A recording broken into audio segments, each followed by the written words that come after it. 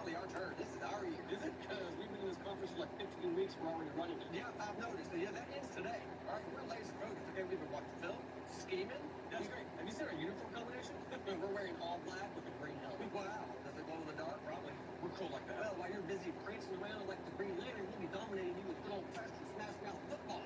Oh, yeah. While you're wearing your cool practice uniforms? Our uniforms are classics. They never change. You know what else doesn't change? You never winning the Big Ten. Oh, we're going to win the Big Ten today and become the number one seed in the playoffs. Oh, yeah, because James Franklin's known for winning the big games. I'd take James Franklin any day over your coaches. Dakota Fanning, Dan Lanning. Oh, my gosh. If they get one season to do what the rest of this conference never can seem to do. beat Ohio State and Michigan. And we're 12-0.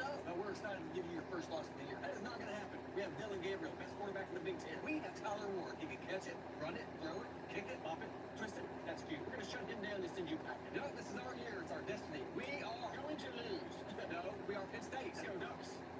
Big thanks to Josh. All season long, he seems to have a tire for every team, and he doesn't miss. Dakota Fanning, Eli Manning, Lewis Manning, Dan Lanning. Yeah. If you go online, you can see what he says about Texas Peach. Let me come over. That's all fun and games. All right. You get her. Okay. Citizens, right? The classic uniforms of Penn State. Keep that on the field here. All business for third-ranked Penn State, by the way. Back in the championship game for the first time since winning it in 2016. Here now, some of the Nittany Lions' magnificent moments presented by the Home Depot.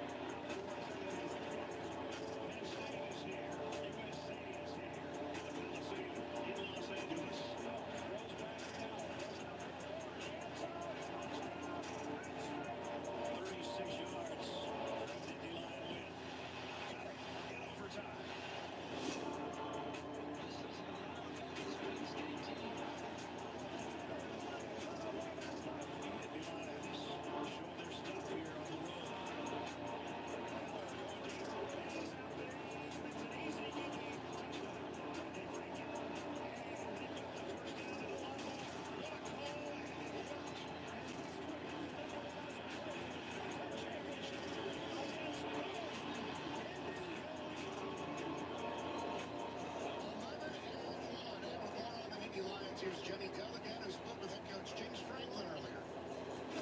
Coach, it's been 8 years since you stood on this field for a Big Ten title game. How are you able to get back? Yeah, just a lot of perseverance, a lot of teamwork. The guys have been awesome all year long. Been tested and found a way to get here. Been tested 11-1 on the season. Looking back at this year, what prepared them for this moment? Yeah, not just 11-1, 11-1 in the Big Ten. You know, arguably best conference in all of college football, at least part of that argument. On the road, at home, tough games, blowouts, everything in between. And our guys just stuck together. Rebounded after a tough loss and found a way to get here. So I'm proud of our guys. We got a tremendous challenge tonight with Oregon, the #1 team in the country. I love how we prepared. So how do you go out there and beat them? Well, it's one play at a time, and this is going to be a four-quarter game. I think starting fast is going to be very important, not just in the game in the first quarter for opening drives, but in actual drives. First down, we got to do a really good job on first down. Can't fall behind the sticks and be in predictable situations. That's on the offense or defense. Thank you so much. All right, you hear what's on his mind. What's your biggest concern for Penn State going into this thing? Exactly what he said there at the end. They can't get behind the sticks. For Penn State to win this game, their running game has to come to the table. They're getting healthier as they've been all season long. That offensive line needs to help this team stay ahead of the chains. So that you look at the Oregon Ducks who made this conference, they actually want them bending their ears back and coming after you. You got to shed the demons, right? He lost to Ohio State. The fans went up in arms and got upset again. And listen, Kirby Smart lost a lot of times to Nick Saban and still found a way to win 2 national championships. They're in the tournament. They have a chance to crown themselves tonight Big Ten champs. They need to take advantage. I'll give him his flowers. Last 3 years, 32-6. That's time for 4th best in the nation. He needs to give the Big Ten team up there. You say that's flowers to helping him get here. Yeah, you found our way here. No, you got some help because you could not beat Ohio State. To your point, he's got to win the big game. It starts right here.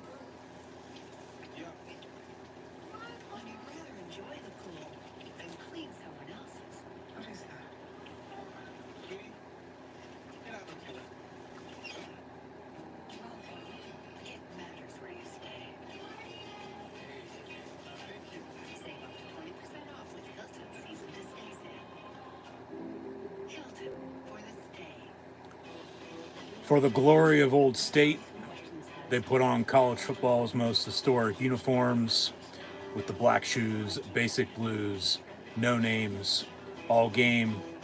They are heroes. They are winners. We are Penn State football. Thanks for tuning in and watching my Big Ten championship game, Penn State versus Oregon. Live play, watch long reactions live right here on YouTube. As always, I'm your host, Encyclopedia Sports, Cohen Luke 96. Be sure to like, follow, and subscribe on social media. Links in the description below. That'll be Facebook, Twitter, Instagram. Hit the red subscribe button, notification button next to it as well to stay up to date. Once again, links in the description below. Thumbs up button if you're hoping for a damn good Big Ten title game this evening on CBS with the Nittany Lions and Ducks. Share hashtag college football, hashtag Penn State, hashtag Oregon. Chat questions and comments, super chat, super sticker, super like, super thanks. Always greatly appreciated as well. As this video is powered by Rogue Energy, HopeKThrifts, and Dead and Hungry. First off with Rogue Energy. Be sure to get your favorite energy and hydration flavors in can or tub form, shakers, and Rogue Energy merch at the link in the description below. Be sure to use the code Luke, that's L-U-K-E, Luke123 for 10% off.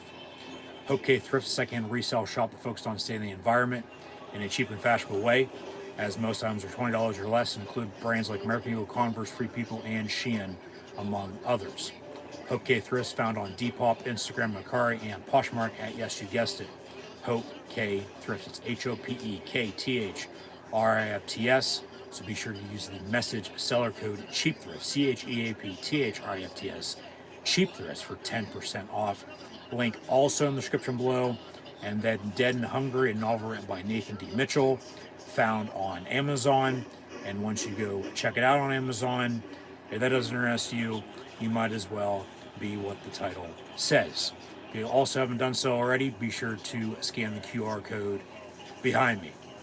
So, Penn State, Oregon, coming up within the hour, 8 o'clock kick on Channel 10 here in the 814, as Penn State's sitting at 11-1, third-ranked team in the country, taking on the number one 12-0 Oregon Ducks in their first year in the Big Ten Conference. So, as the Big Ten championship game moves from Fox to CBS from 2011 to 2024, no more East versus West. It's just the top two teams, and Oregon at 12-0, as Penn State will now have played all four newcomers into the conference this year, having already played UCLA, USC, and Washington in the whiteout. Oregon tonight in the Big Ten championship game, and the blue and white have the Michigan Wolverines to thank after Michigan defeated Ohio State last week 13-10 in the game, but then Penn State still had to take care of business, which they did in a win against the Maryland Terrors. So Penn State with the win. They are now in Indy for the first time since 2016, looking to win their fifth Big Ten championship in program history. So should be a damn good game. So let's dive into it. Like I said, within the hour, kick is set for 8 o'clock, but it's not going to be until probably 10, quarter after. Penn State once again needed help, but they got it.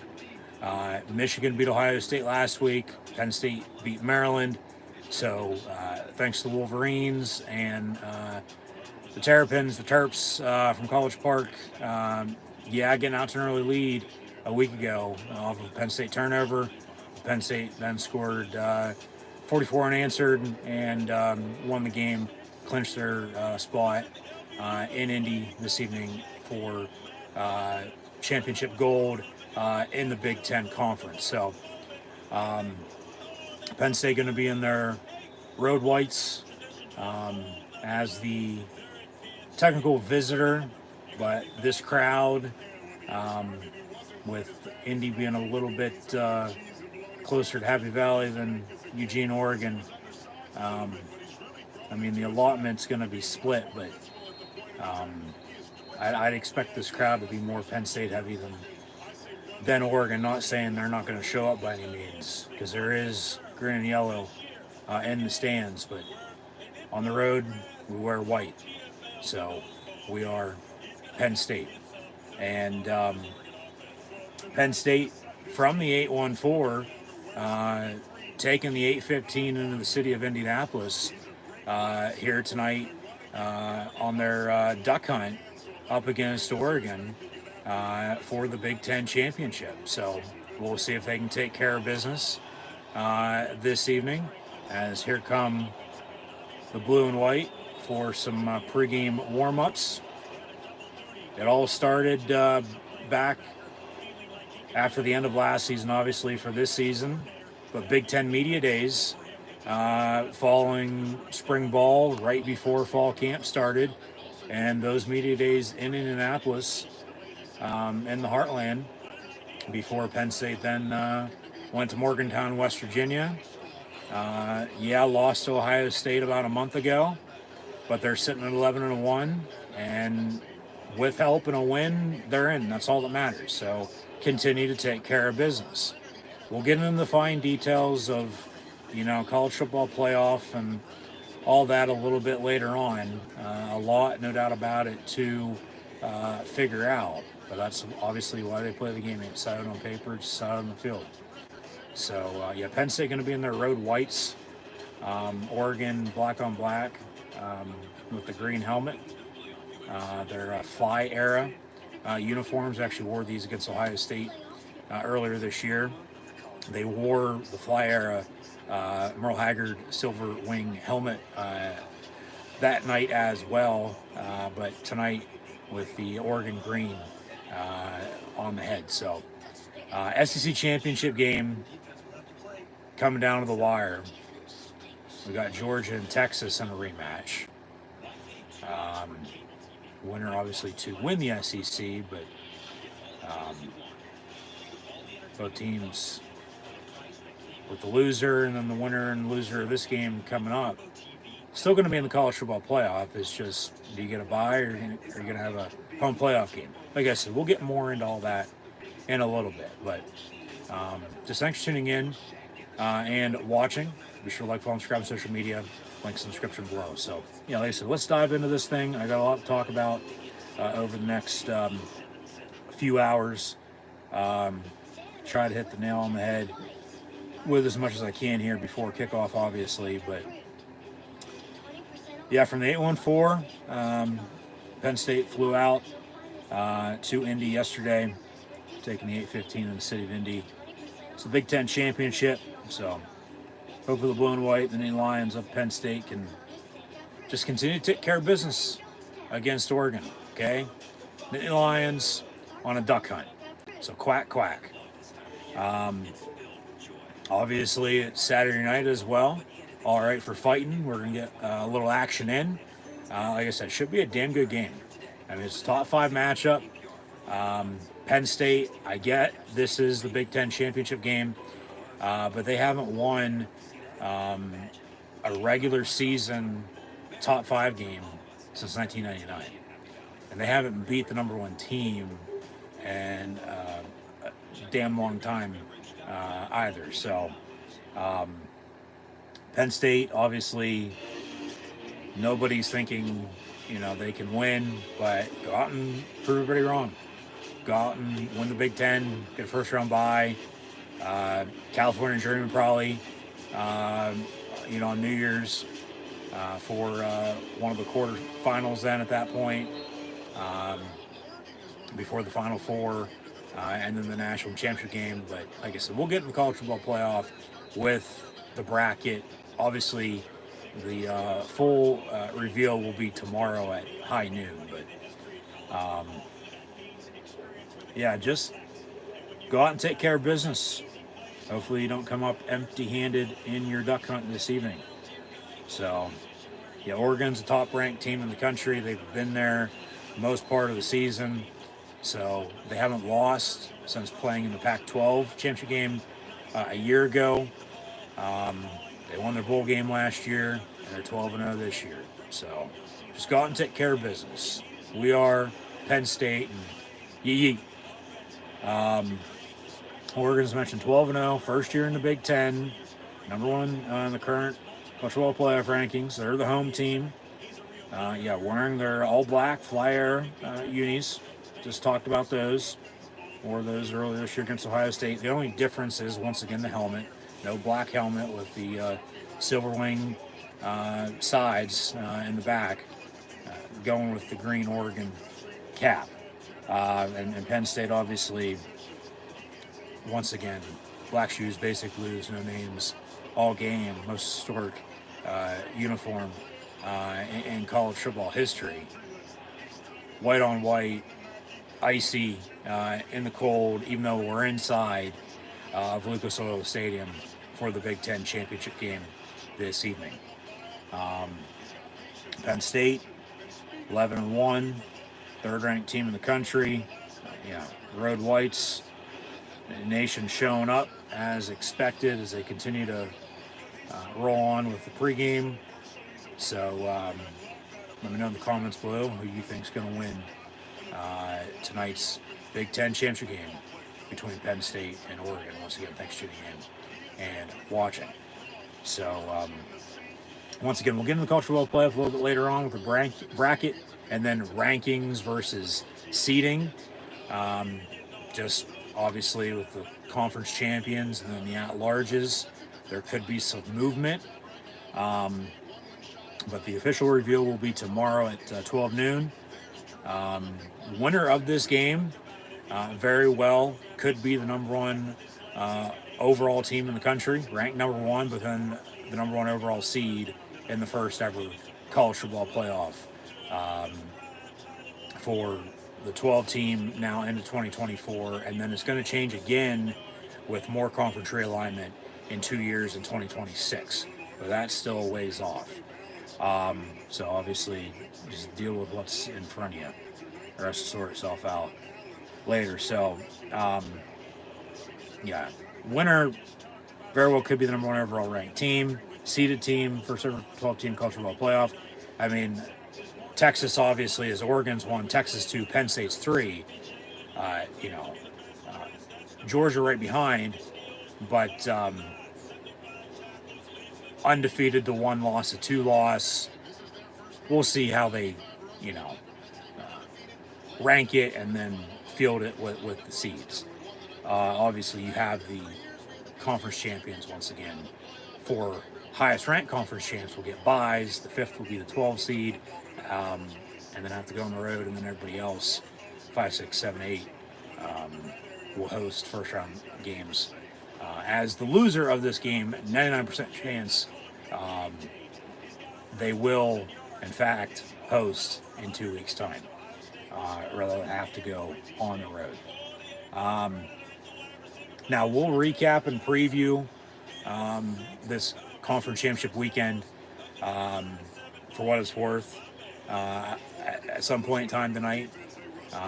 Normally, obviously, do that at halftime. We're going to have an extended halftime with the scholarship contest, with the punt, pass, and kick. It's just a pass, though, for usually Dr. Pepper, awarding money to whoever can throw the most balls in the bin in, like 30 seconds. But we'll get more into that a little bit later. So we'll recap and preview what we can, like we usually do. But just once again, in the meantime, thanks once again for tuning in and watching. So, Indianapolis, Indiana, crowd filing in. They say a little less than 40 minutes away from kick. So about 10 after. 10, 11, 12 after 8, we'll kick this thing off with Penn State and Oregon. Indianapolis, Indiana. Home of the Indianapolis Colts, obviously. It's the 2024 Discover Big Ten Championship game with Penn State and Oregon. So let's discover. Now, once again, this ain't Autzen Stadium in Eugene. This ain't Beaver Stadium in Happy Valley. We're indoors. Hell, it ain't even the old Hoosier Dome, the RCA Dome. It used to be right across the street. It's Lucas Oil Stadium, still home to the Colts. Now, from all of the events you could ever imagine, taking place from coast to coast, from these fans showing up. Penn State, obviously the largest alumni association in the world, traveling well, road will wear white, but welcome Oregon to the Big Ten. They're a damn good team, offense, defense, special teams, just like Penn State. Oregon a 3.5-point favorite, over under right around 50. But from all the events you could imagine at a arena or a stadium, for that matter, from WrestleMania 8 to a Penn State Indiana game in Indianapolis back in 2000, Mike Vanderjagt missing a field goal in January of 2006, to name a few things. Tonight, it's the 2024 Big Ten Championship game, Penn State and Oregon. So, obviously, Indy, they do host the NFL Scouting Combine and have done so since 1987. Big Ten Media Days, once again, as mentioned, really kicks the season off late July, early August, depending on how the calendar shakes out. But, the Big Ten Championship game since its inception in 2011. Because remember, before then, to win the Big Ten, you just had to be the best team in the regular season. Have the best record with the best conference record, whether you're undefeated, 1, 2, 3 losses, whatever the case might have been. That's how Penn State won in 94, 05, and 08. Had to play in the Big Ten Championship game in 16, which they did and won against Wisconsin. Now back tonight against Oregon.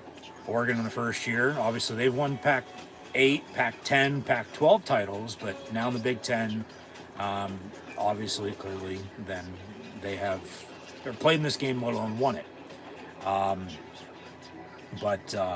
Big Ten Championship game since its inception in 2011. Hard to believe it's been that long. But that's when the conference went to 12 teams.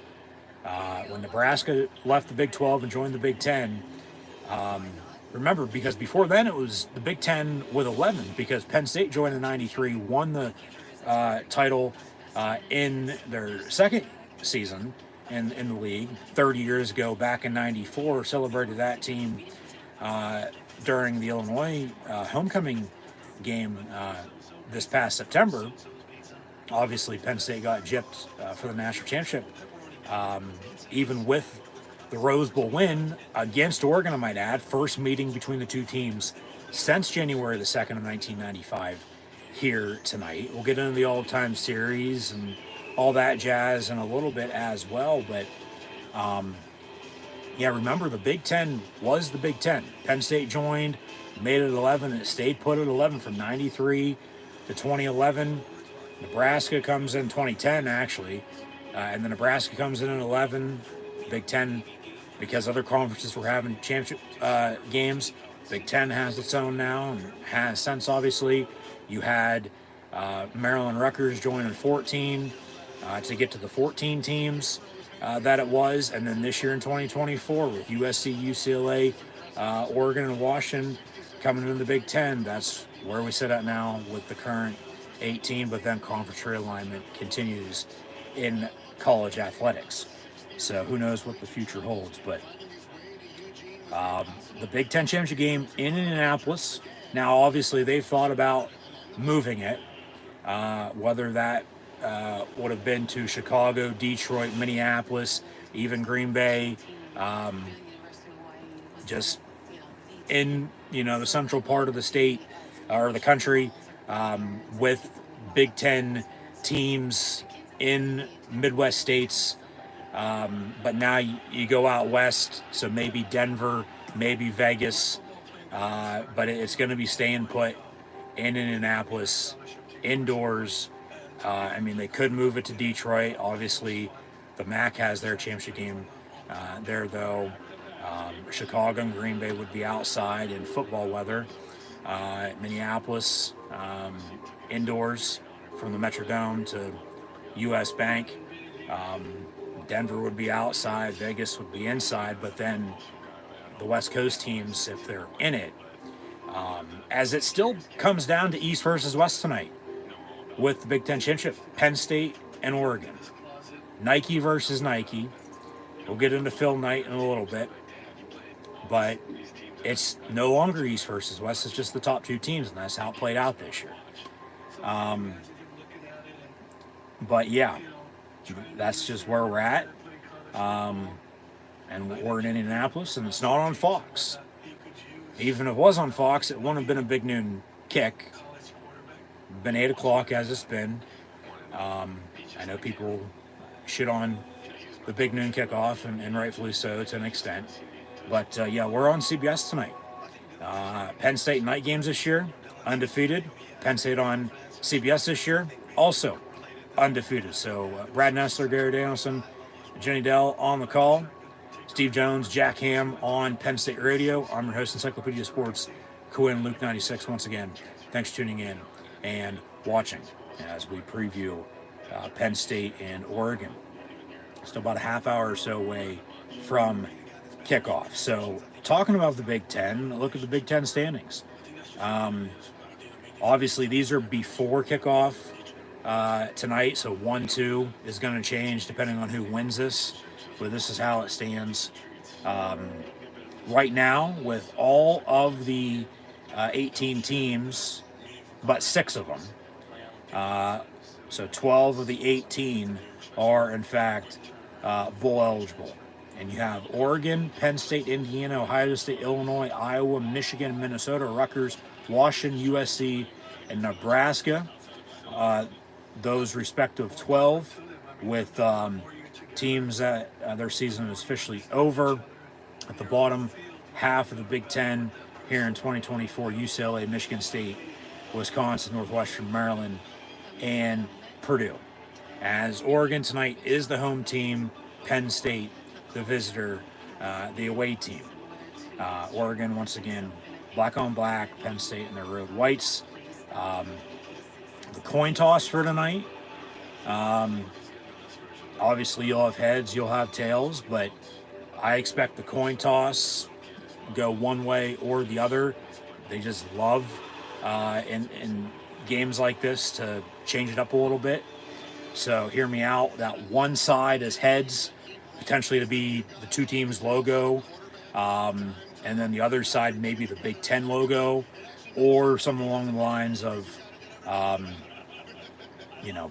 Penn State logo on one side, Oregon logo on the other side. Whichever one comes up heads, that team wins the coin toss, and then you have the option to either receive or defer your option for your choice the second half to kick off, then to receive to begin the game,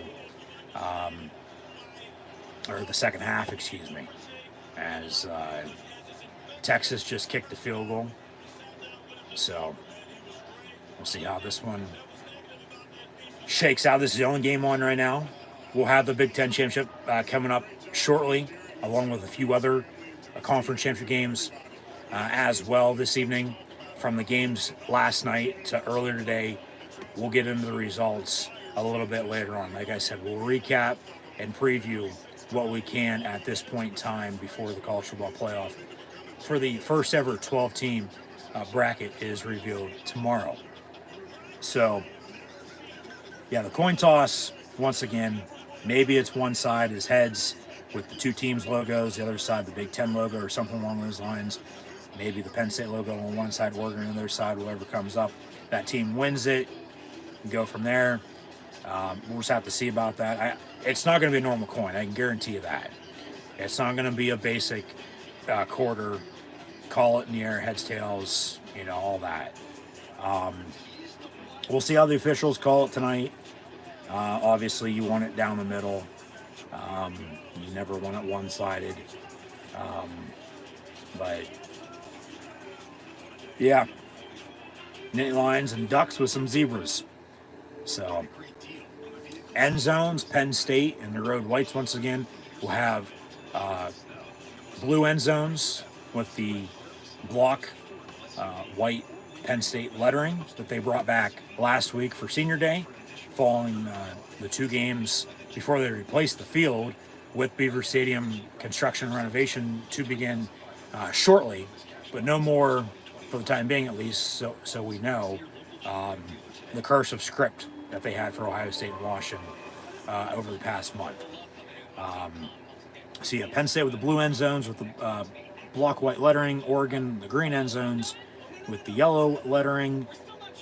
Oregon once again in their first year in the Big Ten, searching for obviously then their first Big Ten championship, whereas Penn State searching for their 5th Big Ten crown here tonight, having won the conference in football 4 previous times after joining the league in 1993. Penn State won the Big Ten in football in 1994, 2005, 2008, and 2016. We're going to overtime in the SEC championship game. Georgia and Texas tied at 16. So, honestly, what more could you ask for? Georgia was just in an 8 overtime game a week ago. We'll see if they break that record. Highly doubt it, but you just never know. Obviously, Penn State holds the record in a loss, unfortunately, for the longest college football game in college football history, in the 9 overtime loss back in 21 against Illinois. Georgia Tech came close to that a week ago on Black Friday, went 8 overtimes. Penn State won an overtime for the first time since they lost in overtime 3 years ago, earlier this year, on a game-winning field goal out at USC back in mid-October. But from then until now, Penn State's continued, even with a loss to Ohio State, continue to take care of business. So as we near 8 o'clock here, we still got a lot to talk about. Gonna do a little something different this evening on my end. Normally, I'll just wear the one Penn State hat throughout the entirety of the game. But with it being the Big Ten championship game, Penn State having won the Big Ten in 94, 05, 08, and 16 once again, and myself having hats from those 4 campaigns, we're going to honor and celebrate those championship winning teams this evening. So we're going to have a little wardrobe change at the end of each quarter, so stay tuned for that. But yeah, we'll see how this game goes. Oregon's a 3.5-point favorite. Over under right around 50. All-time series history. They've met 4 times. Tonight the 5th. Penn State leads 3-1 all time. First meeting was back in the 1960s. They met 3 times then. Met January 2nd of 95 after the end of the 94 season in the Rose Bowl. Tonight, first meeting since then, as the Penn State Blue Band has taken the field and held to the Lions. Fight on state. We'll see if they can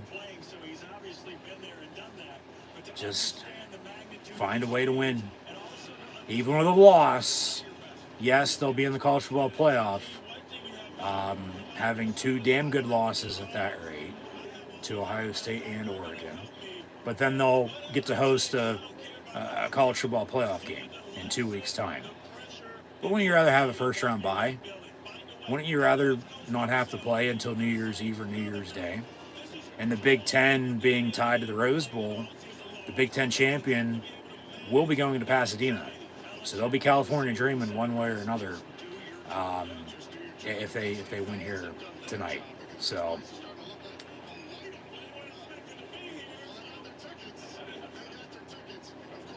Blue Band with the pregame, Oregon's band will be shouting around, jumping around. Just we'll see what it gives, man. It's gonna be a dogfight. It's gonna be a dogfight. It's gonna be a 4-quarter game, one play at a time. So, all-time series history, once again, Penn State leads 3-1.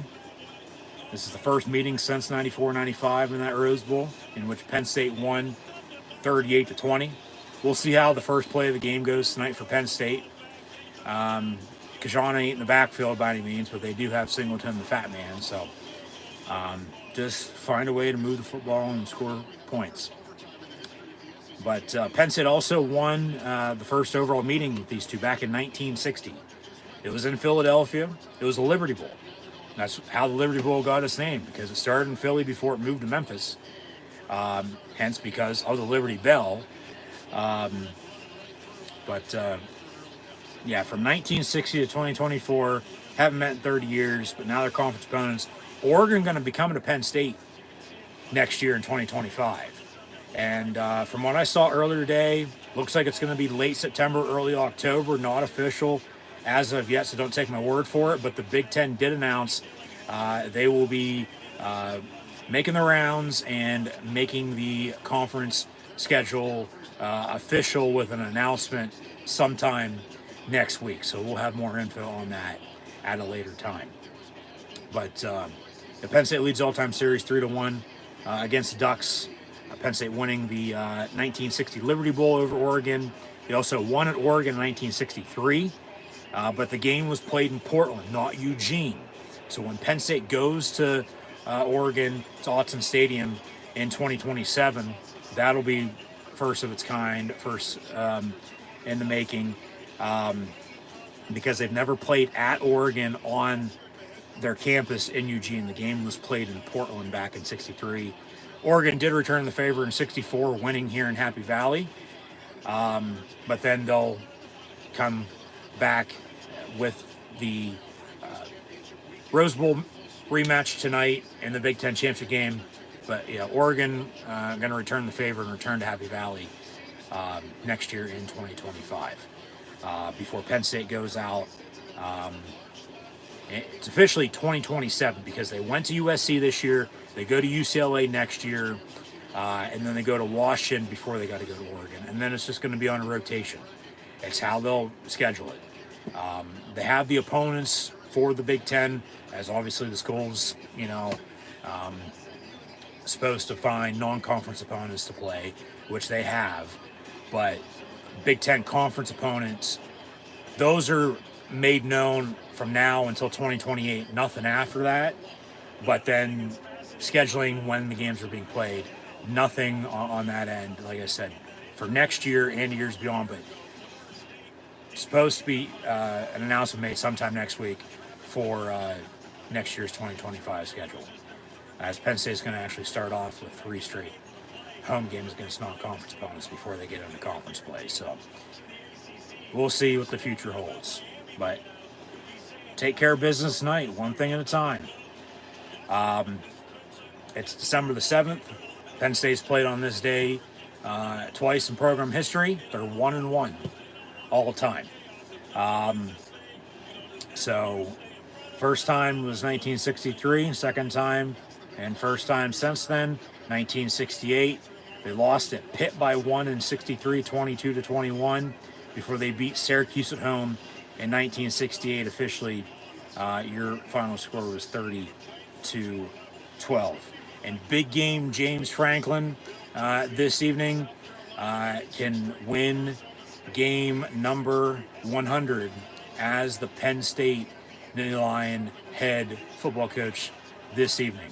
With a win, Franklin gets 100 at Penn State. Obviously, he won about 20-plus games at Vandy before they hired him in 14. But 11 years and 99 wins later, hopefully they don't have any problems tonight.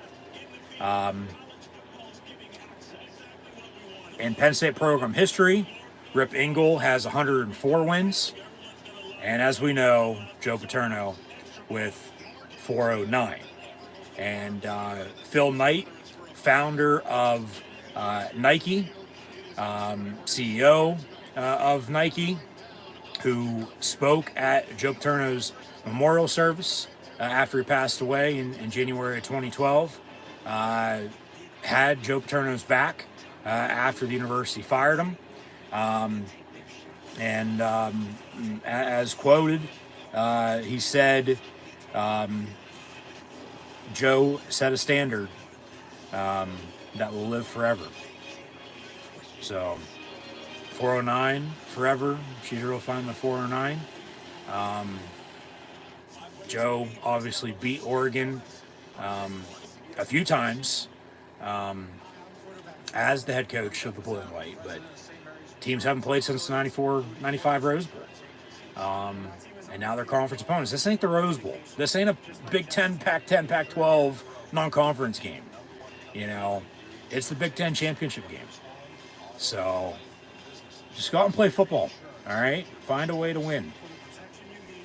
But speaking of head coaches and wins in program history, Hugo Bezdek should ring a bell for both Penn State and Oregon fans because he was the head coach for both teams way back when, almost 100 years ago. So, and that's just not football, that's baseball, basketball as well, because that's just how it was back then. But yeah, Hugo Bezdek should ring a bell for both Penn State and Oregon fans. Coach for both the Ducks and the Nittany Lions. Penn State, once again, as mentioned earlier, has now played all 4 new Big Ten opponents this season, from UCLA, USC, Washington, and now Oregon. And the state of Oregon's a lot like Central Pennsylvania. Woods, all right? A lot of trees.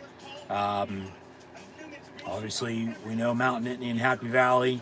Penn State going to be going to Autzen in a couple years, but the coast of Oregon, Pacific Ocean, they had a tsunami warning this past week, so hopefully everybody's okay after an earthquake. And then the potential tsunami that the warning was then canceled, but we'll just have to see if the Blue and White will roar tonight in the Big Ten championship game and make the Ducks go quack, quack, and have a nice trip home on the Oregon Trail. So we'll double back at halftime, first half stats and scores, recap conference championship weekend once again, preview the NFL for tomorrow. Lions won on Thursday night, need another Lion win tonight, no doubt about it, that's for damn sure. But then for the bowl season, for the bowl games, don't know any of that right now, so we'll talk about that at a later date. That's a topic of discussion for the next few weeks. But yeah, we'll discuss all that when the time's right once again. The coaching carousel is spinning. Had National Signing Day this past week, which was the earliest it's ever been in college football history. Probably, honestly, should go back to the first Wednesday in February, but that's neither here nor there right now. So yeah, from recruiting, high school, the transfer portal, you have who you have on the team tonight. Go out and find a way to win. All right. So coming up on 8 o'clock once again, still less than 5 minutes, about 15 minutes away now from kick. But we'll have the halftime passing contest for scholarships. We might even have a performance like we had in a few other games this weekend. We just had both bands on the field for pregame. We'll have national anthem and the coin toss momentarily. They'll give a big intro for the teams taking the field, I might add, as well.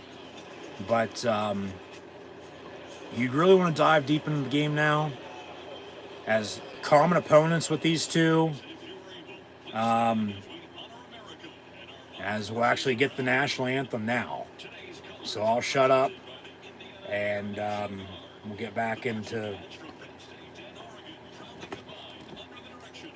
everything I have planned to say here in a minute. So yeah, both bands going to be on the field for the playing of our Star Spangled Banner and the national anthem. And God bless the United States of America.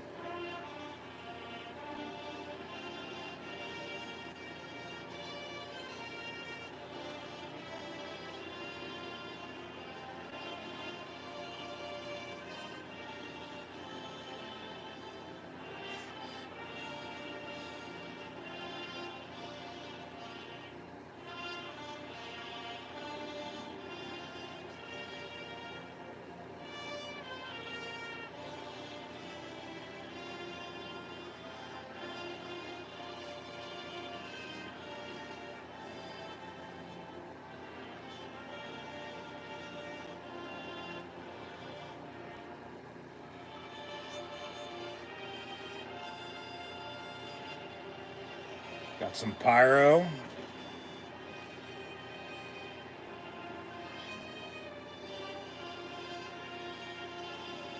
And flag with all 50 stars and red and white stripes still there.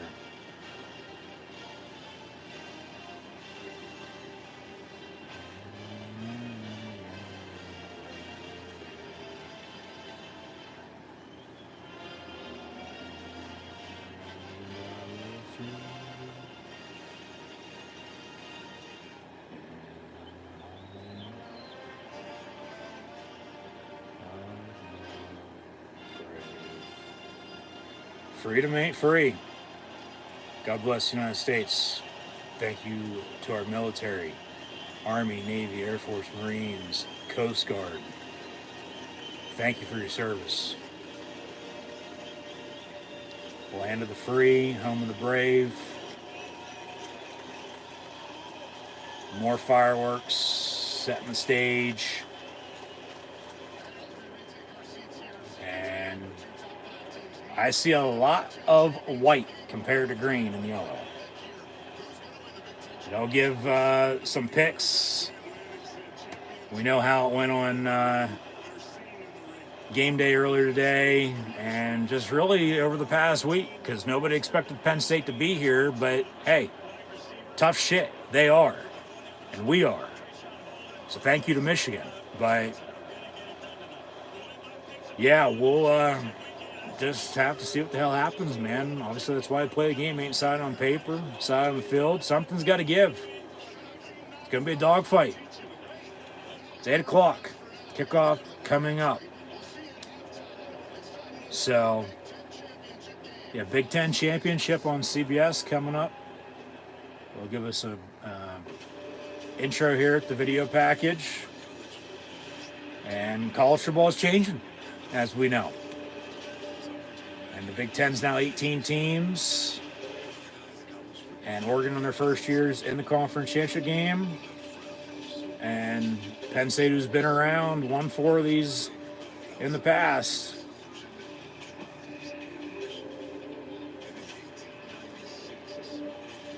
From 1855 and 1896 for the Big Ten forming. And all the rivalries. But I mean, this is just chilling right now. This is history.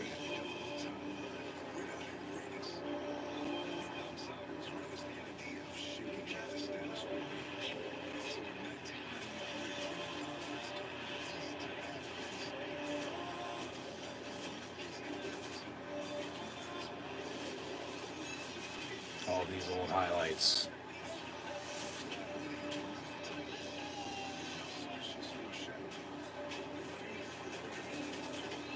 There's the 95 Rose Bowl. Penn State as national champions, but not, unfortunately, because the Cornhuskers in Lincoln, Nebraska say they won it all.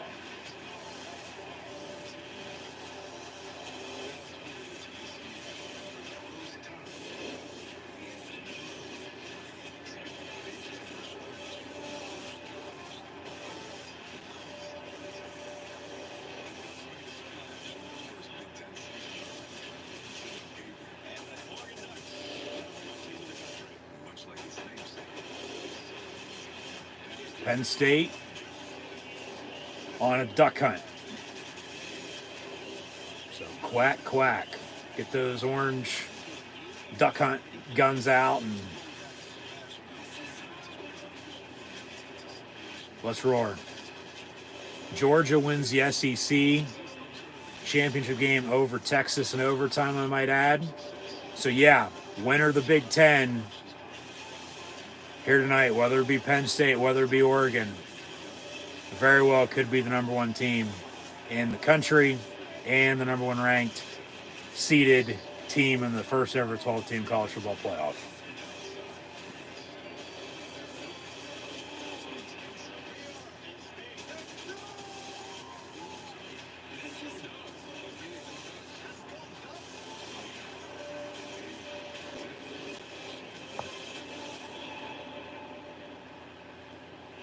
Cue the CBS Sports music.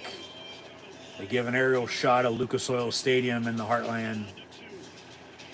Penn State, Oregon, coming up next. Brad Nessler, Gary Danielson, Jenny Dell on the call.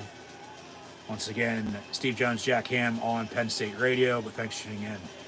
And watch my college football Big Ten Championship, Penn State versus Oregon. Live play-by-play, watch-along reactions. Live right here on YouTube. I'm your host, Encyclopedia Sports. Cohen Luke, 96. As I was saying, common opponents with these two teams this year are as follows: from UCLA to Ohio State, Purdue, Illinois, Maryland, Wisconsin, and Washington. But it's really tonight, just find a way to win, all right? You're going to be in the college football playoff, but go out and give it your best 60, all right? And keep it simple. Simple. One play at a time. One drive at a time. One quarter at a time. One half at a time. Just tonight, one game at a time, okay? 1-0. Keep it simple, balance, consistency, get some rhythm, get momentum, and keep momentum on your side, all right?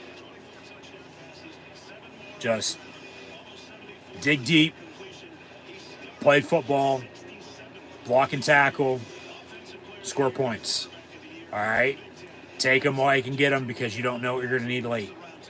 But they're going to have to make plays. Big-time players make big-time plays. This is a big game. It's a Big Ten championship game, all right? So, as I was saying, with common opponents, there's a handful of them there. But the only difference with those common opponents is Oregon beat Ohio State by a point. Penn State lost Ohio State by one score, by 7. But once again, thanks to Michigan and Penn State's win over Maryland, Penn State's in the Big Ten title game this evening, taking on the Ducks. So, up front, controlling the line of scrimmage, time of possession battle, that's a 15-second differential if you look at the overall team stats entering tonight, but it's run the ball and stop the run. Drew Allard for Penn State, no doubt about it, 15 is going to have to make some plays, because you know damn well Dylan Gabriel will be making some on the Oregon's offensive side of things. Penn State with the running game, yes, Singleton, Fat Man, they have them, but Penn State at wide receiver, somebody's got to step up. Whether it be Harrison Wallace, whether it be Julian Fleming, whether it be the Little Red Dog and Liam Clifford, or Amari Evans, somebody's got to step up at wide receiver. Because yes, however, run Singleton and Fat Man, but they got to get 44, Mr. Incredible, Mr. Do-It-All, the Swiss Army knife, Tyler Warren, the football. Get them touches. Get them the damn ball, all right? But then just as they're running the football and getting him the ball, somebody's going to be open, all right? Big plays. Penn State with the Blizzard offense, explosive plays.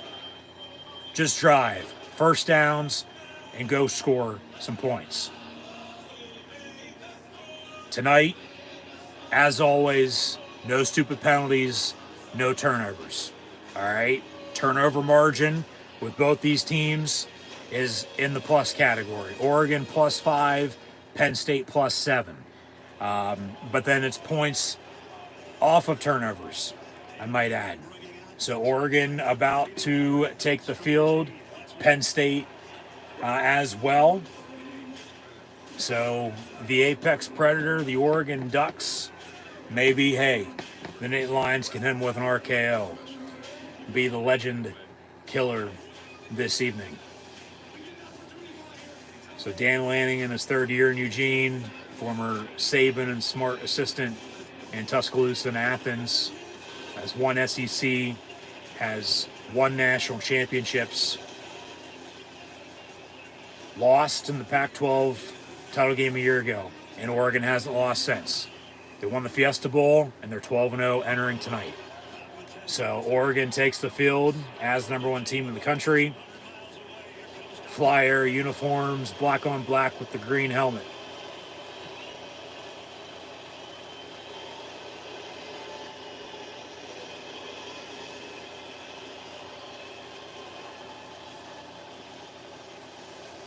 They've traveled to the heartland as the blue and white Penn State Lions have as well. About an 8-hour trip from State College. The time is now. We are Penn State. Let's fucking go. Just find a way to win, man.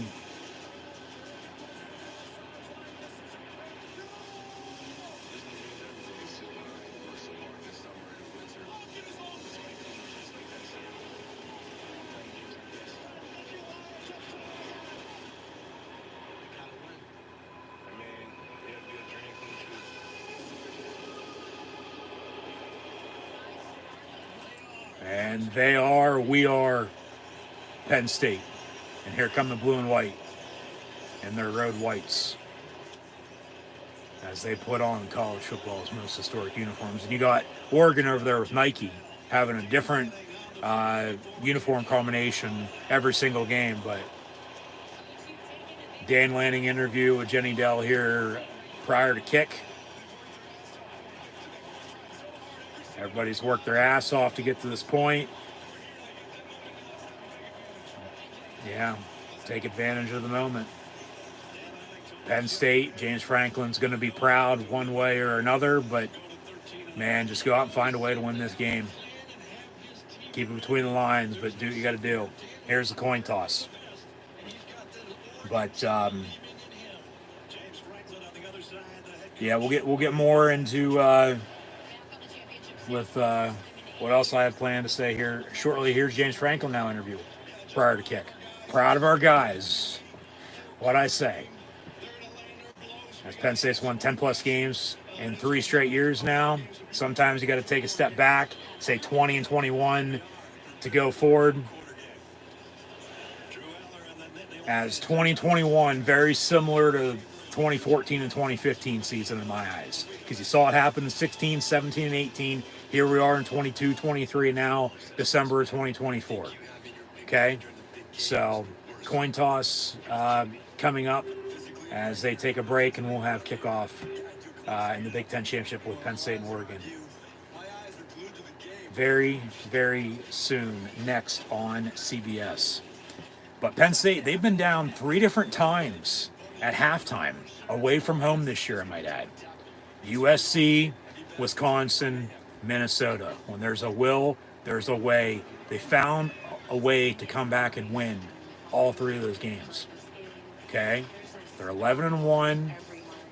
Yeah, the visitor tonight, technically, as a third-ranked team, but they got the home crowd.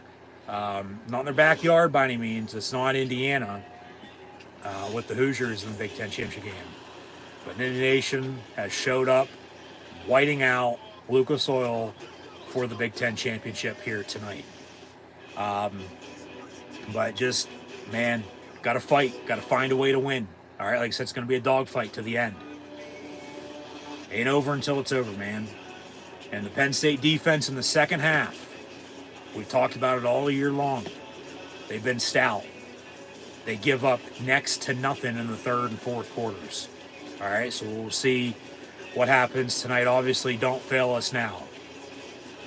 But Penn State at 11-1, they're 10-0 when they lead at the end of the third quarter. 1-1 when they trail at the end of the third quarter. So, 5th all-time meeting. And first meeting since the Rose Bowl once again. 30 years ago, Penn State won the coin toss, deferred. So Big 99 Gabe Owusu on to kick off. So talking about the Penn State defense, they're going to be out there first.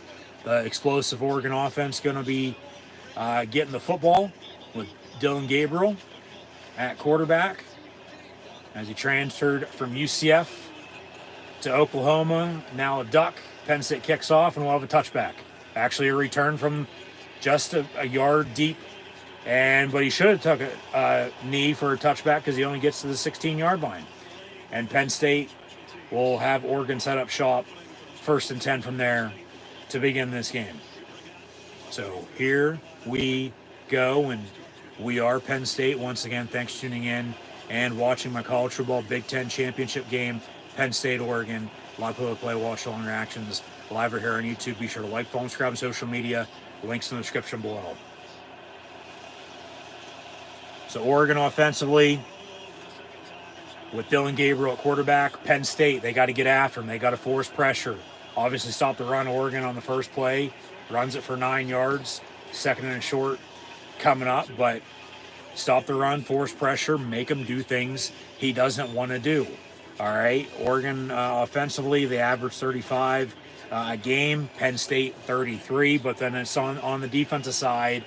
Penn State only allowing 14 points a game. Oregon giving up 16 points a game. So, that's 2 points on either side, offense and defense. Nobody's talking about special teams. So we'll see if there's kicking and a return game tonight or not. But then once again with turnover margin, Oregon +5, Penn State +7. They go hurry up on 2nd and yard, don't get a first down. Penn State stuffs them. 3rd and 1 for Oregon here, a minute in. And this crowd is on their feet making noise. Heavy for Penn State as Jalen Reed makes a tackle after they give up a first down and run up the middle. So first down Oregon, and obviously you got to settle in, relax, just settle the hell down. I'm sure there's a wave of emotions here. Everybody's jacked up, a little juiced, but just go out and play ball, Do what you have done that's got you to this point. Why fix, what ain't broken? 1st and 10 from the 32 for Oregon out of the pistol. They'll run it again. And Kobe King with Wheatley on the stop. 2nd down. So Penn State, offensively and defensively, we'll get to 3rd down here again in a minute, hopefully. But they got to get the hell off the field.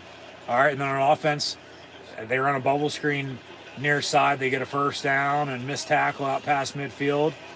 So new set of downs for Oregon into Penn State territory now. And watch for a shot. Watch them go deep. But yeah, no, they got to get off the field on 3rd down defensively. But they got to convert on 3rd down on offense. They're one of the best in converting on 3rd down. The past 2 weeks, they haven't been able to do so. It's been taking 4th down. They got to make open field tackles on defense tonight as well, plus cover the slant over the middle. Run a screen, far side, A.J. Harris on the tackle. 2nd down and about 7 coming up here, 12:30 and counting to play in the first quarter for the Oregon Ducks. We're tied at 0, Penn State and Oregon. Yeah, 2nd and 7. But they're out past midfield towards the end of the Big Ten championship logo that's at midfield. Ball at the 44-yard line. 2nd and 7 for Oregon.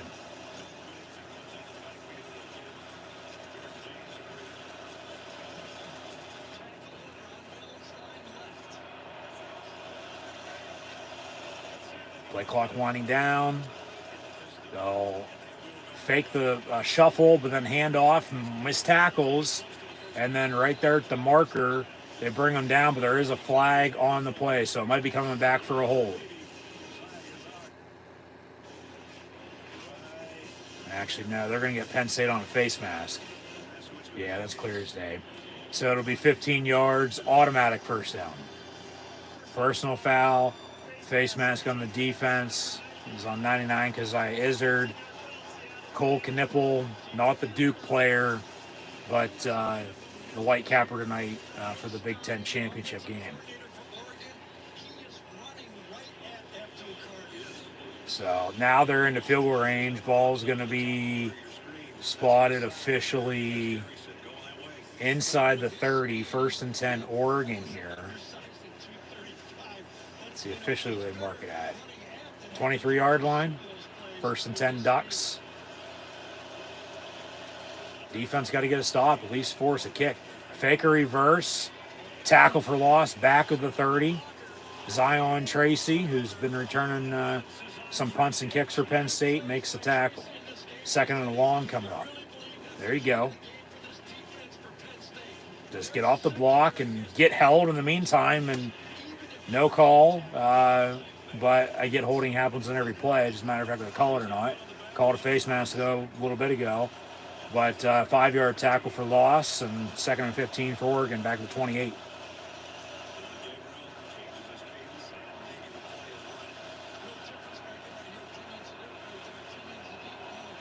Come on, defense. And Dylan Gabriel pass near side, caught, first down inside the 10. He hurdles a man, 5, touchdown Ducks. With 10:40 to play in this opening quarter. They go 80 plus in about 5 minutes and put up 6. So, yeah, Penn State defensively going to be in for a long night if they allow that to continue to happen, no doubt about it. But that's just speed. Speed kills. And they had a man wide open over the middle, too, I might add. So, they're actually going to go for 2. No, they will line up odd, but it is a field goal unit. And then you see the drone flying at the bottom of the screen. No All-State field goal net. State Farm tonight. We'll actually have a delay of game because they lined up the way they did before going to attempt an extra point. So delay of game, going to retry, and they'll definitely kick it now. So here comes the extra point for Oregon. 6 runs, 3 passes. Get it to your playmakers. What a good first drive by Will Stein, coordinator for Oregon. Remember, they started at the 16. Exactly. So Abington, 36 and 38. Next 2 points. And snap, hold, kick, all good. Oregon leads Penn State 7-0 with 10:40 to play in this opening quarter. Penn State offense to get the ball when we come back. We'll update some stats here in a minute. Once again, thanks for tuning in and watching. We'll continue with where I left off. As mentioned, defensively, Penn State, they get pressure, make Dylan Gabriel do things he doesn't want to do. The Oregon defense, one of the best in the country at what they do as well. So you got to give them credit. Both teams, however, on offense, they'll average 30-plus points. Penn State at 33, Oregon at 35. But then defensively, Oregon gives up 16 points a game. Penn State averaging only allowing 14 points per game. And then, like I said, special teams. Nobody's talking about special teams. So normally when that's the case, something wacky happens. But we'll see, about that in the kicking and return game here tonight. Defensive score on turnover, something along those lines too, for all you know. But then it's 3rd down. Penn State converting on 3rd down rather than, going for it as many times as they have on 4th down as of late, but then making stops, getting the hell off the field on 3rd down defensively. But they just got to drive and, respond now to with what Oregon just did. So we'll see what happens. So I play the game, folks. Didn't sign on paper, sign on the field. And then we'll get into a little extra afterwards. From the Heisman next week. But then really the college football playoff to be revealed tomorrow, and then rankings versus seeding. I wonder who Ty Burrell's rooting for tonight, because he attended both Penn State and Oregon. The dad in Modern Family, not Al Bundy, but his son-in-law in the show. But Dylan Gabriel with the passing touchdown there from about 30 yards out. Oregon throughout history has had some damn good quarterbacks going back through the years, from Norm Van Brocklin to Dan Fouts, Keely Smith, Joey Harrington, Dennis Dixon, Jeremiah Masoli. Obviously Marcus Mariota won the Heisman a decade ago. You have Justin Herbert, Bo Nix as of late as well, and now Dylan Gabriel. Past 2 actually have transferred in and won a lot of games. But yeah, the college football playoff, we'll get into that discussion a little bit later on. Depending on what happens here, there's been potential matchups, and then it's rankings versus seeding. But Oregon kicks off as they lead 7-0. Penn State back deep to receive, and we'll have ourselves a touchback. So they'll set up shop 1st and 10, 25-yard line with Drew Aller in at quarterback, getting the snap from the center and Chocolate Thunder, Nick Dawkins. He'll have Singleton and the Fat Man in the backfield. Get 44, Tyler Warren, the football, no doubt about it, but somebody's got to step up at wide receiver from Wallace to Fleming to Clifford to Evans. I don't give a shit who it is. Somebody make a play. So 1st and 10, Penn State from the 25, right to left across Delvin screen, ready and out dial. Out of the gun is Aller. Singleton to his right. He passes complete to him far side for about 3, maybe 4 yards out of bounds. So 2nd and, medium here. 2nd and manageable, 2nd and 6. Just, one play at a time, inch and chop your way forward and just get a first down. Get some rhythm, get momentum, and Tyler Warren in the gun gets the direct snap, and he fumbled it, but Singleton luckily there to pick it up, and he does just that and gets a yard out of what could have been a disaster. So it's 3rd and 5. Yeah, they didn't time it up right on the snap. Out of the Wildcat, and then fake the give, or whether he's going to hand it off, but fake the give more than likely, and then Warren keeps it for himself. So Penn State 3rd and 5 here. Just settle down, relax. Evans in motion from the 30, 3rd and 5. Aller looking to throw, near side, caught, 1st down Penn State. Guess who? 44, Tyler Warren for 7, 1st down Penn State with 9:26 and counting to play in this first quarter. Penn State trails 7-0, and they go hurry up. They've worked well in hurry up this season. Handoff on a counter. Nick Singleton out past midfield, 45-40, down the far sideline before it gets pushed out around the 20. There's a spark for you. You got to capitalize off of it. You got to score. 1st down Penn State. 9:03 and counting to play now in the first quarter. Looking to tie this game up at 7. Let alone just get some fucking points. Cut this lead. But just a simple draw on a counter far side. He hit the hole. Good block by Clifford. Broke a tackle. Stumbled a little bit, or else he might have been off to the races. 1st and 10, Penn State now. Where do they mark it? 21-yard line, 22-yard line. 22-yard line, 1st and 10, Penn State.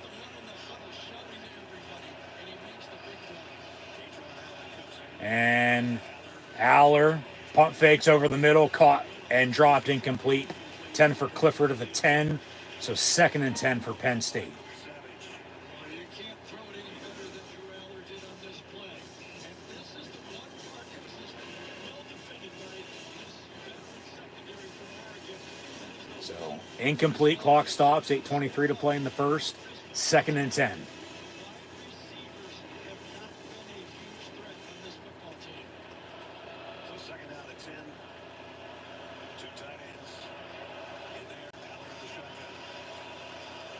And fake the toss, run a screen with the Fat Man. Inside the 20, down to the 16. They got a 3rd and about 4, 3rd and 5 coming up. Yeah, 3rd and 4. Just get a first down. I mean, if not, kick a field goal.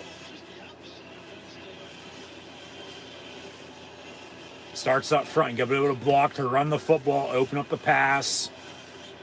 And now they're trying to respond and answer Oregon's opening drive touchdown with one of their own. And then it's going to come down to time possession, and it's going to come down to field position. 3rd and 4, Aller pump fakes again, rolls out far side, and throws it incomplete. 10 for Luke Reynolds. Yeah. So here comes the field goal unit. Ryan Barker made a clutch game-winning kick at USC in overtime, and has held the job since. They were having some kicking issues prior to then, but they've figured that out, and a left hash mark for a 33-yard kick for the left-footed kicker, Ryan Barker, come on down. It's up and good. Penn State with a field goal. They trail Oregon 7-3, 7:30 to play in this first quarter. So, all right, some points on both sides to begin the game. When does this game really slow down? You know, the defenses are controlling it. Obviously, you bend but don't break tonight on defense, I might add. But commercial break will get back to the action shortly. Oregon getting the ball back with a 4.73 lead as Penn State responds with a 33-yard field goal. So at least they got points on that drive, because it very well could have been a fumble and you're down 2 scores because of timing issue after the direct snap, and then, you know, the play they're going to run there with Warren to either keep it for himself or hand off, and then it's on the ground, Penn State recovers, and then they drive. And that's what matters, and they get points. So it's a long game. Still a lot of football to be played, but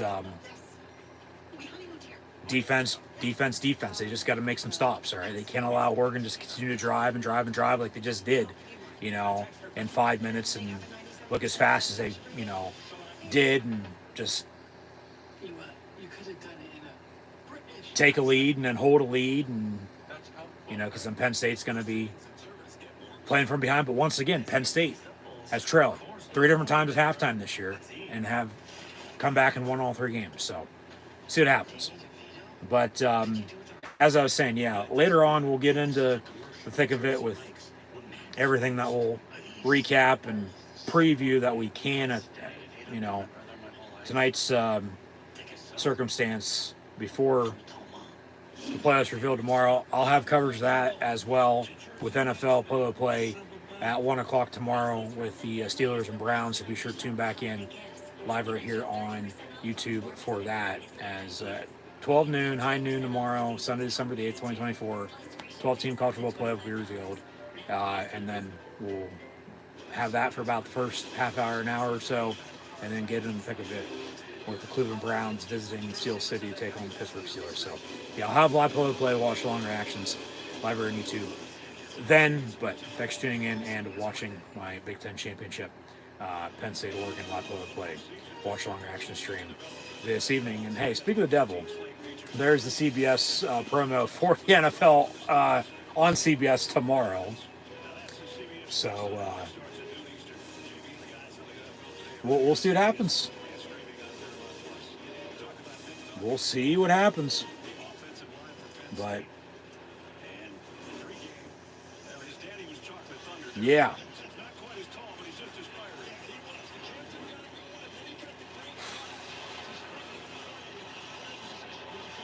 Just find a way, man. Just find a way. Yeah, 7-3, Penn State on a kickoff.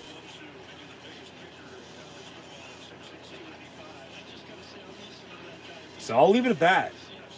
There aren't really much else to be said at this point in time. Penn State kicks off. We'll have a touchback.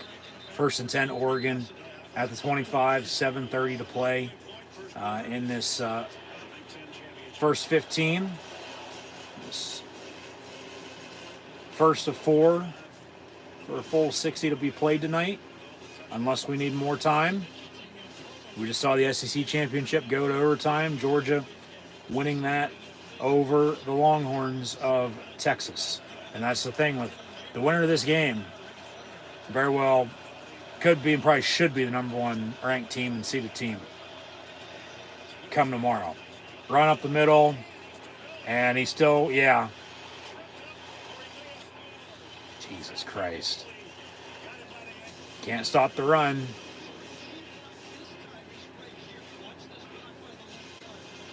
Can't tackle in the open field, but what's new? They ran a little counter on a misdirection, and he cut back, missed tackle. And they finally wrap him up, but damage was already done, and they got a 1st and 10 out past midfield of the 49. They run a toss far side, and They're making Penn State, play sideline to sideline. So defense, yeah, they're going to have to make some stops, or else they're going to be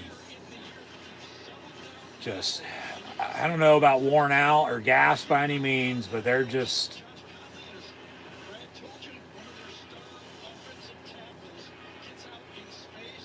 I won't even say tired or hands on hips or anything like that, but if it keeps up, it's just going to be a long night, not being able to make any stops. Because like I said, you just can't allow them to continue to drive and drive and drive like this. You just can't. You got to get a stop. That's why you got to get a turnover. You got to stop the run, force pressure, whether it's a fumble, a strip sack fumble, an interception, something, and then you got to score off of it. Because that very well could be the difference tonight. Along with special teams, like I said, because nobody's talking about it. Everybody's talking about how good these offenses and defenses are. But everybody forgets about that third phase in special teams. Okay? Penn State just kicked the field goal. Probably lucky to even have that. But 3rd and a yard here for Oregon. Defense, get the hell off the field. Out of the eye. Oregon going to fake the run. Ball's tipped. And incomplete. And Patrick Herbert, Justin's little brother, the intended target, yeah, that's incomplete. Or else he would have caught it in the open field on a tight end screen on a play action on 3rd and yard, but ball was tipped by Jalen Reed, who's really stepped up in the secondary with Kevin Winston out since earlier this year. So it's tipped, it's incomplete, it's 4th and 1. Oregon going to go for it. Whatever you do, don't jump off sides. Handoff on a run, and no, he didn't get it. They stuff him. Oh, motherfucker. Of course, there's a fucking penalty from the secondary now. You gotta be kidding me, man. What did I just say? Do not shoot yourselves in the foot. No fucking penalties. Personal foul, face mask on the defense. Bull fucking shit. You called it earlier. You've missed all the holds, and now you're calling another one on a 4th down stop. Where?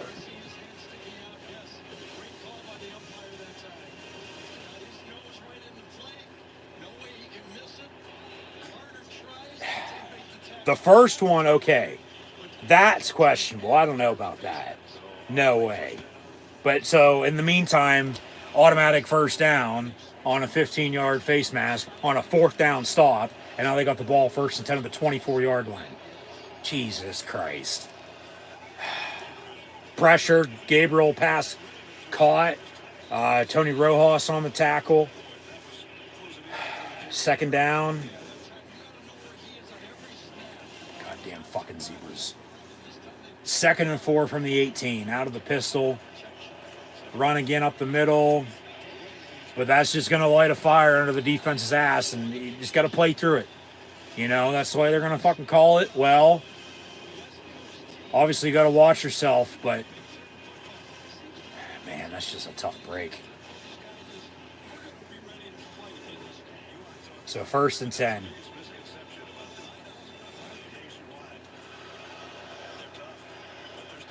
Empty set, ball to 13 as they are knocking on the door again. And over the middle, caught. But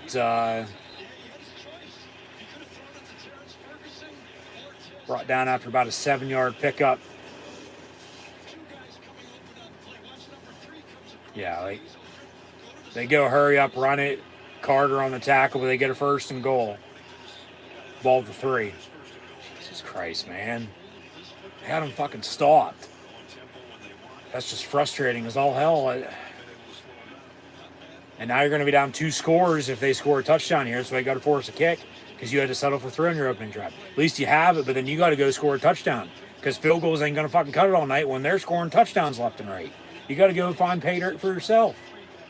God damn, that's a bad, tough penalty. 1st and goal, Oregon. Ball right inside the 3-yard line. Fake the toss, wide open, caught, touchdown. Jesus Christ. 3-2-1 to play in the first. Oregon now leads 13-3, extra point to come. Man, tough break on a penalty like that. Especially on 4th and a yard, and they get the stop. And then they throw a fucking face mask penalty. When the first one, earlier on the first drive, was clear cut. That one was questionable. But then that's their spark. They get bailed out, and they continue to drive and score. And that touchdown drive for Oregon, 4:09 on the minutes and seconds as they go 75 and put up another 6. And make it 7, 14-3 Ducks. 3:21 to play in the first. Penn State getting the ball back. God damn it. Man. So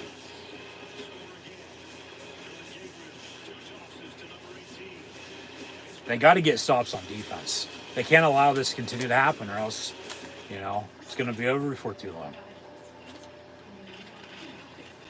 So we'll see what they do on offense.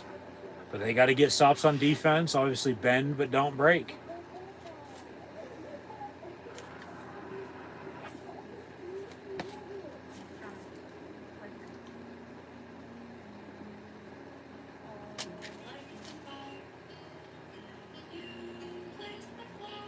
I mean, surprisingly, Oregon hasn't run any slants over the middle yet.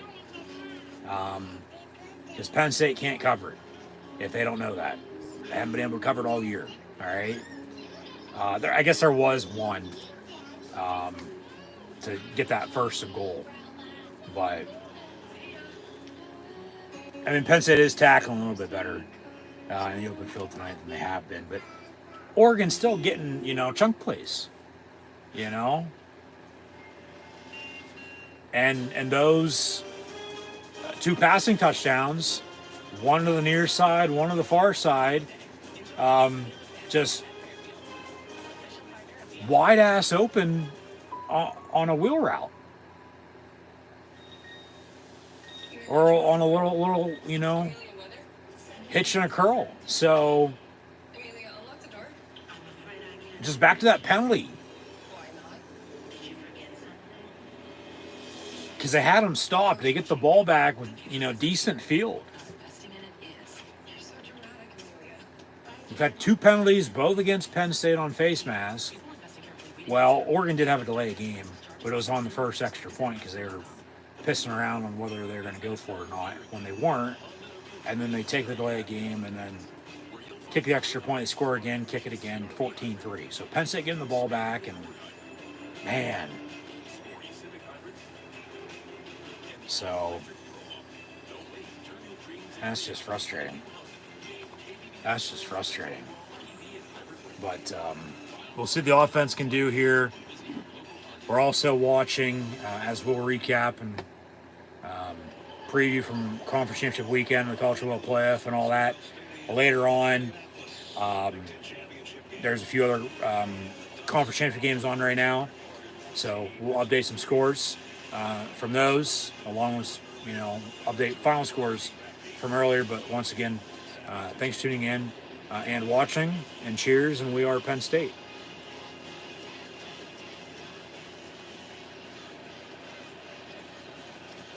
Oregon kicks off. Penn State gonna let it bounce in the end zone once again from their touchback, so it'll be 1st and 10 Nittany Lions from the 25-yard line. Said earlier, as Penn State's in the Big Ten championship game once again this evening, and they've won 4 conference championships in program history from 1994, 2005, 2008, 2016. We're going to honor and celebrate those teams this evening. So I'll hold thought before I change the hat. But 1st and 10, Penn State here from the 25-yard line. Down now 14-3, which is 2 scores. It's 11. They run a slant over the middle. Tyler Warren for a Penn State first down on a pickup of about 14 yards. Now they're going to go hurry up once again. They've worked well in hurry-up mode. Going NASCAR, if you will. Fake the toss. Deep near side. Warren was able to come back for it, but he dropped it. Incomplete. God damn. So incomplete, 2nd and 10 with 3 minutes on the dot to play in this opening quarter. And, oh, he had it. And just as he was going down, it fell right through his arms. And just dropped it. That's tough. God damn. So 2nd and 10. Break the huddle, line up real quick, snap the ball. Penalty on the play. And they say false start. Of course.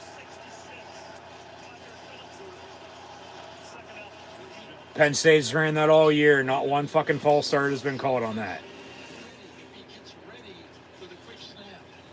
Yeah, break the huddle, line up real quick. How's that a false start? Are you fucking kidding me? Now it's 2nd and 15.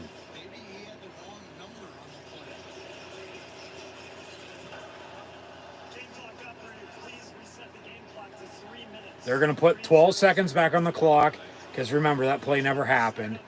So, yeah. 3 minutes to play in this first quarter.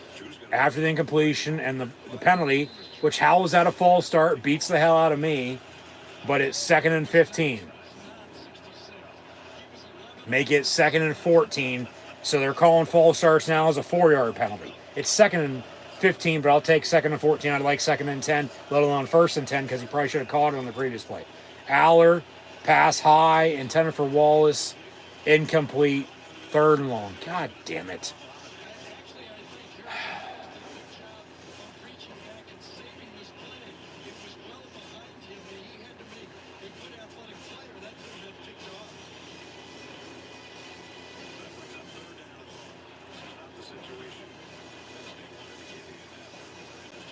Come on.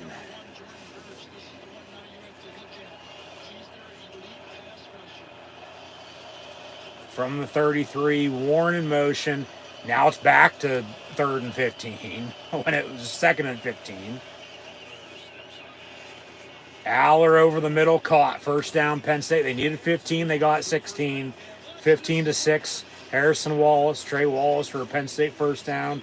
Right around midfield. They're going to hurry up again here. Just continue to drive. They'll put some points on the damn scoreboard. Out of the pistol. They'll hand off to the fat man, Katron Allen. Where's a horse collar tackle on that? Where's a penalty? No. I mean, come on. You're throwing face mask every other play.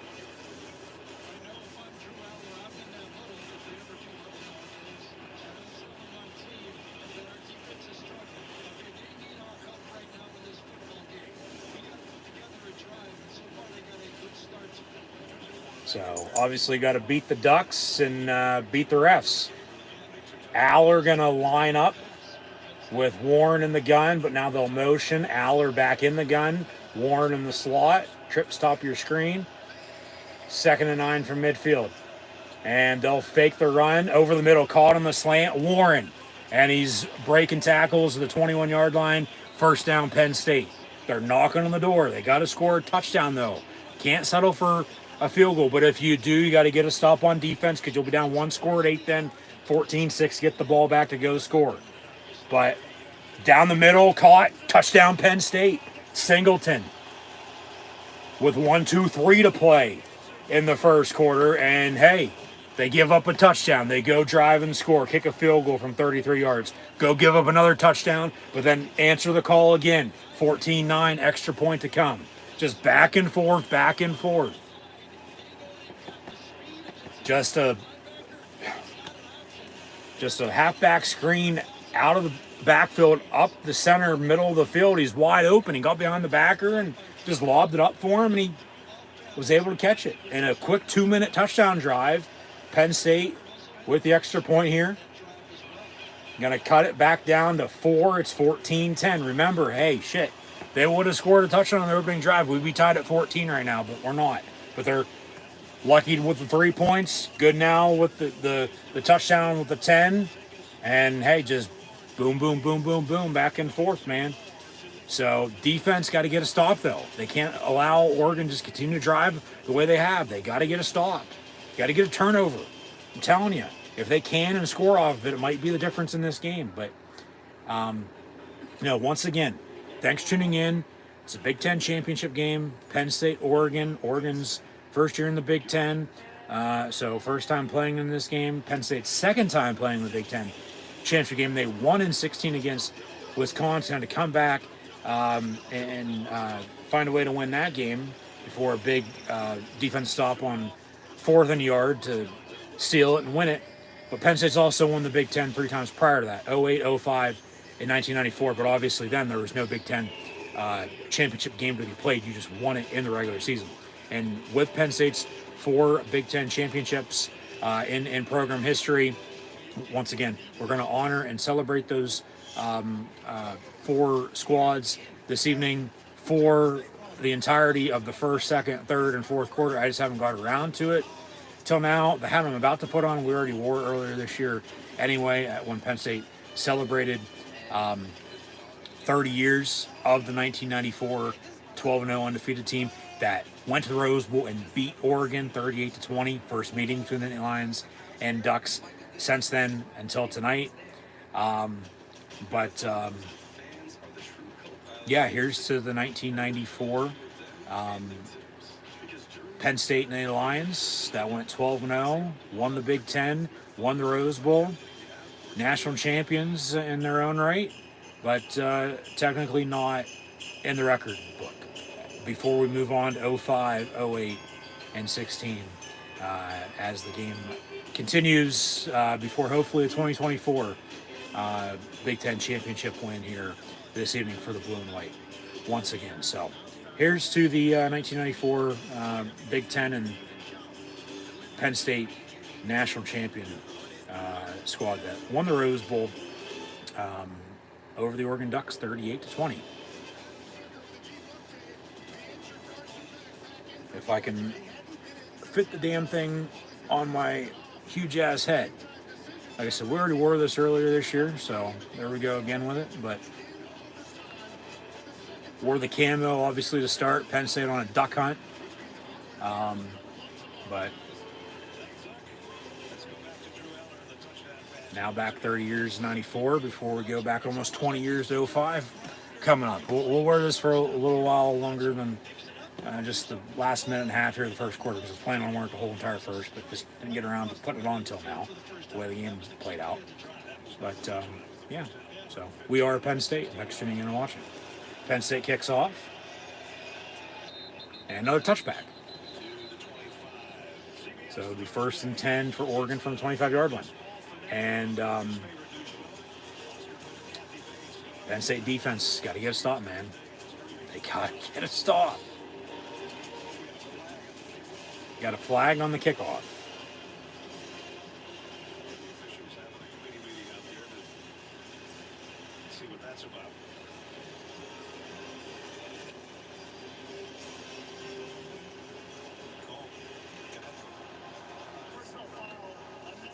Personal foul on the kicking team?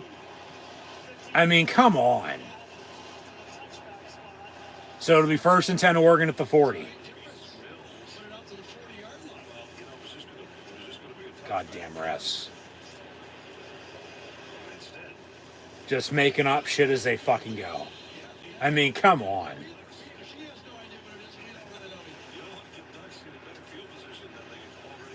You gotta be kidding me, man.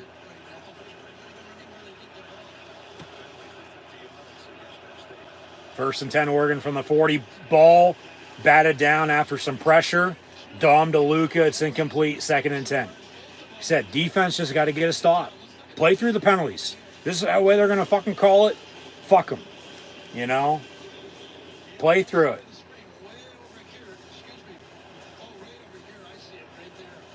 How is that a personal foul? How was the other one a face mask? Pass over the middle, caught on a slant. Might have spoke too soon, but there's Oregon with the slant over the middle that Penn State can't cover. So 1st and 10. Jesus Christ.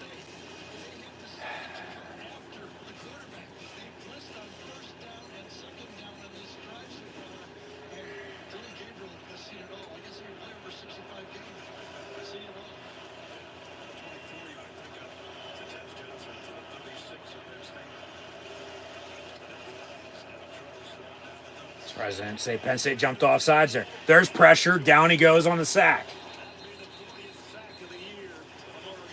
Be Devon Ellie's Devon J. Thomas with Amin Vanover, Keziah Izzard, Abdul Carter. Yeah, fake the give, and Vanover was the first to get to him with Devon Ellie's Devon J. Thomas with Izzard and then Carter. So 2nd and 12 here for Oregon.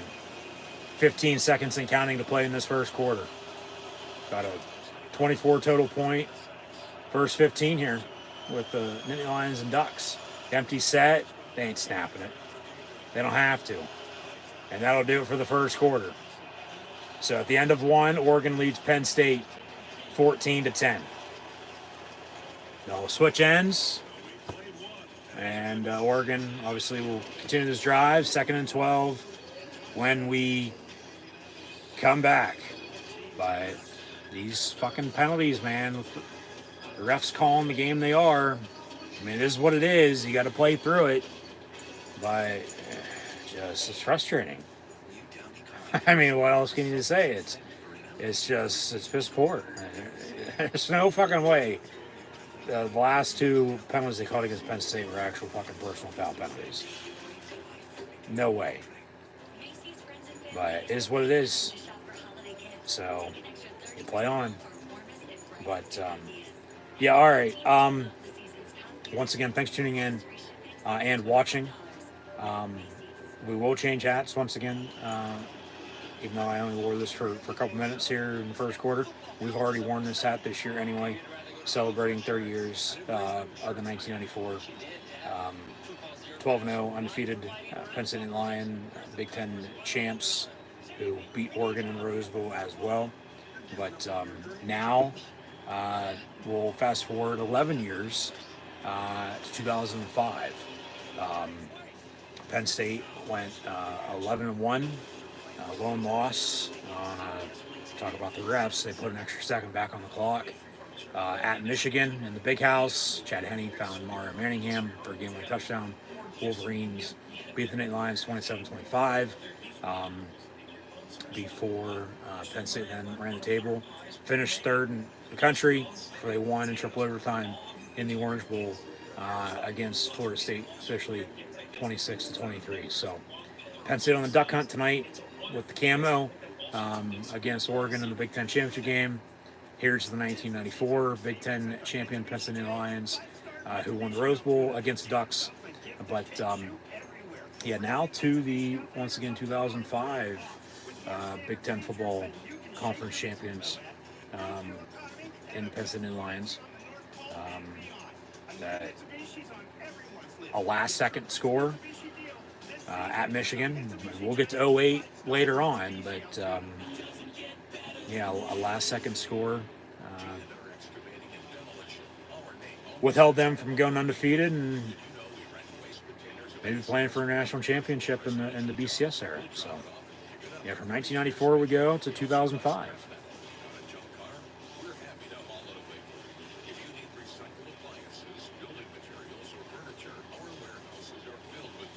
And commercial break. So we'll get back to the action here shortly.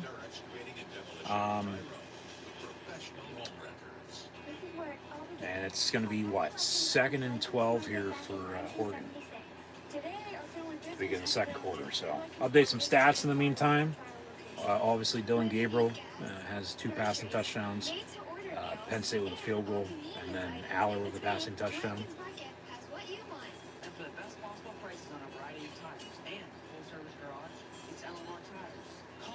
So, box score, Gabriel officially 7-9, 87 yards and 2 passing touchdowns. Aller 7-11, even though Sheets is better than them, and Wawa and Rudders, 96 yards and a touchdown. Singleton has a 42-yard run, and then he has a receiving touchdown from 22 yards out. 2 catches, 26 yards in the score, but Warren with officially 3 catches, 48 yards as we'll begin the second quarter. Over the middle again, caught on another slant, broken tackles. A.J. Harris brings him down inside the 10 at the 7. Be 1st and goal now for Oregon knocking on the door again, looking to extend their lead. It's frustrating, man.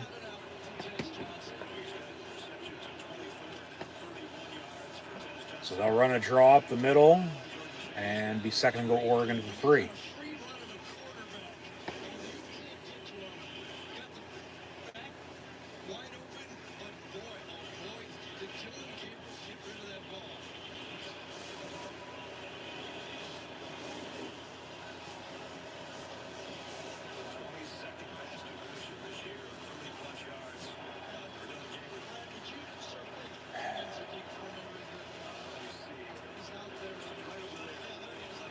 Second and goal from the 3.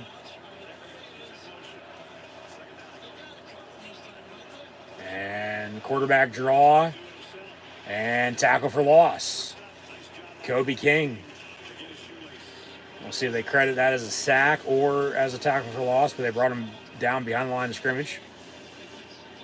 Probably a tackle for loss because he was the ball carrier. It wasn't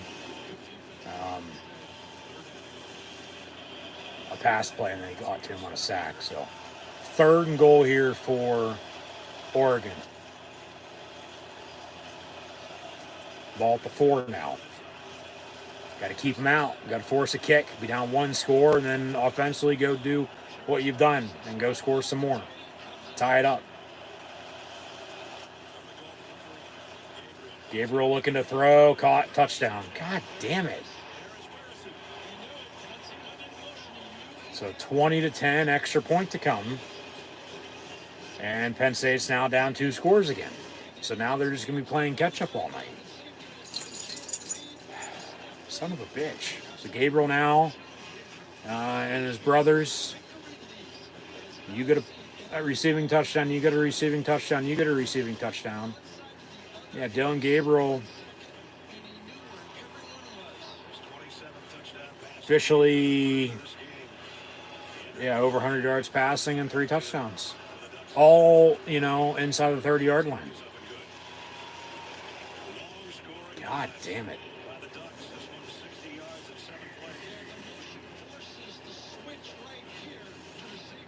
We'll see what Penn State's got. How they respond again. We'll go to break. So, get back to it here in a little bit. But, man, just... once again, they got to get a stop. They just can't allow them to continue to drive and score and drive and score and drive and score. You're just going to be playing catch-up all night from behind. I mean, they were down against Wisconsin in 16, and they stormed back prior to halftime and had momentum and ended up winning that game. But obviously that was then, this is now, and just frustrating, man.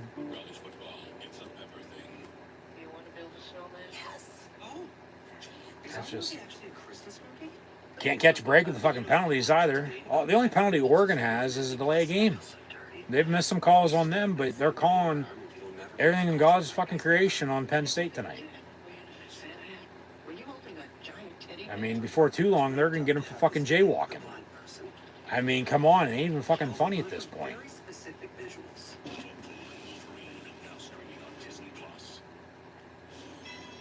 So, 21-10, Penn State going to get the ball back, and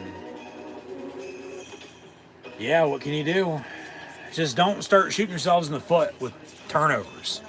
All right, you already have all the penalties called against you. There's no need, no room, for turning the football over. You're already down. Turn it over. They score off of it. You're going to be down even more, and it's not going to be pretty then. So, yeah, it just is what it is.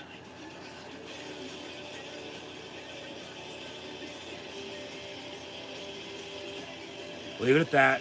I think much else to be said right now, so we'll just have to see how the offense goes, and we'll go from there.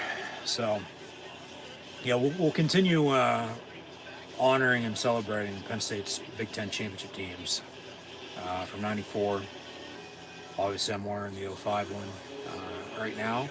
We'll get to '08. We'll get to '16. And then win or loss, as I had a hat pregame, we'll have a hat for postgame. Normally, like I said, don't change hats throughout the game. It's one and only one for the entirety. But then it's a different one for each stream, with as many as I have. And my luscious locks, where's Head and Shoulders at when you need them. Like an NIL deal, sponsorship from them. So touchback on the kick. And 1st and 10, Penn State here from the 25-yard line.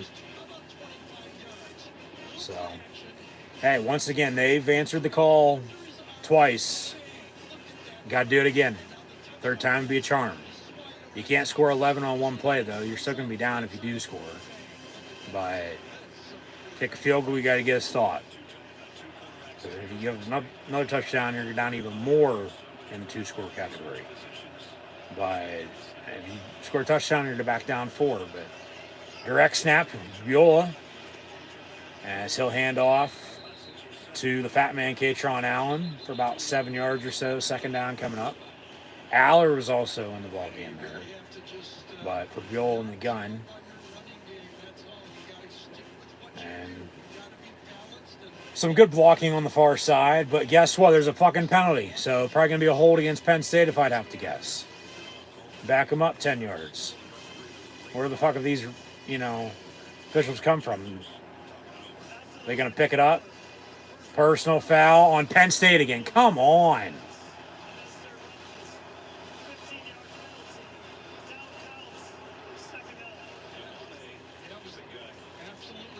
They call it on Oos. Veggie,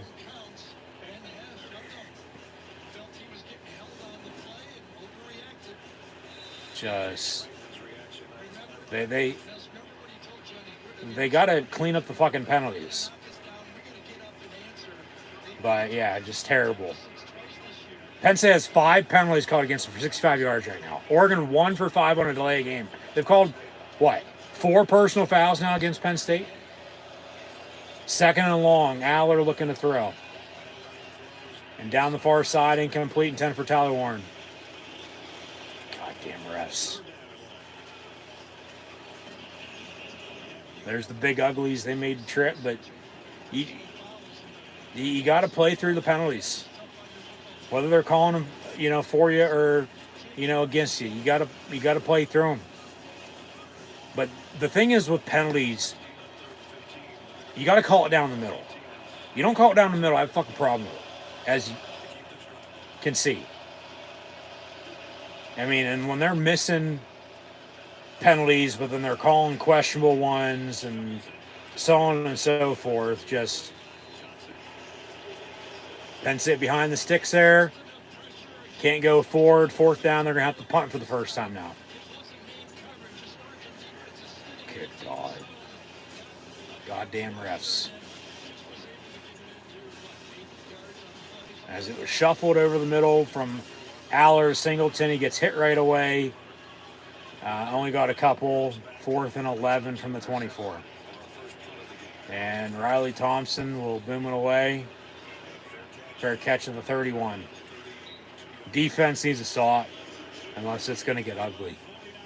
11:49 to play in the half. 21-10 for Oregon, leading Penn State here. But penalties, just frustrating.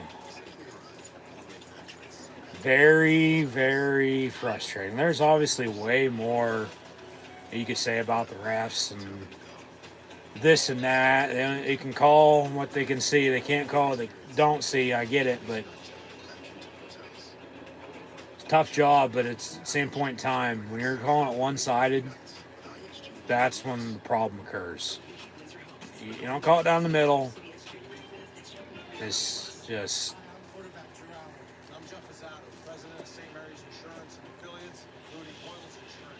It is what it is. What can you do? Leave it at that. Because criticize them all you want, as I am, and rightfully so, as everybody else probably right now is too. you know, yelling and screaming at their fucking TVs like I am. It's just be fucking ashamed of themselves. You still got to play a game. You still got to play through it. You know what I mean? So, hey. It's worth the drive to Route 45. Hey, it's Josh, your buddy's Alexander Fort Lewisburg. Well, I normally take this time to tell you about how we have the area's best selection. Come here. What are you doing? Lowest prices, guaranteed. And service after the sale is second to none. Today, I'd rather say thank you to everyone who made our 15th year on Route 45 one to remember. Come on. Whether you Get up here. purchased a vehicle What are you doing? or trust us to service your vehicle, we thank you. What's up, big dog? And of course, All right. Lay down, buddy. Relax. from all of us at Blaze Alexander. I know you're pissed off, too. It'll be all right.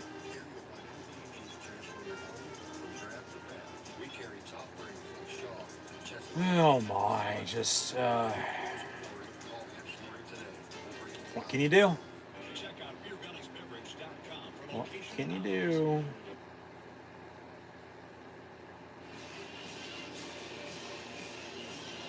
Just under 12 minutes to go in the half. 21-10 as we check in with Jenny Dow.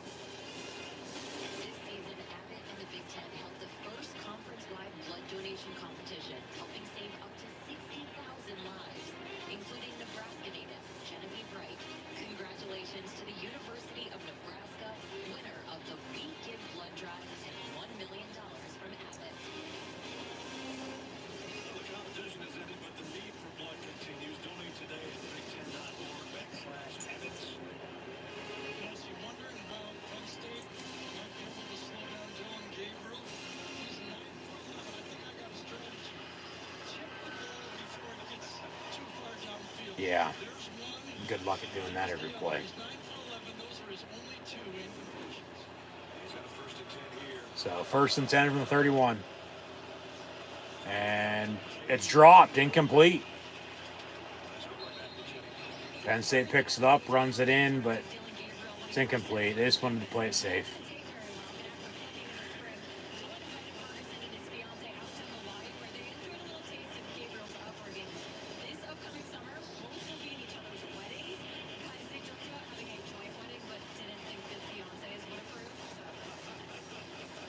That's a good quote. They could file them all in his minivan.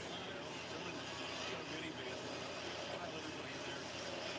Can't drive to line is Well, he's driving a Ferrari so far. He is. So after the incompletion, 2nd and 10 from the 31. Out of the pistol, they'll run it, but Penn State stuffs them. Be 3rd and long. They got to get off the field. They can't give up the 1st down here. They got to get the ball back. They got to keep it within reach. All right. Oregon just forced you to punt. You got to force them now to punt. So 3rd and 13.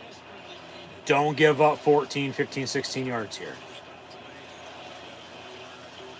You got to get a stop. Pressure and a turnover would be awesome, but roll out near side, pass caught. They tackle him, push him out of bounds, short of the line to gain. 4th down, Oregon going to punt. So Penn State going to get the ball back.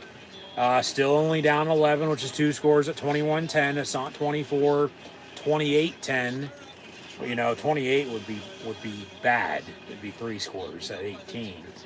You know, 24 is still manageable. 2 scores. You need 2 touchdowns to tie if you can get stops, but you got to get stops before you do anything. Obviously, after all those scoring drives, now back-to-back punts by both teams.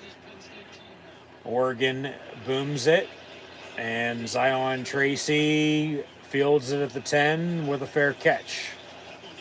So 1st and 10, Penn State with 10:22 to play in the 1st half. Got 3 timeouts, 2-minute warning, and 90 yards to go for pay dirt. So got to go get some points here. Field goal I'll take. It's back down to 8 then. Touchdown would be awesome compared to a field goal. You're only down 4 as you have been a couple times tonight. And then just defense got to get stops, but then the offense still has to, work their magic and go score. So, and it'd be nice if they had a touchdown on the opening drive rather than a field goal, because then remember, you'd be tied at 14, and then you give up the touchdown, you punt, you force a punt, you get the ball back, you go drive and score, let alone kick a field goal, you're down 4, 21-17, but you go drive and score a touchdown, you're tied again at 21. But yeah, just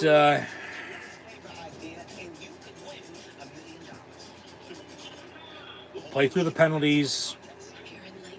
They got to get a running game going, a consistent running game at that. Singleton has one big run, but the fat man not doing much. Singleton has a receiving touchdown. They have the field goal. Warren's getting, his touches.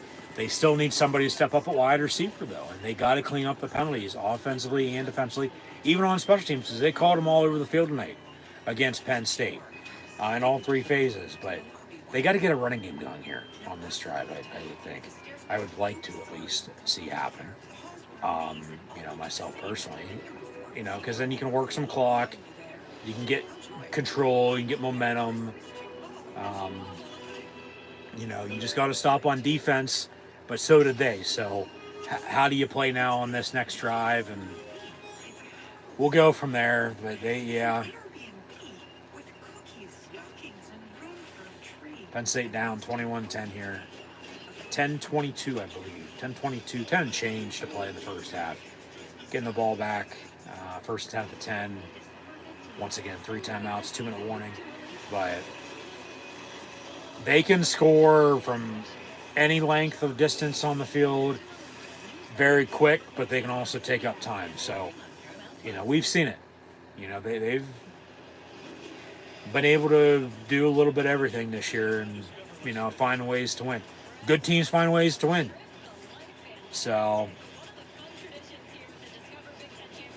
had a light show, I guess, during the break with Penn State and Oregon and all the fans that are in attendance. Obviously, the Nittany Lion and the Oregon Duck are 2 of the most famous and recognizable mascots in the mascot game. 1st and 10 from the 11 officially for Penn State. God damn it. Screen far side. He had the block, but he wasn't able to make the catch first off. Incomplete far side and 10 for Nick Singleton. So 2nd and 10. 10-18 to play in the first half. They got 2nd and 10 from the 11 coming up after that incompletion. I mean, he would have got some decent yards out of it. I don't know about a first down, but he had the block there, but ball's dropped incomplete. And so 2nd and 10 from the 11. Just get something going. Do what you did on your first 2 drives. Go score. Allard down the middle. Fuck. It's picked off.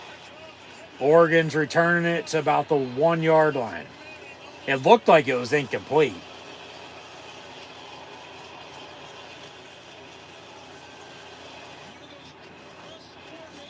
But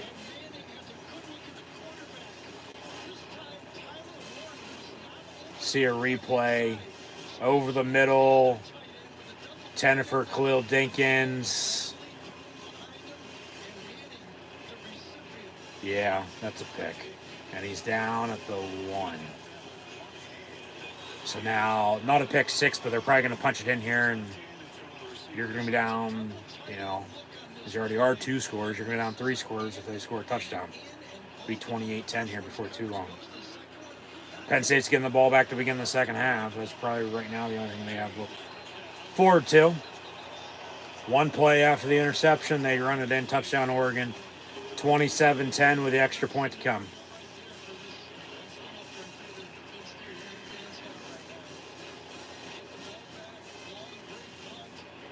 What I said a little bit ago, with all the penalties, don't start turning the ball over. What do you know? They throw a pick, and 1 play later, they give up a touchdown. So,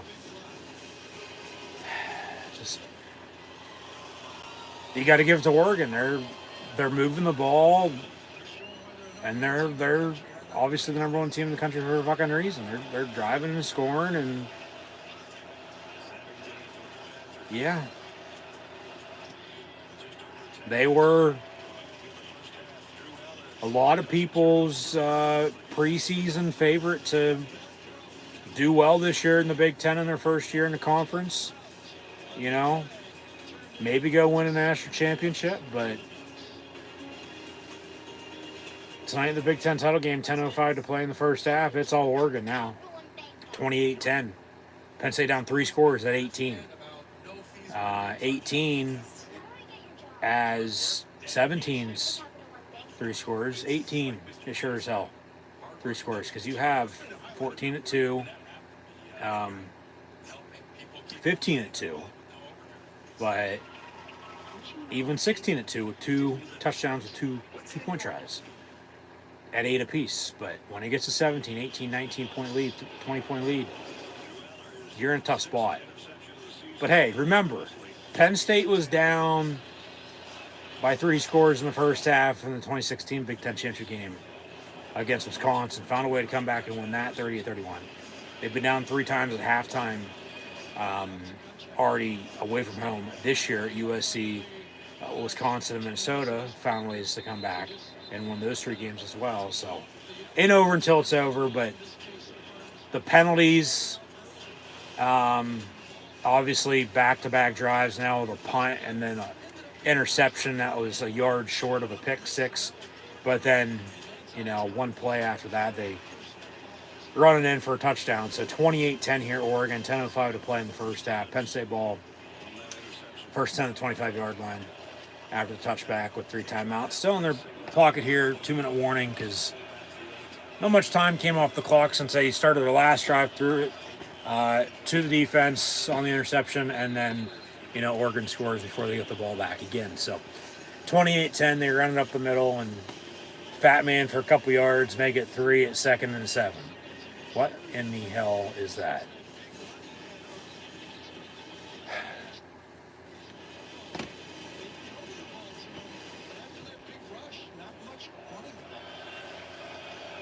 So 2nd and 7. That's what I was saying. You got to get a running game going here. So now Aller motions out, bottom of your screen. Warren in the gun. They're going to run a double pass. Aller, it's caught by him. He goes deep far side. But, yeah, that didn't work whatsoever. 10 for Dinkins, I believe. It was incomplete. So they should have ran something near side, you know, rather than far side. He throws cross body across the fucking field. 3rd and 7, Warren in motion.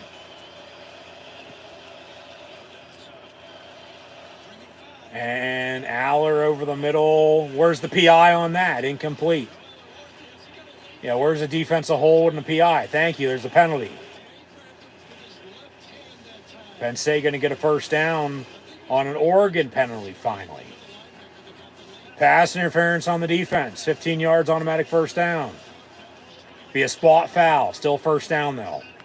Rather than a quick 3 and out after a punt drive and then an interception drive, this drive stays alive. Be 1st and 10, and got to keep it going, though. You just can't get one thing and then do nothing. 1st and 10. So probably should be punting, but they get a penalty on defense and got a 1st and 10 and 32. Yeah, run the damn ball. Fat Man gonna get a first down and still going out past midfield. Still pushing a pile. First down, Penn State at the 45-yard line of Oregon. So I get they just ran a double play and wanted to go deep. Why not go deep here? They go hurry up. Ball at 44 officially. Aller dumps it off on the screen far side of the Fat Man. Katron Allen lowers the shoulder. Gets about 6-7 yards. There's a little boost of energy you needed. 2nd down coming up. But obviously you want to get a first down now. But that's what I'm saying. Why not take a shot? Omari Evans is their deep threat.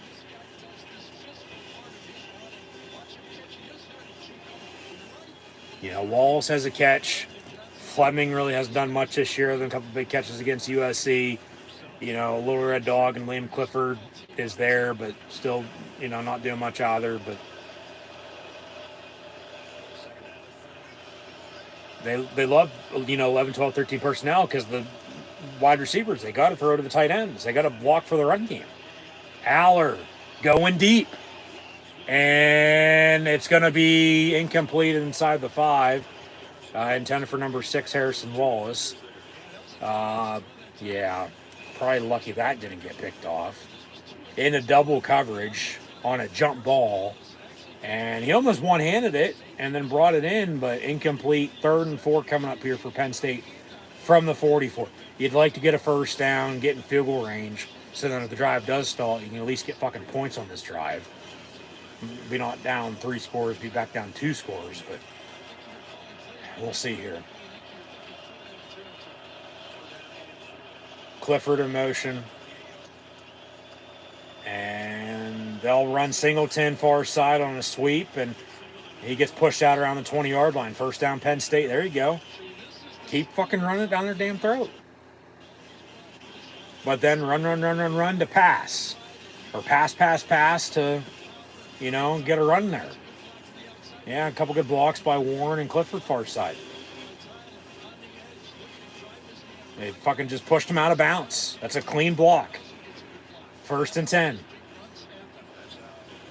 Use the sideline to your advantage there. So from the 21, 1st and 10, empty set 5 wide. And they'll run Singleton near side, but he's going to be tackled for a loss. And 2nd and 11. They got to go over the middle. Warren, Weatherby, Dinkins, Reynolds also at tight end. But somebody's got to step up the fucking receiver, man. Just don't turn it over now that you're, inside the 25-yard line. Almost in the Del Grosso red zone. No fucking turnovers. Your drive stalls out, you're at least going to get a field goal. At least an attempt. You'd hope it's good. Fegayon in motion. Down the middle, caught. Touchdown, Penn State. Omari Evans. What was I just saying? And they strike back. Still going to be down 2 scores here at 11, but that pick was... Right now, it's biting him in the ass, but just right down the fucking middle of the field. He got by their DB and right on the money, caught touchdown. So give me a hell yeah. 3 minutes, 16 second, 75-yard, 4 runs and 4 pass play, touchdown drive. Extra points up in, good. 28-17 Oregon, but Penn State still coming back, So got some gas in the tank there. Game for sure as hell ain't over by any means. 6:49 to play in the first half still. Ain't over until it's over, It ain't over until the triple zeros on the clock at the end of the game. Whether that's at the end of the 4th quarter, end of overtime. Obviously, overtime's untimed in college football, but you get my point. Ain't over until it's over. So, and about the size of the dog in the fight, it's about the size of the fight in the fucking dog. And like I told you earlier, it's going to be a dog fight. And they're fighting. Yeah, they're down 11 here, 28-17. Interception's probably going to bite them in the ass. Because they'd be only down 4, as they were down 4 earlier. Settling for a field goal compared to scoring a touchdown. You're down 1 score then. But, yeah. Just got to get stops on defense again, Just continue to play. Continue to chip away at it. It's a long game. Ain't over until it's over. So the blue band with PSU as Penn State kicks off. And we'll have another touchback. We'll update some stats momentarily, so stay tuned. But thanks for tuning in and watching. Be sure to like, follow, subscribe on social media. Links in the description below. Thumbs up button, share, chat questions, comments, super chat, super sticker, super like, super thanks. Always greatly appreciated. As well, video powered by Rogue Energy, HopeKThrifts, and Dead and Hungry. Be sure to go check them out. Links all in the description below. And scan the QR code behind me if you haven't done so already. So, come on, defense. Let's go. Let's get a turnover yourself. Force some pressure. Get a fumble. Get a strip sack. Get an interception. Pass incomplete near side. 2nd and 10. He short hopped it.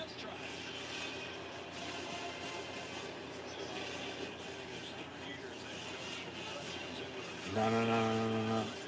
Come on, defense. Let's go.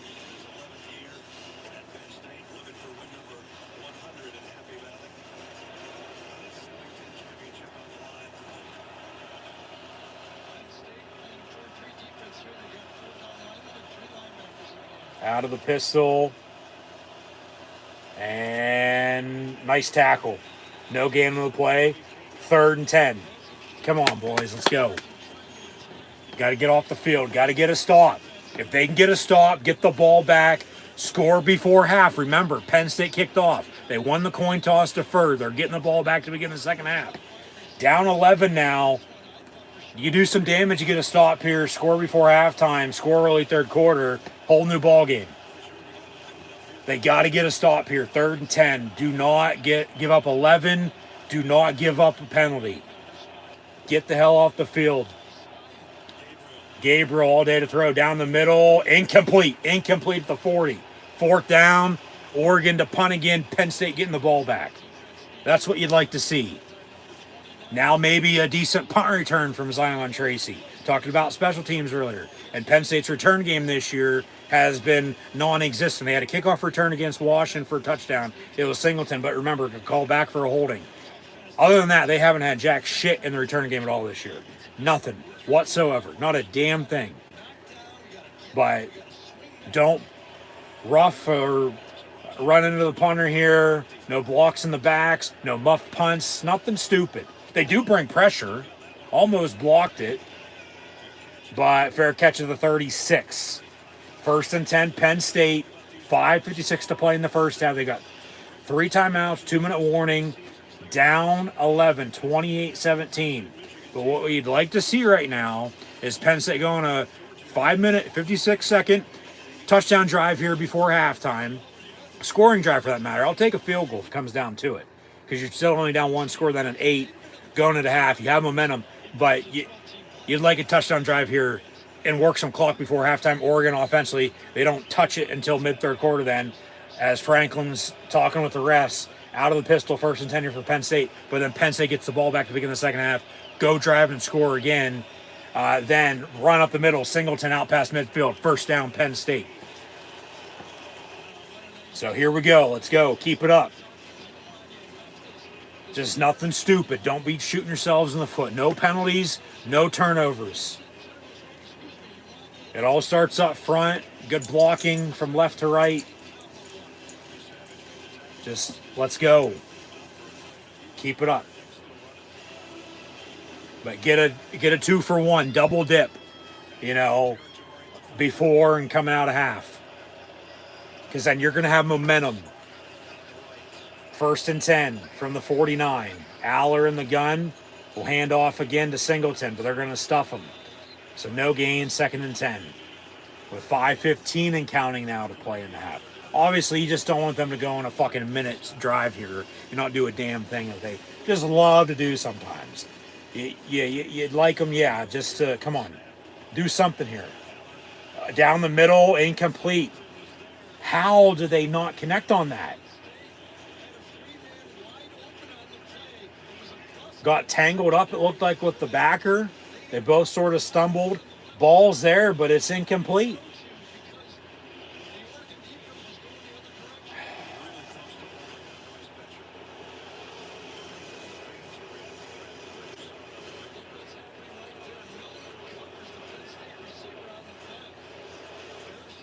So 3rd down. 3rd and 9 officially. They say Singleton got a yard on that next to last play. But 5 minutes on the dot to play in the half. Clifford in motion. And Aller going to keep it for himself on a draw, and he fucking stumbles, and he's short. So it's going to be 4th and a yard. Go. Go. You have momentum. I would normally say punt the ball, but go. Go. How did he not get a 1st down to begin with? Oh, my God. I mean, if you punt, pin him deep, get a stop on defense, then okay, but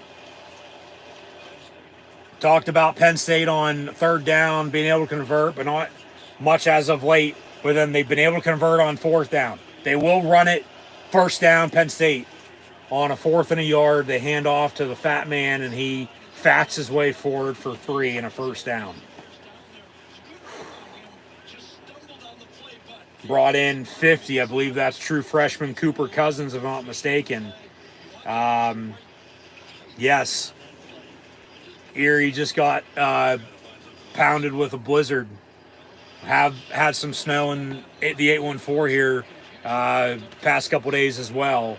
But he was in to block at fullback on that 4th and a yard. 1st and 10, over the middle, caught. Tyler Warren breaks the tackle down the far sideline, inside the 20 and pushed out of bounds. 1st and 10, Penn State. Let's go.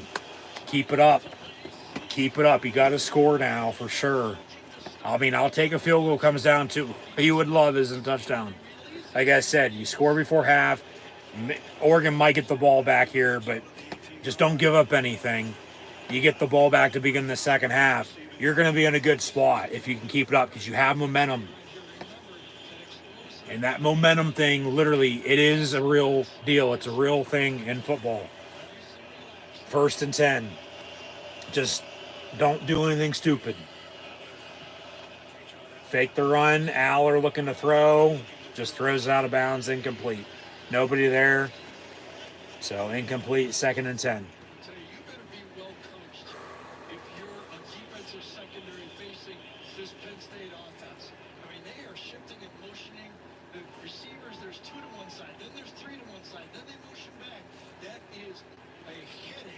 Obviously, with Aller, you have Bo Perbiola as your backup quarterback. But, you know, from running the ball, with Singleton and the fat man, the screen game, getting Warren, the ball, they'll run, break a tackle. Singleton cuts back, down at the 10 to be 3rd and 2 when he should have been stuffed. No gain on the play, but makes something out of nothing and gets a good 7-8 yards. 3rd and short, 3rd and manageable coming up. And then remember, they just went for it on 4th and yard and got it. So, I mean, do you go for it again if it comes down to it, inside the red zone or not? Or do you kick it and take your points so I can get them? Injured defender down. Hopefully he's okay. But as I was saying, with Aller and Perbiola, but Singleton, fat man, Warren at tight end, yes. Evans caught the last touchdown. Obviously, Singleton has the one from earlier. They had the field goal. But where's Dinkins? Where's Reynolds at? Wallace has a catch. They've targeted him a couple times. I mean, he is the number 1 wide receiver, but they still haven't done much at all for any wide receiver, the past 2 years. Just like it was like a couple years ago with the running backs, they couldn't fucking run the ball. But from then until now, is what it is. You have Fleming has played in the Big Ten championship before. He's a Pennsylvania kid, but he went to Ohio State. And he's a 5th-year grad transfer playing back home in the Nittany Lions this year. Had 2 big 4th down catches against USC back in October. They've used him more in the blocking game, but maybe him in this situation. Maybe it's Clifford. Just don't get fucking special. Don't get trickery, down here. Just keep it simple. Maybe it's Evans again for all you know. But 3rd and 2, just convert and then get a 1st and goal and go from there. So 3rd and 2 from the 10. Maybe it's another quarterback draw from Aller. Remember, got that before the 4th and yard. Clifford in motion. Might have jumped off sides. Aller dumps it off on the screen, the fat man, and he gets a 1st down far side. So 1st and goal, and they're knocking on the door. But that'll probably take us to 2-minute warning.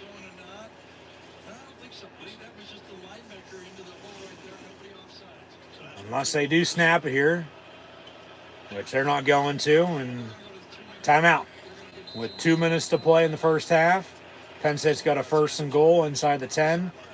Down by 11 here, 28-17 Ducks on top of the Nittany Lions. But Penn State looking to cut this lead again and then get the ball back to begin the second half. So I don't know if you can work 2 minutes on 7 yards when they have 2-minute warning here, but you do have a first and goal, but then they still have 3 timeouts themselves. So Oregon's still probably going to get the ball back here before half. Just don't give up anything, big. Don't give up anything in general. Because then, with what you're doing now, you're just going to be playing from behind still. So they got to score, but then they got to get a stop. They got to have momentum, and then they got to do something early third quarter. I mean, because you think about it, the difference right now in this game, unless if Penn State would score here, they take a fucking lead. It's the interception that Oregon scored then on one play afterwards on their last or next to last drive, because then they punted, and Penn State has the ball now, 2 minutes to play, first and goal inside the 10. So, it's one of those deals. It's the little things, man, that always add up.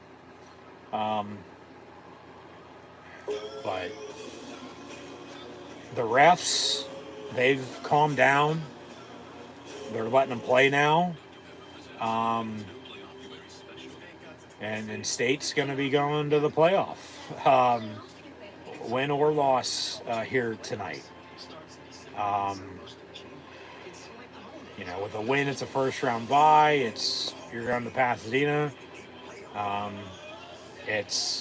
You lose, you get a home playoff game, then you got to tonight have that be the extra game.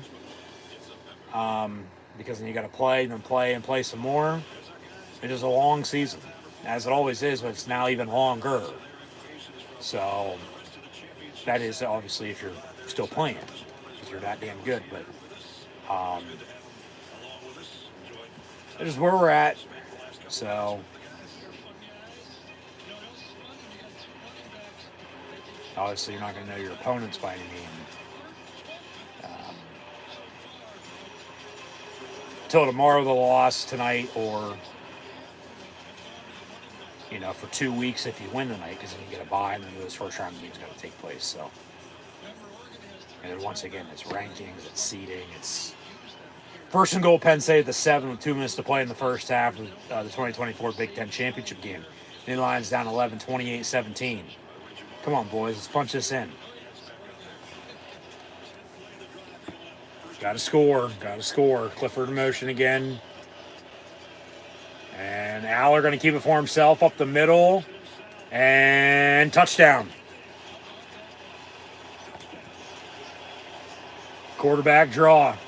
They just did that before the 4th and a yard. Do it on a first and goal. And was he down at all? No. Yeah, that's a touchdown. So here comes the extra point.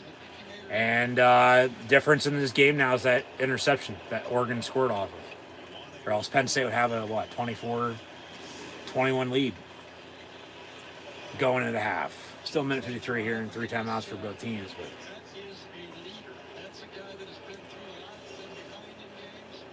previous plays under further review, so they're going to think about it. Hopefully they tell us something good. They should. Obviously, call on the field is a touchdown. So they have to find instant evidence to overturn that. They're not going to have it. His knee, shin, thigh, ass, elbow, forearm, nothing's down. Yeah. Run it in on a draw, has a lineman underneath him. So he's on the ground, but Aller ain't on the ground. And it's a touchdown on the field. So it's going to be a touchdown after further review. Touchdown Penn State. If they overturn this, I don't know what the fuck I'm going to do. But that's a touchdown if I've ever seen it. Especially when they call it a touchdown on the field. So touchdown Penn State, extra point to come, and they'll be down 4 again, as they've been down 4 a couple times tonight. Quick review, so it's going to stand. After further review, touchdown stands, touchdown Penn State. There you go. So Penn State just storming back. ridiculous. Keeping it up.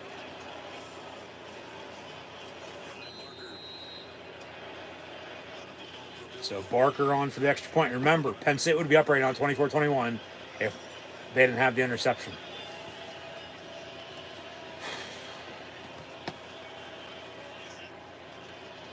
And the kick's up in good. So 28-24 Oregon with 1:53 to play in the half. 3 timeouts on both sides, but hey, once again, just don't give up anything before halftime here. I mean, if anything, a field goal. Okay, because then you can get a touchdown and tie at 31. Yeah, just back and forth and back and forth. It'll still need to stop on defense, but that's where we're at. We'll update some stats at halftime. But yeah, that's where we sit at right now. Just they're finding ways, man. You got to give it to them. They're continuing to fight. So there's Lucas Oil Stadium. 3 plays, 3 yards, a punt, and 1 play, and 1-yard touchdown, and then 3 plays and a punt. And Drew Aller on that last drive backs in to the end zone from 7 yards out for the touchdown. And Penn State on a kickoff again. So touchback, 1st and 10, Oregon at the 25. And you can tell the momentum, it's changed a little bit. It has. You look at Oregon's last couple drives, they really haven't done much. But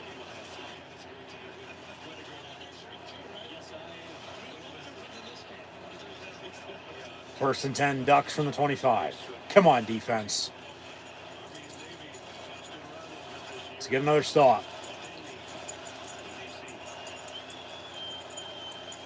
And a handoff on a draw. Rojas with Kobe King on the tackle. This is the tied for the most in the first half of Big Ten championship game.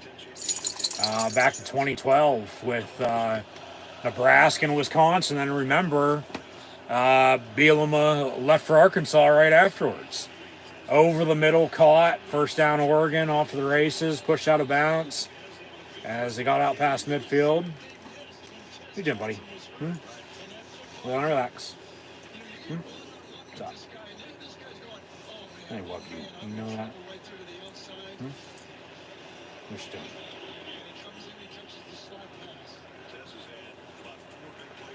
So as the big dog rejoins us from the 43, 1st and 10. And broken tackle, maybe a hold, pushed him out. Gonna be right there at the marker. We'll see if it's 1st and 10 again or 2nd and short, but should have been tackled right there. But Rojas couldn't wrap him up. Damn.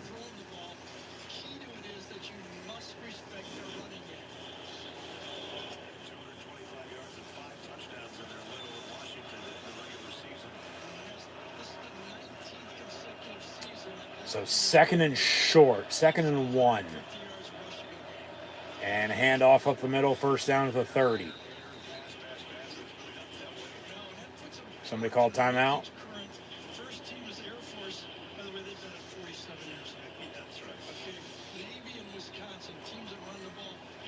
No.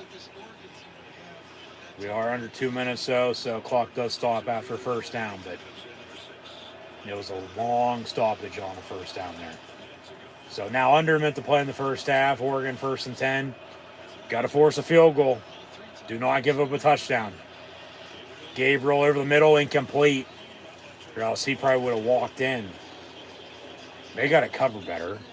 They got to stop the run. They got to tackle. They got to do everything on defense. And that's just a draw. They luck out there for sure. From the 30, 2nd and 10. Got to force a kick, if anything. You know, just can't get a stop and get the ball back. You know, get him out of field goal range. Get a couple sacks here. Come on, defense. They bring 4 off the edge. They almost get to him. Maybe a hold. Gabriel going to tuck it and run and slides. Going to get a first down. But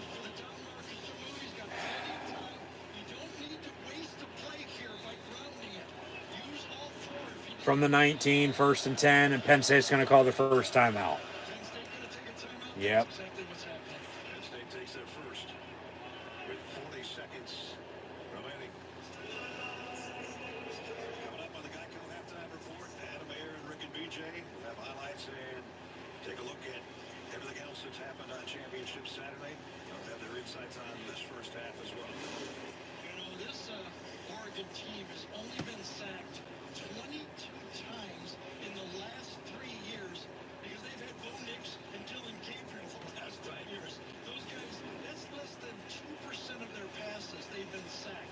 Been sacked once in this game, but even then, they have pressure to get him, but he just maneuvers his way out of It's it. just an amazing stat right there. They're in the red zone again with 40 seconds to go. Their full complement of timeouts. So 1st and 10, Oregon, after the Penn State timeout. Passes tonight.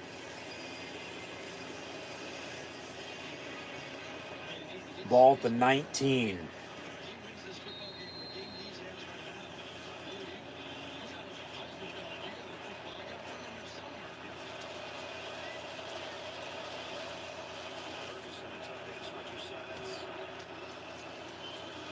We're on a draw up the middle, and Penn State stuffs them. No gain.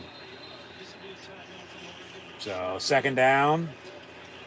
Clock's ticking. 30 seconds. So far, they have not used it. Oregon's going to let the clock run, and Penn State's going to let them. 20 seconds. Maybe a false start. Pass far side, incomplete.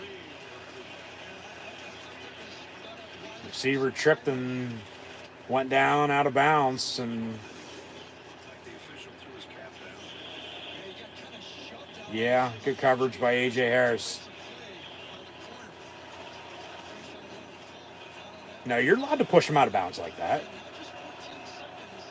That's not a penalty. 3rd and 9 from the 18. And another timeout by Penn State. So 14 seconds. Timeout Penn State. 3rd and 9 coming up for Oregon. So we'll make sure they're ready. Make sure, playing it safe. You can't give them a touchdown. You just can't give them a touchdown here. You can't. As everybody's going to be jumping around. Both these teams went to Camp Randall. Went to Madison, beat Wisconsin.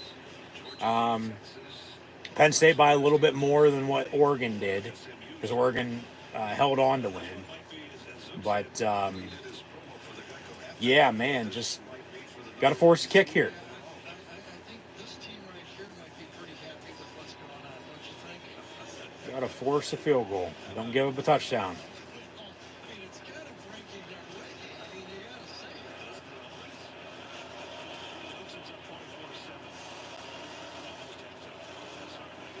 that. Come on, defense. 3rd and 9 from the 18 with 14 seconds to play in the half.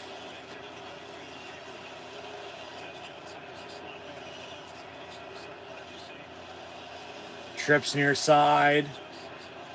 Penn State going to bring some pressure? No, because we're going to have a timeout by Oregon. They're first. So, still no play, back-to-back timeouts, so, game of cat and mouse here. Chess to checkers. 4 deep, and all of a sudden, Jalen Reed's a doing switch. And that was a massive switch right there and forced Dylan Gabriel to move his tight end in, and that was a good timeout. Yeah, getting talk. You always get talk during the game. It's kind of fun to chatter back once in a while. Come on, D.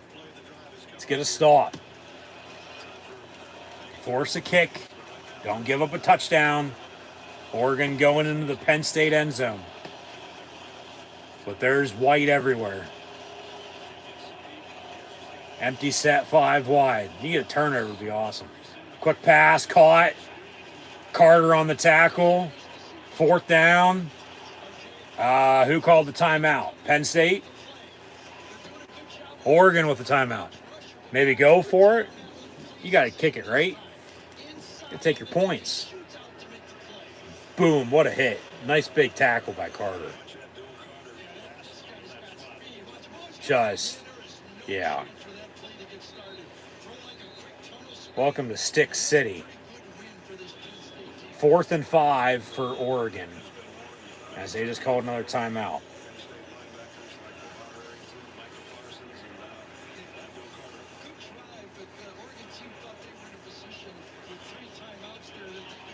Come on, D. Oregon going to kick a field goal, but watch for a fake. They ran a fake field goal. Speaking of both teams playing at Wisconsin, that was that game. Field goal's up and good. I was going to say we'll hope for a miss, but it's good. So 31-24. 7 seconds to play in the half. Penn State going to get the ball back here with a timeout, if anything. We'll see about a kickoff with a touchback or a return at all, or if they even run a play. But Penn State going to get the ball back to begin the second half. Penn State down 7. Difference in this game is a Penn State interception and Oregon scoring off at one play later, unless we'd be tied at 24 right now, with Penn State getting the ball back to begin the second half. And yeah, Penn State's defense in the second half. That's what it is. And the offense can get rolling, get some stops on defense. They're going to be in a good spot. But they got to continue to get stops. They just forced their first field goal after giving up 4 touchdowns. So Oregon on to kick off.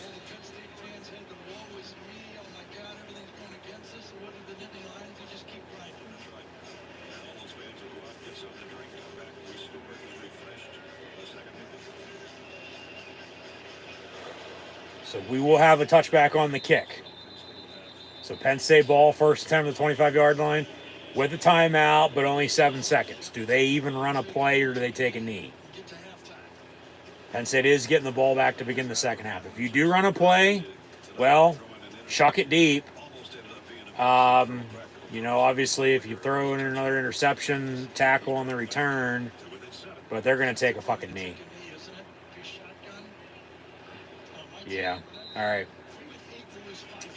So 31-24, Oregon leading Penn State at halftime in the Big Ten championship game. Difference in this game is a Penn State interception for 7 Oregon points. See if we get any interviews here going into halftime or not. But Penn State getting the ball back to begin the second half.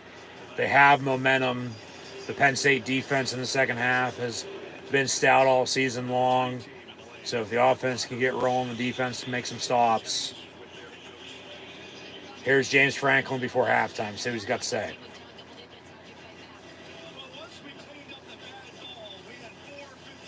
Yeah, the penalties, they cleaned those up. They got a running game going.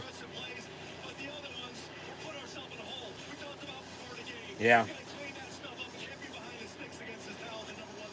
Yep.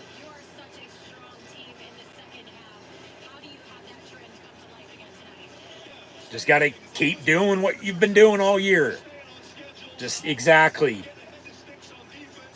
Just keep being and doing you. Why fix what ain't broken? Why change now? Do what's got you to this point. Halftime in the Big Ten title game, Oregon leads Penn State 31-24.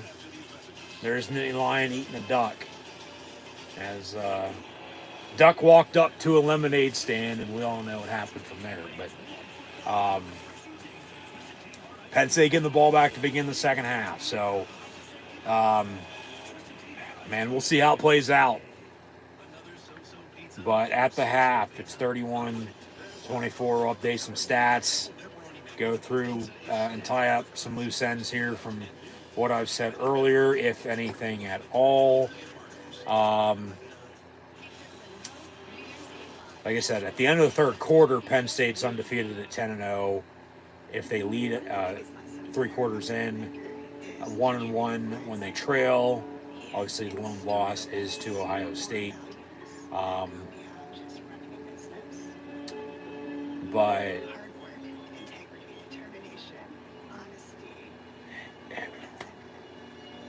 just at the end of the day, find a way to win this game. Okay?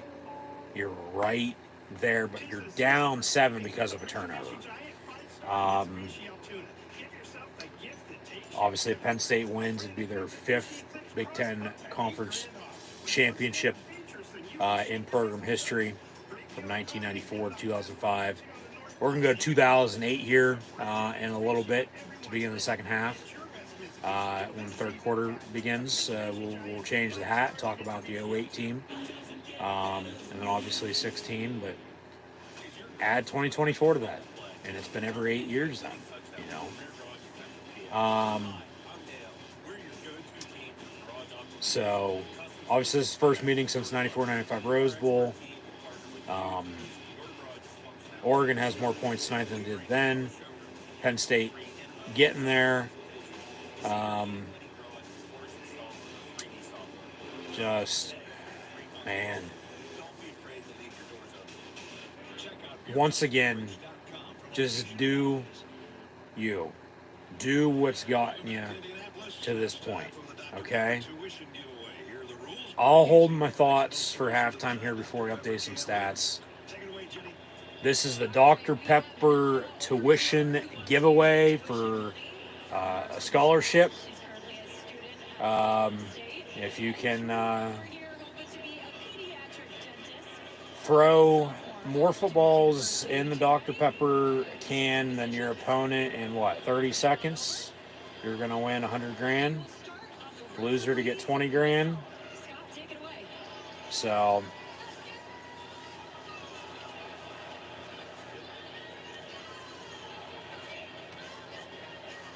into the Penn State end zone, they have this set up from Dr. Pepper with all 23 flavors to 0 sugar.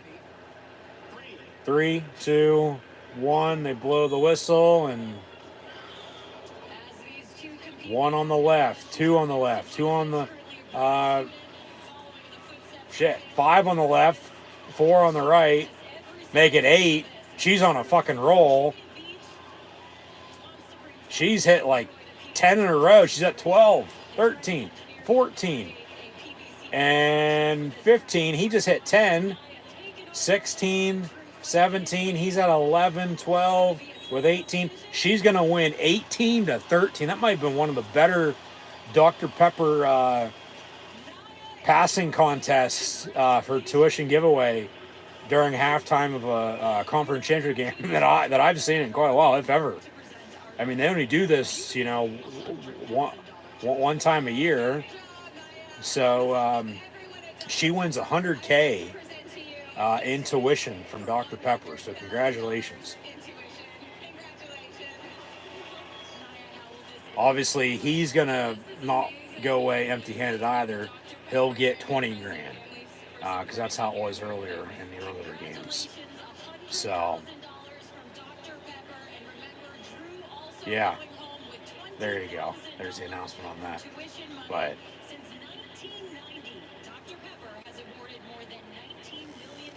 for 120 grand for scholarships for tuition for Dr. Pepper, cheers.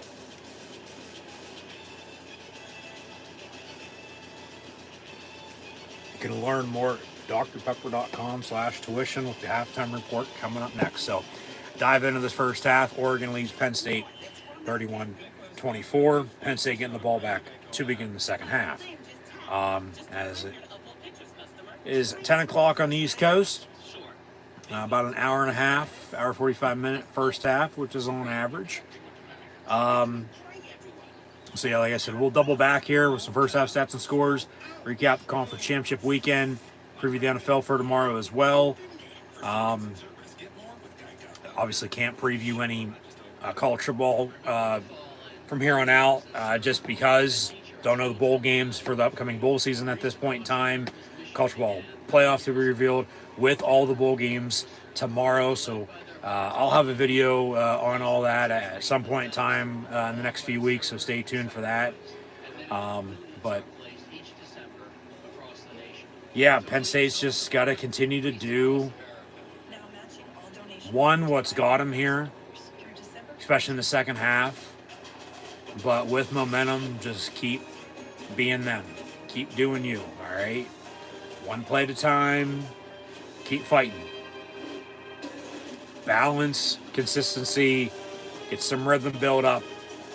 And with the momentum, you got to keep it, all right? They got to go score. And I'll take a field goal on the opening drive to begin the second half, but I love a touchdown tied at 31. Because once again, remember, the difference in this game, unless you'd be tied right now at 24, getting the ball back, okay? And then you score then, pressure's on them to do something for the first time then tonight. But because you turn it over, through the pick, they scored off of it a play later, you're down 7 at 31-24. So that's the difference in this game from when it was 7-0, 7-3, 14-3, 14-10, and then Penn State go down 21, 28-10. It's a 3-score game at 18, and they, scored, got some stops, scored again, and then just gave up the field goal prior to half. So 31-24 here, Oregon leading Penn State at halftime. Yeah, just got to keep it simple, man. Just keep doing what you're doing. They're really, at this rate, can't ask for much else. They got to run the football, though, with Singleton, the fat man. Warren's gone cold. Credit to Oregon's defense. Somebody, regardless if he's hot or cold, with Dylan Gabriel in the Heisman conversation, Warren needs an invite, no doubt about it. We'll find out all about that on Monday. But somebody's got to step up wide receiver. I don't care if it's Harrison Wallace, Julian Fleming, Liam Clifford. Omari Evans has the touchdown, okay? As does Singleton on a passing touchdown. Barker has a 33-yard field goal, and then Drew Aller ran it in from about 7 yards on goal to go. So they've clawed their way back. They have. They're still down 7 because now technically they're both +6 in the turnover margin with the Penn State INT. And they have 7 points off of that, and they lead by 7 unless they once again be tied at 24 right now with Penn State getting the ball back to begin the second half. So it is what it is, but just they can't shoot themselves in the foot with penalties and or turnovers. They clean up the penalties, and then they turn it over. You got to continue to stay clean on the penalties and not turn the ball over, all right? But play through all the penalties that they're calling, good or bad, okay? And it starts up front. You got to be able to run the football. If you can get a lead in the second half, you're going to want to work clock with time possession. But like I said at the start, whoever's controlling the line of scrimmage is probably going to win this game. And you look at the stats, obviously the quarterbacks are having a game, having a night with all the passing touchdowns. But then Aller has the quarterback draw, and then Penn State with a field goal, Oregon with a field goal. But the running game, it's there, but it's not consistent enough. It's got to be more consistent. It's got to be 1-2, 1-2, 1-2, if you will. Third time's a charm. It's got to be 3, 4, 5, 6 yards in a cloud of dust in the Big Ten.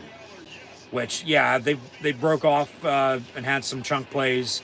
They just got to keep chipping away, get first downs, just move the football and score, all right?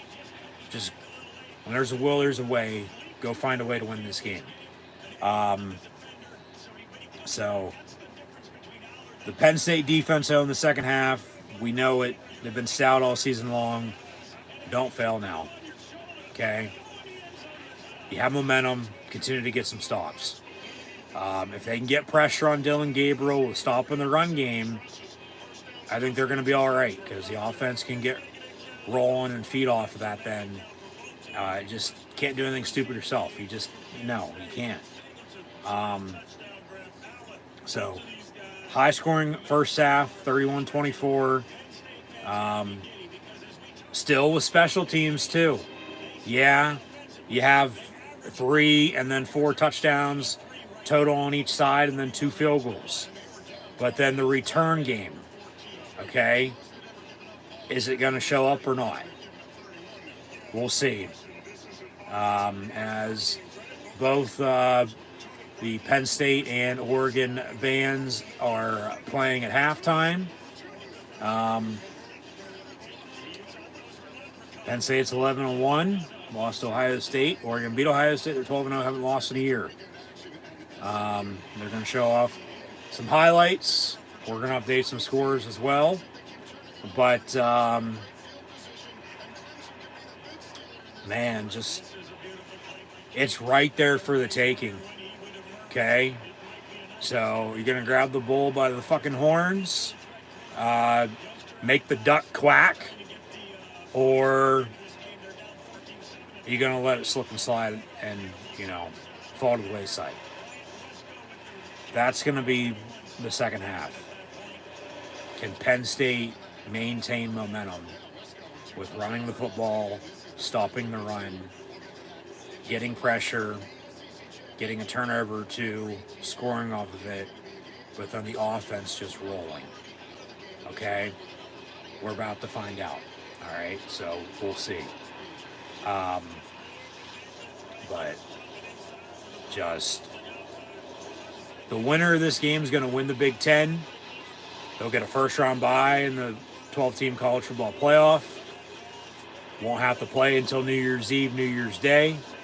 You lose this, you're playing presumably 99% chance of hosting a home playoff game in 2 weeks' time against an unknown opponent. Obviously, you won't even know your opponent for, the Rose Bowl until 2 weeks from now anyway.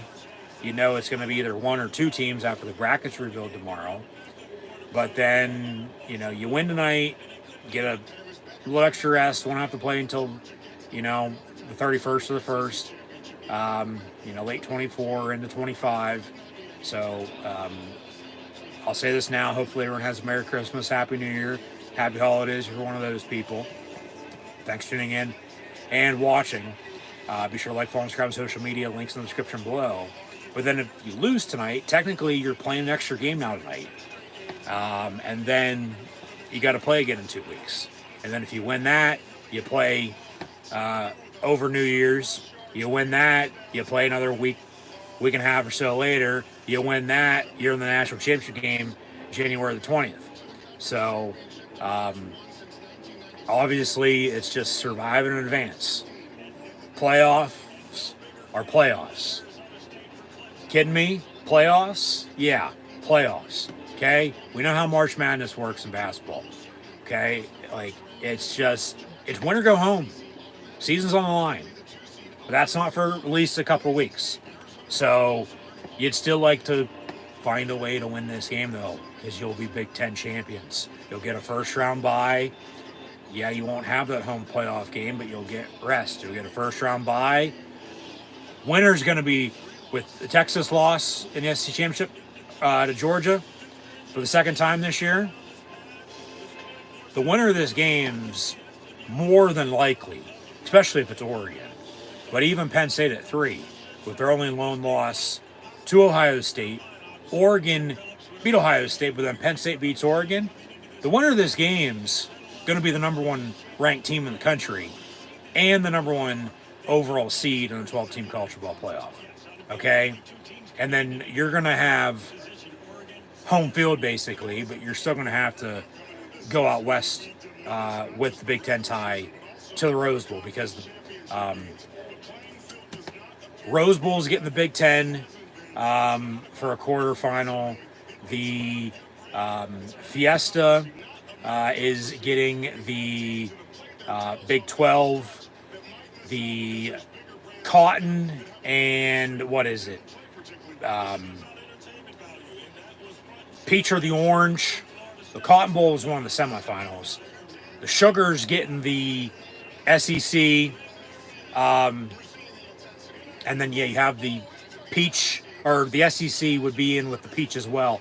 But then you have the ACC with either the Peach or the Orange, depending on the rotation. I know the Cotton Bowl is one of the semis. I can't remember the other semi-host. It's either with the Cotton Bowl, the Peach, or the Orange. I'm drawing a blank on that right now, but I know it's the Rose, Fiesta, Sugar, and then one or the other two that's not with the call for the semi for the other quarter, for the tie-in. Okay, and those are obviously your New Year's Six. We'll have more info on that tomorrow when they reveal the playoff, because I'm sure there's going to be some sort of carnage that nobody's expecting, that, somebody's going to be placed here, somebody's going to be placed here, somebody's going to be happy, somebody's going to be mad. What's new? So, and then once again, it's rankings versus seeding. But the winner of this Big Ten championship game is going to be the number one team in the country and be the number one ranked and seeded team in the college football playoff. Okay? So, that's why I said, just find a way to win this game. Now, if you lose, you're hosting somebody in 2 weeks. Okay, you get a home game, especially here in Happy Valley, Central PA, mid to late December, right before Christmas. It's snowed 3 weeks in a row. The snow we had the other day, 2 days in a row actually, Thursday and yesterday on Friday, compared to 2 weeks ago and last week. This stuff was shovelable. You had to deal with it. You had to move it. Okay? So, stuff before, yeah, it stuck, but only to the grass. It wasn't on the sidewalks. It wasn't on the road. And it's cold. It's 20s. It's going to feel like in the teens then. We know how it was for the senior day game last week against Maryland.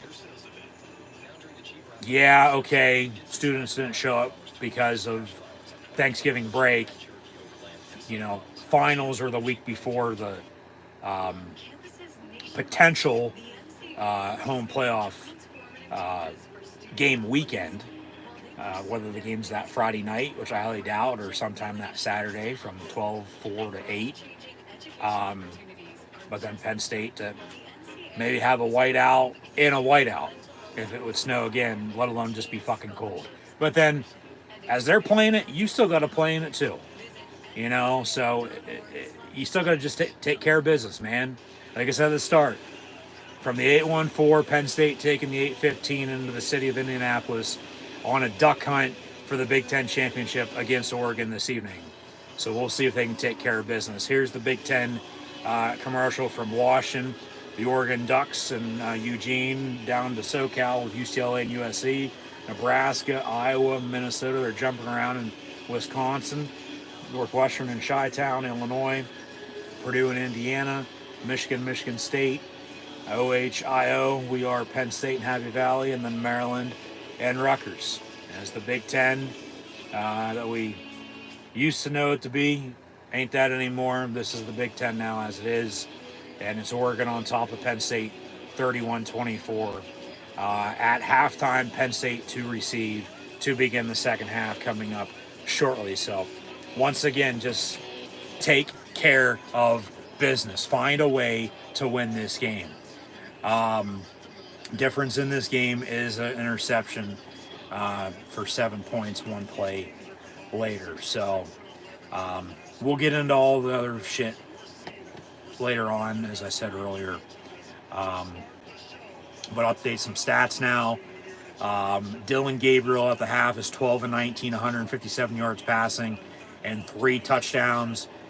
2 of them to Kenyon Sadiq, 2 catches, 30 yards, and 2 scores for him. The other passing touchdown is to Terrence Ferguson, 2 catches, 10 yards for him, and the touchdown. Jordan James has 2 catches, 9 yards. Holden with a catch for 4 yards, but Tez Johnson, 5 catches, 104 yards receiving. They got to cover him, and they got to stop Jordan James in the backfield. He has 15 carries, 53 yards rushing, and a touchdown. Whittington, 5 of 36. Dylan Gabriel, 3 carries, 8 yards. The field goal was good from 32 yards out. Penn State on the flip side, Drew Allers, 12 of 23, 154 yards passing, 2 touchdowns, 1 to Amari Evans, and the other to Nick Singleton after they kicked a field goal from 33 yards out from Ryan Barker. Obviously, Aller has the interception. That is the difference in this game. Penn State rushing, Singleton, 6 carries, 82 yards rushing. Fat Man, Katron Allen, 5 of 37. Allard has 2 carries, 15 yards, and an 8-yard rushing touchdown. Warren, 4 catches, 67 yards receiving for him. Singleton with the first touchdown. Omari Evans with the second. 3 of 34 in the score and 1 of 22 in the score, respectively, for 10 and 5. Harrison Wallace, number 6, has a catch for 16 yards. And the Fat Man, Katron Allen, has 3 catches, 15 yards. And they have a sack on Dylan Gabriel. As the defensive stats aren't popping up as, they normally would. For whatever reason, those aren't updating for total tackles. But they batted down a couple passes, obviously. They've gotten some pressure. They sacked them once. They got to stop the run and continue to force pressure and make them make a mistake. They got to get a turnover to equal out their turnover they gave up, all right? And then, you can go from there. But Barker, 3 of 3 on his extra points, good on the 33-yard field goal. So, I mean, it's honestly pretty even. You think about it, 31-24, but the difference is the Penn State interception that Oregon scored on it one play later. Overall team stats, talked about the penalties earlier. 7 penalties total, 2 of 9 for Oregon and 5 for 65 yards against Penn State. They cleaned those up after 4 of those 5 were personal fouls. 16:01 in favor of Oregon in time possession to 13:59. So what, a 2-minute differential there. And then the turnover, that's the difference. 1 turnover for Penn State, and they're down by 7 because they scored off of it. First downs are damn near even, 15-14 in favor of Oregon. Oregon's 2 of 6 on third down. Penn State's 4 of 7. They're both 1 of 1 on fourth down. Both teams have almost 300 total yards. Oregon with 157 passing to Penn State's 154. Penn State with 129 rushing to Oregon's 97. A little bit more balance for the blue and white with 283 total to Oregon's 254. But once again, the difference is the interception. If Penn State doesn't turn the ball over and Oregon doesn't score off of it, we're tied at 24 at halftime right now, and Penn State's getting the ball back to begin the second half with momentum. They score, pressure's on Oregon to do something. But that's not the case. But Penn State's still getting the ball back, so they got to find a way to get something here early third quarter. Cut this lead. Field goal, touchdown to tie, and then continue to get after them with pressure, okay? So we'll see what happens in the second half, but game ain't over until it's over. So obviously at this rate, may the best team win. They're both going to be in the college football playoff, but this is for the Big Ten championship and a first-round bye in the college football playoff with the number 1 ranking and seeding on the line. So we are Penn State, and once again, thanks for tuning in and watching my live play-by-play watch-along reactions live right here on YouTube of this college football Big Ten championship game with the Penn State Lions and the Oregon Ducks. As always, I'm your host, Encyclopedia Sports, Kawhi and Luke 96. Once again, be sure to like, follow, and subscribe on social media. That'll be Facebook, Twitter, Instagram. Hit the red subscribe button, notification button next to it as well to stay up to date. Links in the description below. Thumbs up button, share, chat questions and comments, super chat, super stickers, super likes, super thanks. Always greatly appreciated, as well as this video is powered by Rogue Energy, HopeKThrifts, and Dead and Hungry. Be sure to go check them out. Links also in the description below, and scan the QR code if you haven't done so already.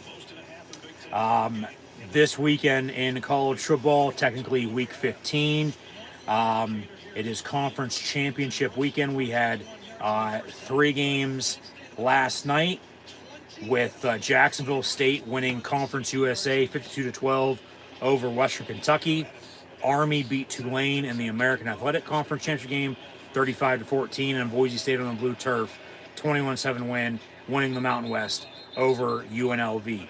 And shortly we will get to today's games, from the MAC to the Big 12 to the SEC to the ACC and the Sun Belt, but we're kicking off the second half in tonight's Big Ten Conference Championship game with Penn State getting the ball first and 10 after a touchback, ball to the 25-yard line.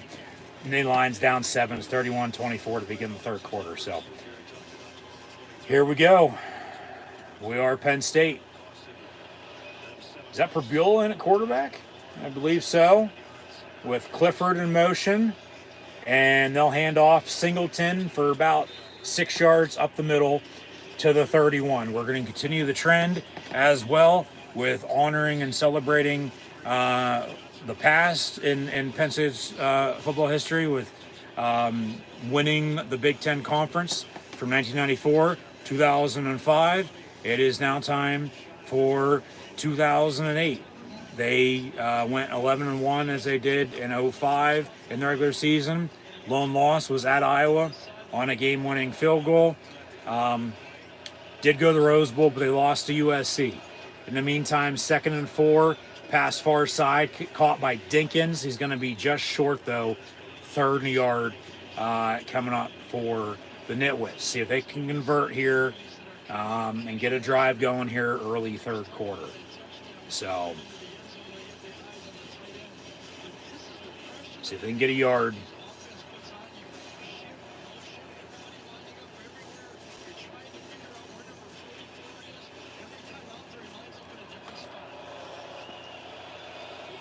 Out of the gun on 3rd and 1.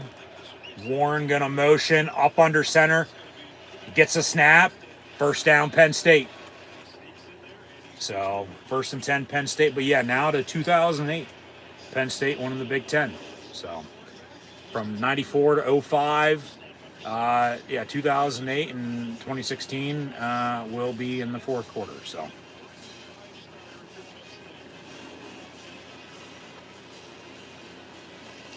Hopefully we can add to the collection with a 2024 Big Ten championship win as well. 1st and 10, handoff, Fat Man, going to be just short, be second and about a long 2.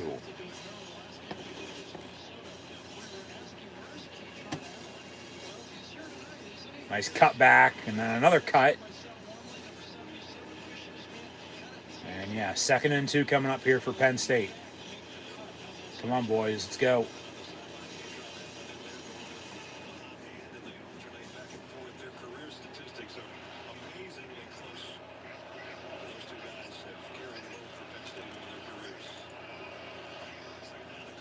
And handoff, maybe a little miscommunication. I think as Aller handed it off to the left, Fat Man wanted to go right with it, so he had to sort of cut back after the snap, get the give on the carry. Yeah, but he still got a first down. That's what matters. And then they give it to him again, and another, as the pile pushed, another first down for Penn State.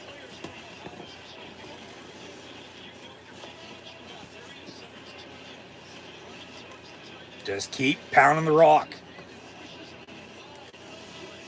Just hit the hole and go. Wear them out on defense. But then with the run, open up the pass. Watch them go to Warren here. Watch them go deep. 1st and 10 from the 42 with 44 in motion. And they'll fake the toss. Aller, far side, high, but caught. Tyler Warren, first down, Penn State. Keep it going. You got some rhythm now built up. You still have momentum. You got to keep it going. Keep it going. Keep it going. Let's go.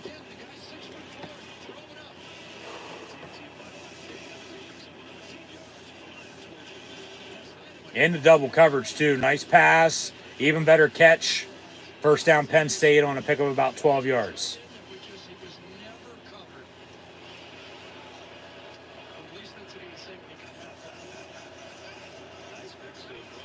So 1st and 10 from the 28. Just nothing stupid. Handoff. And about a yard. So 2nd and 9.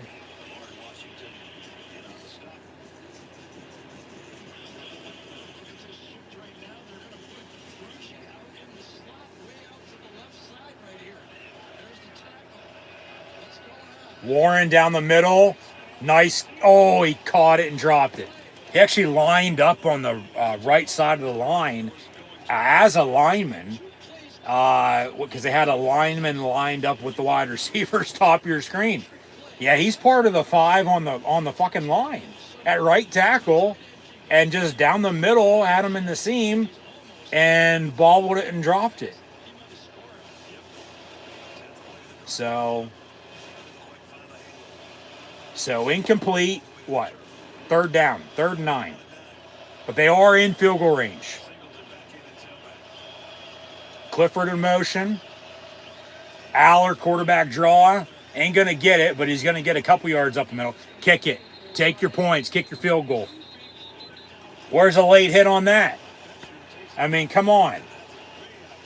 Yeah, you blew it dead, and then he tackles them, and you're calling all these personal fouls on Penn State. Where's the personal foul there on Oregon?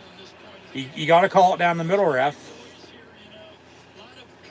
I mean, that's clear and obvious. And then you wonder why you guys don't get any fucking respect. So here comes Barker for a field goal. Boos from the crowd, and rightfully so. They're calling personal fouls all fucking night against us, but not one on them. 40-yard field goal. Kicks up, and he hooked it. God damn it. No good, wide right. So they just took out 5.5 minutes of the clock. Drive to begin the second half, but then don't get a damn thing out of it. So now the defense needs to stop. Yeah, just wide right by about a foot. Just hooked it. Damn it.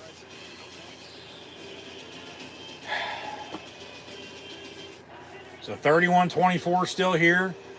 Early third quarter, under 10 to play. Oregon getting the ball back. You know, where Penn State just had it on the missed kick. Decent starting field, you know, for the Ducks. And defense needs to stop. So, as mentioned, last night, Jacksonville State, Army, and Boise State won Conference USA, the American, and the Mountain West, respectively. Earlier today, in the MAC championship, Ohio beat Miami, Ohio 38-3. And Arizona State, in their first year in the Big 12, defeated Iowa State in another blowout from earlier, 45-19. We had the SEC championship game go to overtime as we were watching that and saw the finish of that as this game was just about to begin. And the Georgia Bulldogs defeat the Texas Longhorns once again, 22-19 in overtime on a game-winning field goal. Ongoing in college football, the Sun Belt, otherwise known as the Fun Belt, Marshall, the Thundering Herd, leading Louisiana Lafayette early fourth quarter, 24-3. And in the ACC, Clemson up 24-14 on SMU.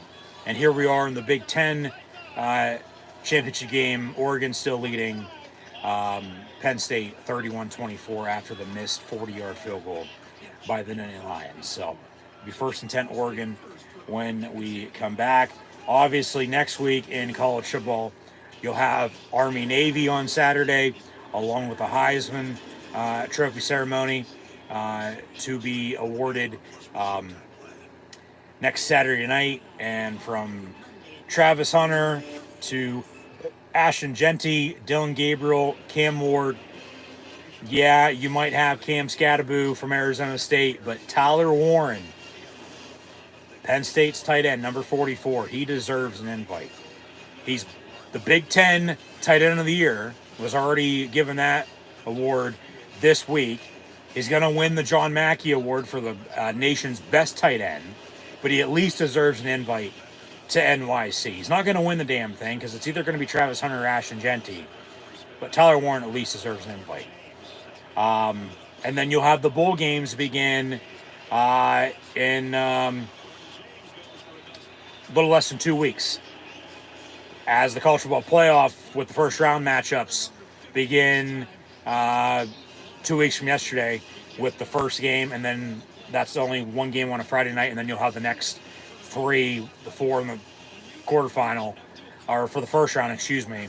The other 3 that Saturday before you get into the quarters at the end of the year, into the new year, and then the semis for the Final 4, and then the national championship game. But Penn State's defense on 1st and 10 makes a stop, and it's 2nd and 10 for Oregon. So that's where we're at in college football. Obviously, the NFL is still rolling and will continue to roll on after the college football season ends. We know that, but we had a Lion win on Thursday night. Need a Lion win tonight. I'll have live play-by-play, watch-along reactions tomorrow of Brown Steelers, so be sure to tune back in. And we'll also see the college football playoff with the 12-team field and the bracket revealed. Penn State has the ball. No. Oregon's down by contact. They say 1st and 10. See a replay, but yeah. We'll have coverage tomorrow at lunchtime. The college football playoff being revealed, and then the NFL with Brown Steelers. So be sure to tune back in, like, follow, and subscribe. And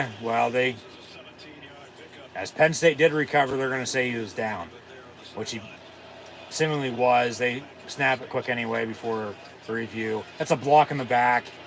1st and 10 on a screen far side, but only a yard. 2nd and 9 coming up. About 8 minutes to play in this fast-paced early 3rd quarter. So, yeah, that's where we're at. So we'll continue to update some stats here in a minute. But just once again, thanks for tuning in and watching. Be sure to like, follow, and subscribe to social media. Links in the description below. Defense needs to stop. Come on, D. 2nd and 9, Oregon from the 48-yard line. And Gabriel going to tuck it and run. Actually, he throws the last possible second. And it's caught. Tez Johnson inside the 10. Touchdown, Oregon. He's had a night. They can't cover him. He's over 100 yards at halftime, for God's sakes. Now a touchdown. And Penn State with a missed field goal just gave up a touchdown. Now they're back down 2 scores.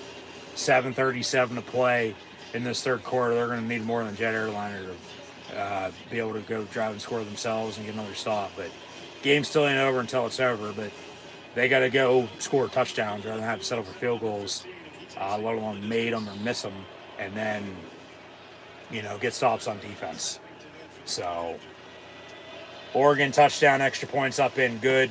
38-24 Ducks. Penn State can get the ball back. So, I mean, if they would have made the field goal, all right, they score. You're still down 2 scores at 11, then 38-27, but just... yeah, that's frustrating. So, update some stats. 38-24 now, Oregon.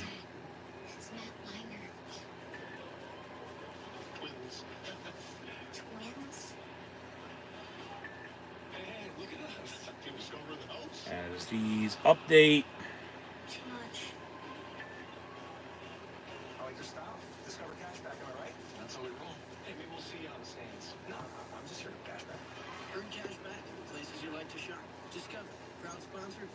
Gabriel now 15 to 23, 223, 4 touchdowns.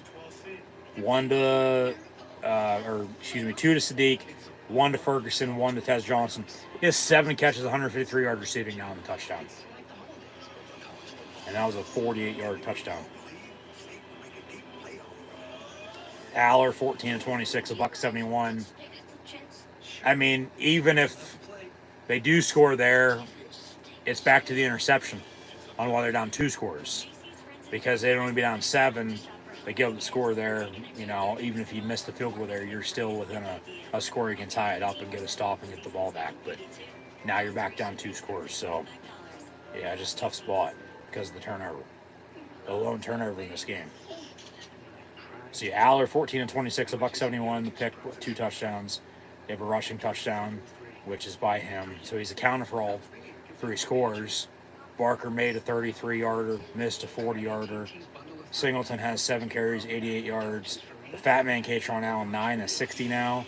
So, I mean, there's balance, consistency now in the run game for Penn State, thank God. Warren, 5 of 81. But they need somebody to step up a fucking wide receiver, man. I think funny. It's been 2 fucking years in a row. They have nobody at wide receiver for the most part. Like I said, it goes back to 20 and 21 when they had no running game. And we saw how those years went. Like I said, sometimes you got to go through the bad to get to the good, take a step back to go forward. 20 and 21 do remind me a lot of 14 and 15.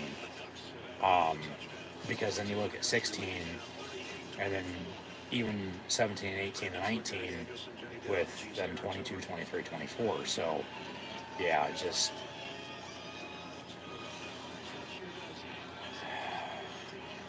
Oregon on the kickoff. Penn State getting the ball back. 2-score game again, 38-24.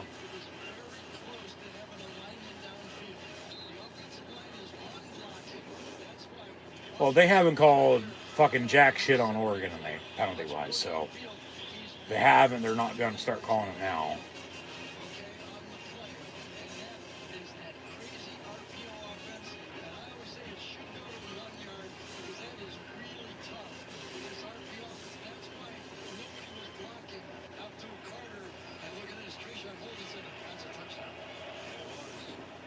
So 1st and 10, Penn State here from the 25-yard line. Singleton going to motion back into the backfield. And quick pass. Caught. Singleton, first down, Penn State, it looks like. Someone put on the spot there.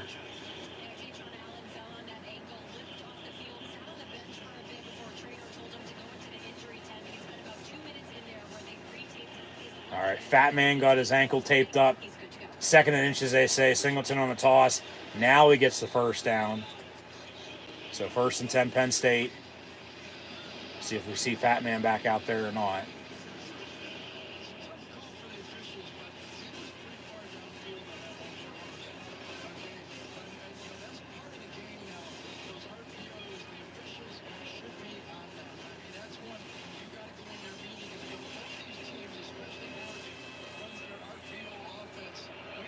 From the 36, 1st and 10.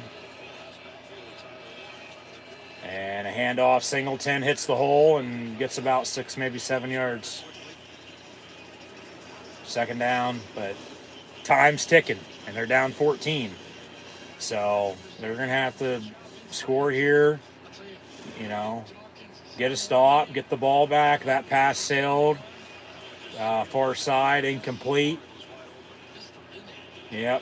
They just haven't been able to sync up and connect on a few throws and passes and, receptions tonight. A couple drops and just... And he catches that. He's off to the races down the far sideline. But incomplete, 3rd and 5. They got to convert.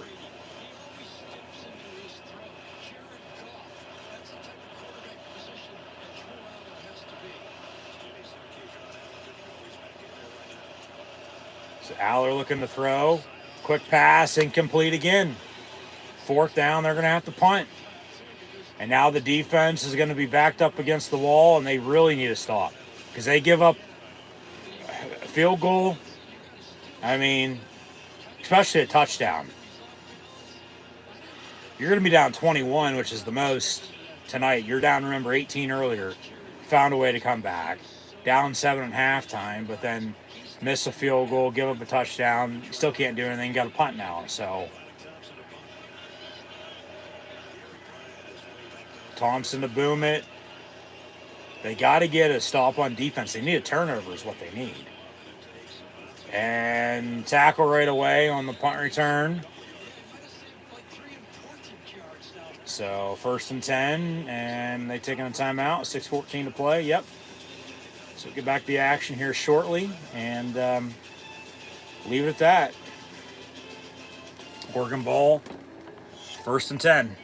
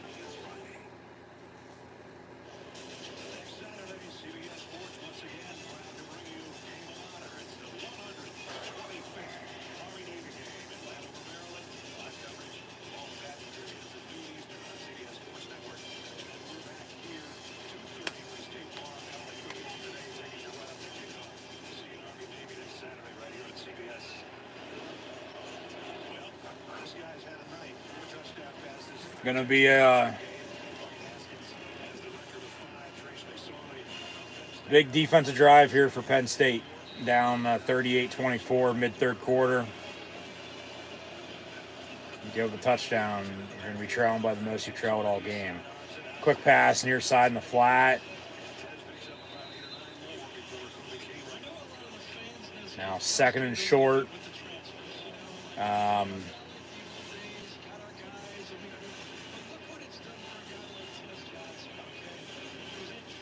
Yeah, 2nd and 1 here.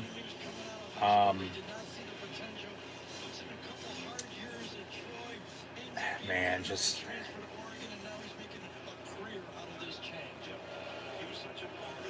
it's back to that interception. Out of the pistol, they'll hand off, 1st down, and then some. So 1st down, Oregon. 5:30 and counting to play in this 3rd quarter.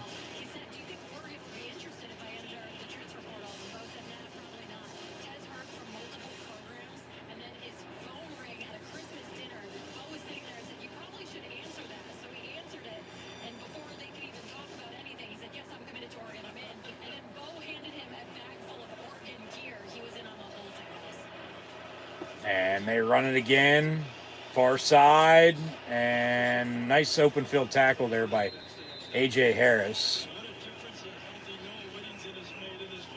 So 2nd down and short again, but they still need to stop. They don't get a stop. I mean, this time ain't going to be on their side to do much. Even if they do something, just 2nd and 1. Pressure. That's a hold. That is a hold. Oh my God. Pass incomplete. Call the fucking hold. 3rd and a yard.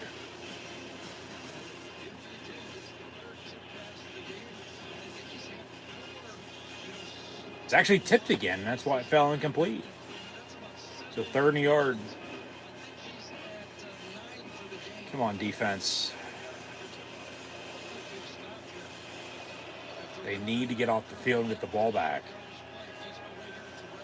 3rd and a yard, they'll run it, but get another 1st down.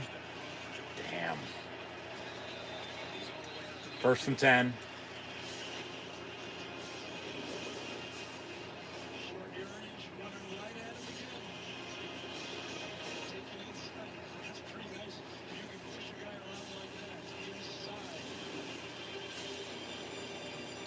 Ball going to be right at the 50. Can't get more center of the field than this. Actually, at midfield, in the middle of the field. 1st and 10, Oregon.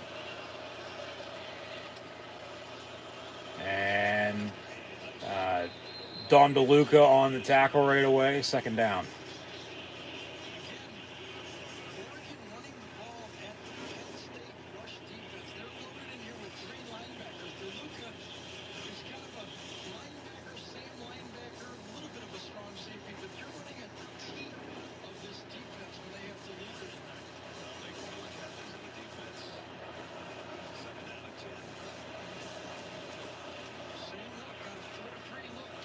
So 2nd and 10 from the 50 still. Come on, defense.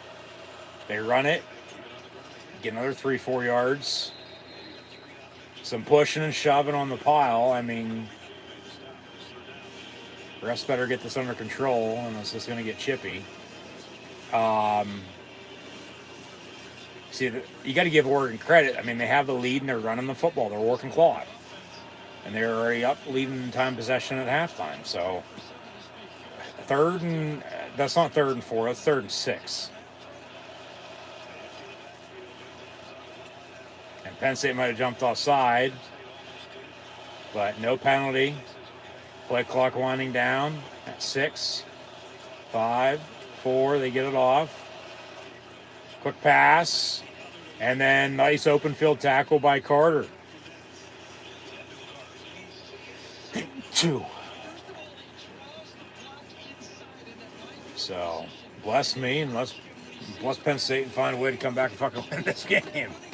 They get a stop on defense. I'm going to force a punt. 4th and 5, 2 minutes to play in the third, and counting. Just don't jump off sides here like you almost did on the last play. And don't run rough into the punter. No muff punt. No, not stupid.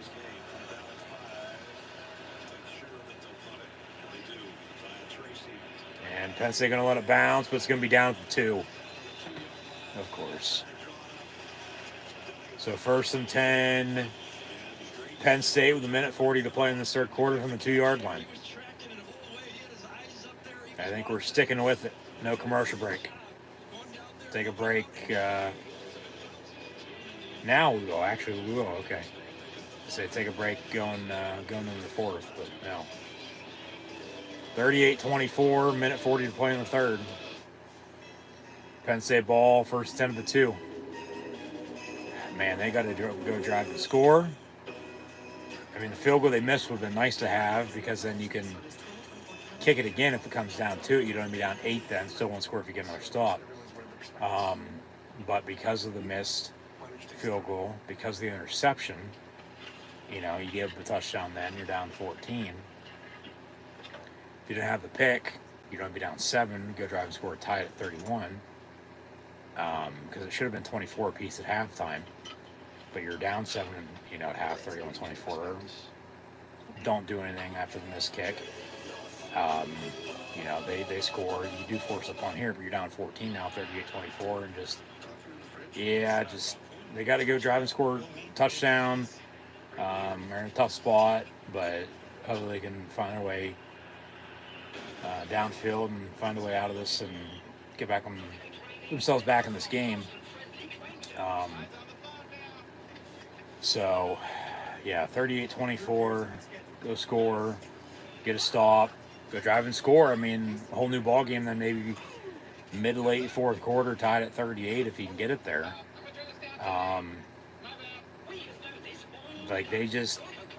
They can't afford to give up any more points. They gotta continue to get stops, but they gotta score touchdowns. I mean, Aller has 2 passing touchdowns, rushing one. They have a field goal and a missed field goal, but keep running the ball with Singleton and Fat Man. Get Tyler Warren the football, but somebody's gonna step up a wide receiver. You know, that's what's holding them back. Like Harrison Wallace, even as their 1, hasn't done much. You know, and Fleming, yeah, they get him for a year as a transfer because he was committed to Penn State, went to Ohio State, you know, transferred. Yeah, big deal, but it's not a big deal if he doesn't fucking do anything. Yeah, he had 2 big catches against USC, but what the hell else is doing this year other than block? Not much. You know, so need him to make some catches. And then you have Clifford and Evans. Evans has the touchdown, but now you're backed up. Be officially at the 3-yard line. 1st and 10 to 3 for Penn State here, down 14 with 1:40 to play in the third quarter. And they'll get themselves some breathing room and run it. Fat Man Katron Allen for about 2, maybe 3 yards. 2nd down. Somebody's helmet came off. There's a flag on the play. And obviously, with his helmet coming off, he has to come out for a play. But his helmet was pushed off with a personal foul. He should be able to stay in. 15 yards, automatic 1st down. He should be able to stay in because it was a penalty. It just came off. But I believe he still has to come out for a play before he can go back in. That's just the rule. No, he's in there. Okay, so he can stay in because it was a penalty, and that's why his helmet came off. So, hey, they finally called a personal foul against Oregon. 1:21 to play in the third quarter from the 21, 1st and 10. And handoff, Fat Man Katron Allen going to bounce it. Cut, 1st down, then some. Out past the 40, 45, 50. Into Oregon territory, down at the 46. 1st and 10, Penn State. There you go. He might just went over 100 yards rushing, too, I might add. If not, he's pretty damn near close to it, and Singleton's right there, too, I might add. So, get 2 100-yard rushers tonight in the Big Ten championship game. I mean, hell yeah, still find a way to win this game. but hurry up. They split screen with a review or on a replay, and then they go hurry up, top your screen in the live box, and get a couple yards there. 2nd and 8 coming up here for Penn State. Come on, boys. Keep it going. Keep it going. Keep it going. From the 45, 2nd and 8. Probably going to be the final play of the third quarter. Up the middle, fat man, Katron Allen. He's got a block now inside the 20, down to the 19, another first down, Penn State. And now you're going to have momentum going into the fourth and going into your own end zone. And you have the home crowd. You have momentum, though. That's what's big, and you have a running game. Katron Allen, fat man, no. At the end of the third quarter, Oregon does lead Penn State 38-24, but here come the blue and white. Got 15 minutes to play unless we go to overtime. Come on, boys. Let's keep it up. You got to find the end zone. You can't settle for 3. If you had the missed field goal, you could kick it here. You'd be down 8 then. But you'd still need a touchdown and 2-point then to tie if you can hold. But down 14 because of the miss, because of the interception from earlier. Yeah, you got to score a touchdown here. Cut it to 7, still get a stop, and then go drive and score again. That's why I said, if you can get it 38 apiece, mid to late fourth quarter, with momentum on your side, and you're getting stops and everything's, for the most part, going your way, you're going to be in a damn good spot. So we shall see what happens. 15 minutes to play here in the 2024 Big Ten Championship game as we'll enter the fourth quarter. Penn State ball 1st and 10, but Oregon leads by 14, 38-24. This is Penn State's first Big Ten Championship game appearance since 2016. A game they won after going 10-2 in the regular season, lost at Pitt, lost at Michigan in September, but then beat Minnesota in overtime. Marcus Allen blocked it. Grant Haley will score on the blocked field goal against the Buckeyes. That's what turned the tide for James Franklin and Penn State in October 2016. They went on to play Wisconsin in the 2016 Big Ten Championship game, their first appearance in the Big Ten Championship game. Second tonight, obviously. That was 8 years ago. They had won 3 Big Ten titles prior to that, 94, 05, and 08, as we've talked about already this evening. But defeating Wisconsin in the 2016 Big Ten Championship game before going on to play in the Rose Bowl once again, losing on a game-winning field goal to USC, in which at the time was the highest-scoring Rose Bowl in history. I believe that was broken a year or two afterwards. Penn State did go back to Pasadena 2 years ago and beat Utah in the granddaddy of them all. Winner here tonight will win the Big Ten, presumably be the number 1 ranked team in the country, number 1 overall seed in the college football playoff as well, 24/7. Get the gear, PennStateClothes.com, the family clothesline. In the meantime, during this commercial break, as we're about to begin the fourth quarter. But from then until now, Penn State or Oregon with the win, Big Ten champs, number 1 team. You get a first-round bye. You'll get the Rose Bowl, I might add as well. But as we honored and celebrated 94, 05, and 08, begin the fourth quarter, let's honor and celebrate the 2016 Big Ten football conference champions and the blue and white Penn State Lions as they defeated Wisconsin officially 38-31, down 38-24 here to begin the fourth quarter. So here's the 2016 Big Ten champs.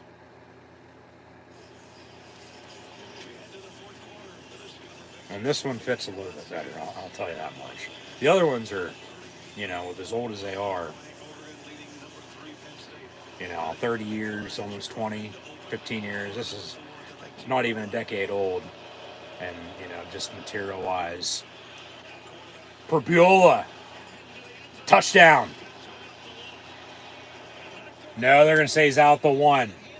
He was in to begin the fourth quarter. In 2016, it was number 9, Trace McSorley. put the hat on. They put Gabriel on at quarterback. Quarterback draw.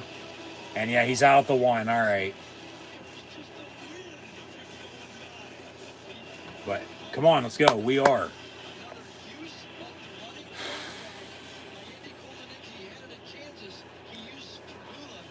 So 1st and goal now, Penn State from the 1. Are they going to review it? Take a look at it. Rolling on the field, short of the goal line. Previous plays on further review. So they're going to think about it. Hopefully they tell us something good. You know, hey, it's probably going to stand because it wasn't a touchdown on the field. They have to find this bit of evidence to return it. Pylon got knocked down. But,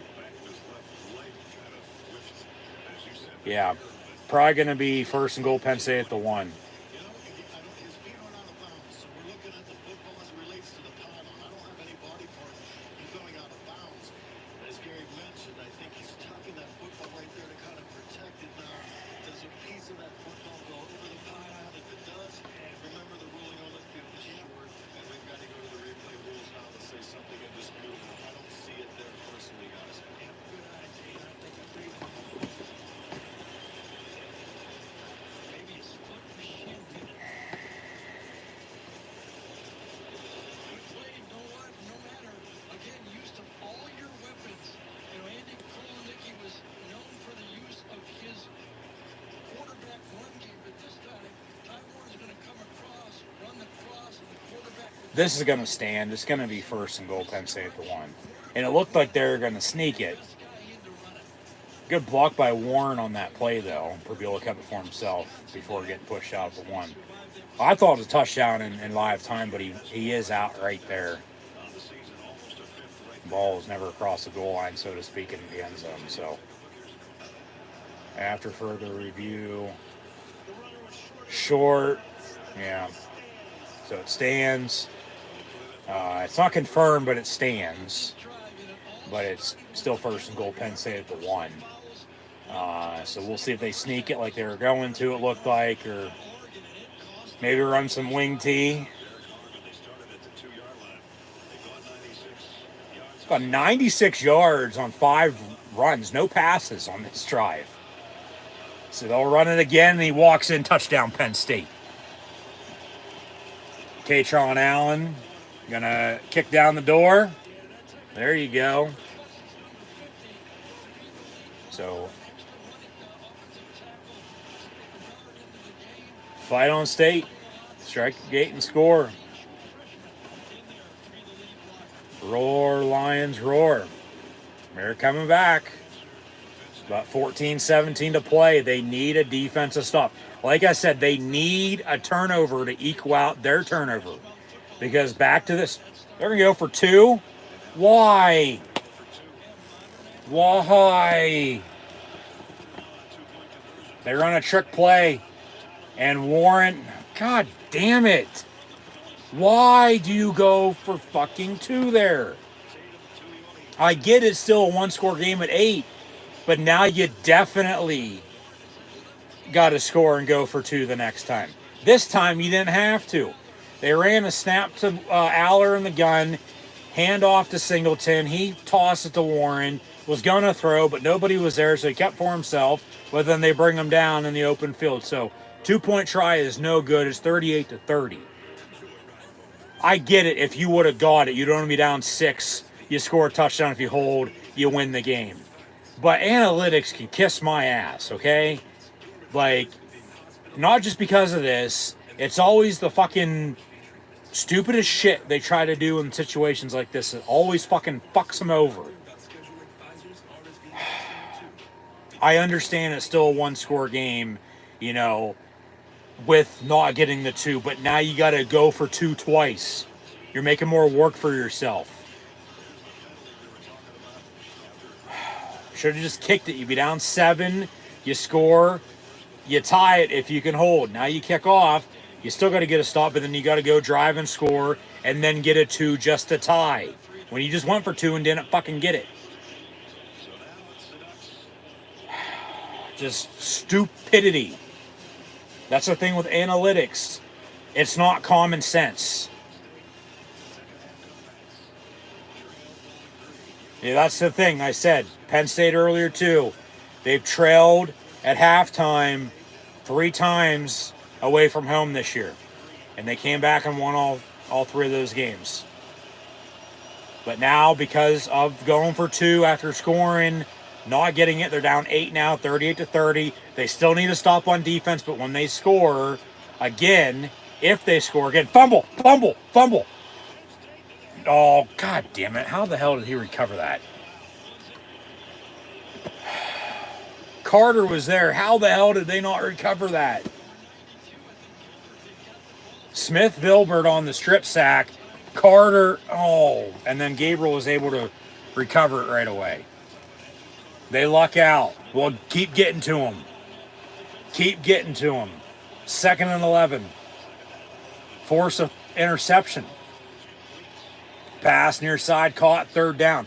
But no, they still got to get a stop here on defense. Then they still got to go drive and score. If and hopefully when they do, they'll still have to go for 2 then to tie at 38. And remember, they missed a fucking field goal from earlier too. So that's 4 points off the board, and they've been down by 4 a few times, been down by 11, been down by 14, 17, 18 tonight, but down 8 with 13 and a half to play. Big 3rd and 6 from the 29 coming up. Come on, defense, get another stop. Almost had a fumble. Pressure, pass caught, 1st down. God damn it.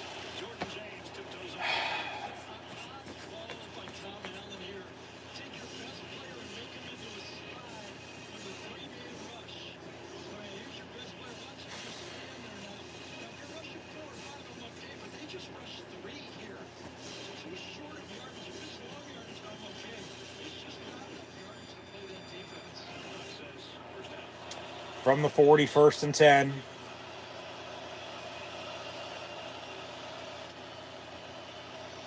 And pass, far side. Nice tackle by A.J. Harris right away. Be 2nd and long. Come on, defense.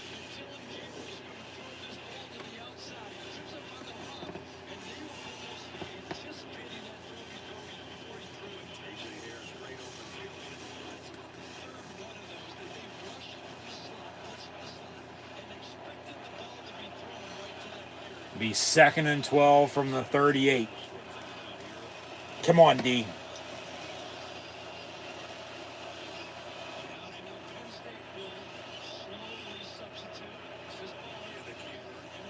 Oregon's going to have to call timeout. They snap it real quick, though. That's a hold. Oh, my God. Gabriel gets 3 yards before he gets tackled. 3rd and 9.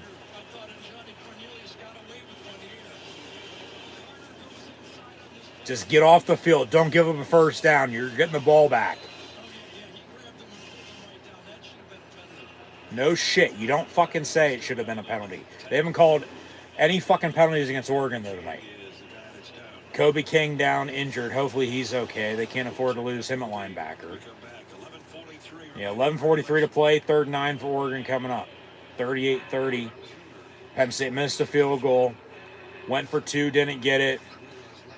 But they're down 1 score because they turned it over and Oregon scored off of it. So, unless Penn State would have the fucking lead right now.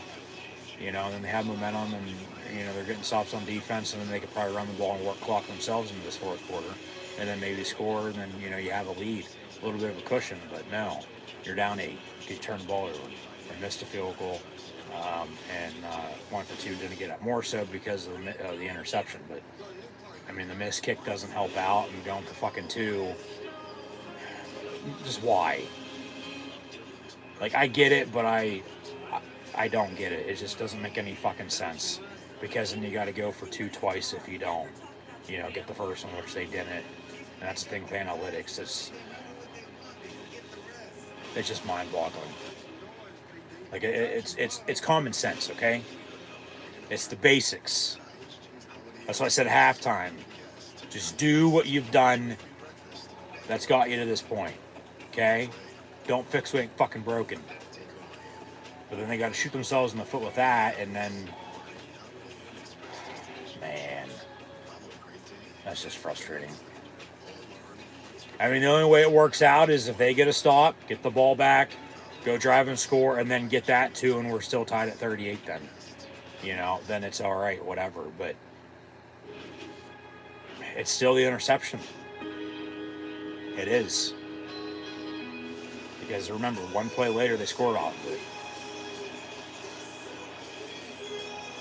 And then you'd be tied at 31 if everything else plays out the way it has. Man. Big third and what? 9? Third and 10 coming up here for Oregon. And that's why I said the defense needs a stop. They needed a turnover to even out and even the score from the offense's turnover. And score off of it.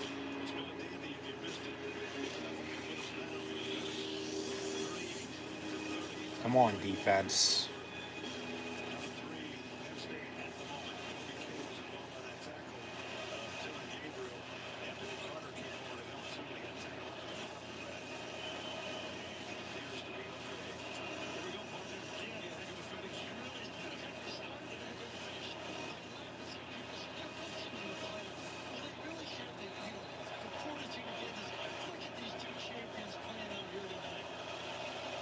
Third 9, 11:35 and counting to play. Come on, D. Empty set, 5 wide for Oregon. From the 41. They need midfield. Penn State with pressure over the middle. Caught. First down. Fucking slant has killed them all year defensively. Cannot cover it whatso fucking ever.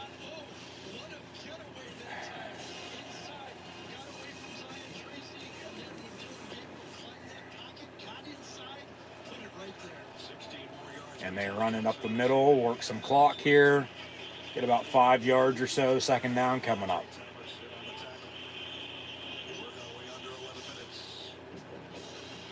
Come on, D.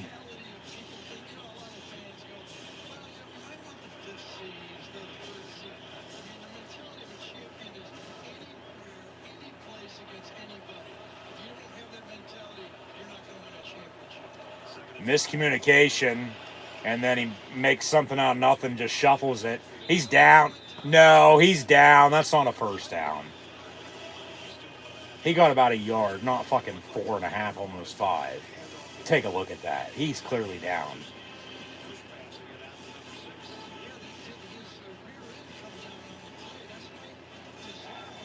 These fucking refs.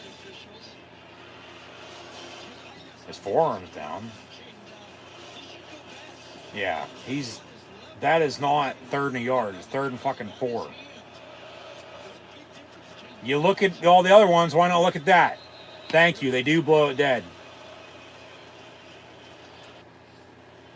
Previous plays under further review.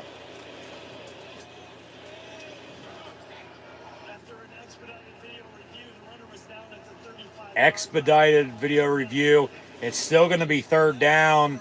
But he's clearly down a couple yards shorter than what he was. You're right fucking there, his forearm. So it'll be third and 4, third and 5. It ain't a yard. It's not third and 1 and third and 2. It's fucking more than that.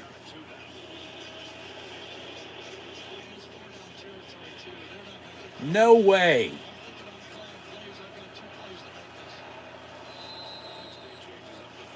So they'll blow it and wind the clock. They say third and 2 from the 35.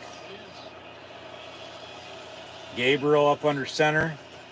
They'll run it, and Penn State will stuff them. No gain on the play. Who was that? Jalen Reed, Dom DeLuca, Carter.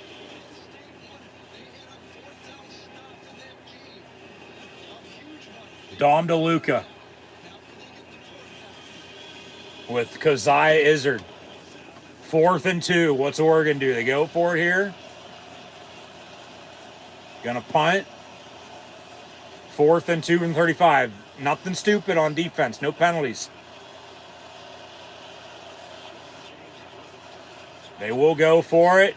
Pressure on Gabriel. Pass over the middle. Caught. Jesus Christ. They cannot cover the slant.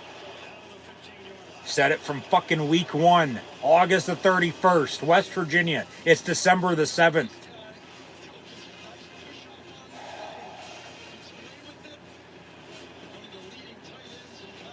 You would have thought by now they would have figured out a way to cover the slant over the middle, but no. Every game this year, every game, they give it up, especially on a 4th and 1 there. And now Oregon, 1st and 10 of the 15-yard line with 8:18 and counting to play. Up 8. That's the thing. Penn State down to score. Time ain't on their side. You know, interception's the difference unless you'd be tied right now. Because they would have just kicked it rather than went for 2. And then if they do score, you can score. But if they score, you're down 2 scores and time ain't on your side. 1st and goal. Come on, man. Might have to correct that. Probably was Cornelius, number 65. Just outside the 3. So 1st and goal at the 3, Oregon.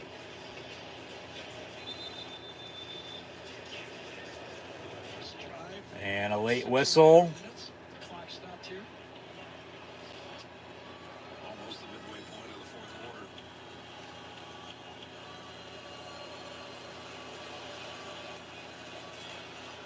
Not sure what the discussion was about, but we're ready to go. Let's see if Dylan Gabriel doesn't use the whole 25 seconds of this clock right here.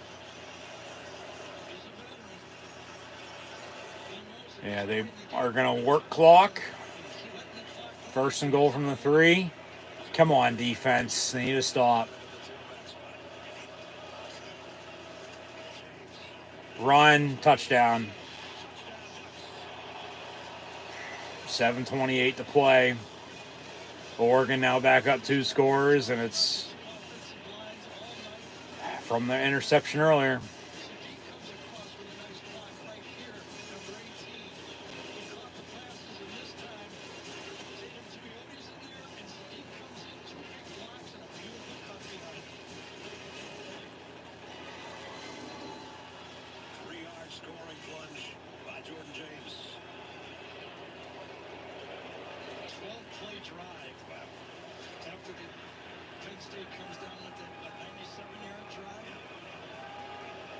Here's the extra point. Kicks up and good. So it's 45-30. It's 2 scores, but it's 15 points. Penn State needs to score twice. Once with an extra point and once with a 2-point on top of the touchdown just to tie. Along with continuing to get stops. So they got to score quick. You might kick an onside kick or 2. But then you need to get more stops. You need to go drive and score again. I mean...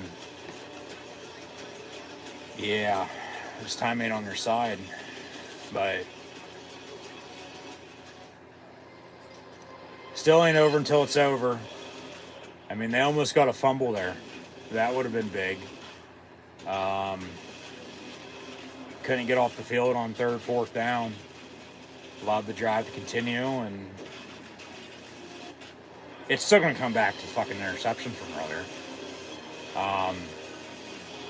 You know, because once again, they scored off of that. That's 7 points. You know, they don't have that because Penn State doesn't turn the ball over. That touchdown there gives them a 1-score touchdown lead. And, you know, Penn State only needs a touchdown to tie them. But then Oregon's getting the ball last. So then, you know, they could win it, you know, as time it would expire because Penn State would still need a stop. But because of the interception... yeah, because of the interception, and then that touchdown there, they're up 2 scores. So we'll see what Penn State's got. Man, this is frustrating. But obviously, you know, this score stays the way it is, and that's the final score and the outcome. And Oregon wins, Penn State loses in the Big Ten championship game here tonight. Yeah, Oregon's getting a 1st-round bye, going to be the number 1 ranked team. We'll see where they rank Penn State, where they see Penn State at. 99% chance they're getting a home playoff game in 2 weeks still anyway. But then it's just a matter of, well, who's it against? If they're the 5, they're going to play the 12. If it's the 6, they're going to play the 11. Obviously, 7 and 8, you're going to play either the 10 or the 9. But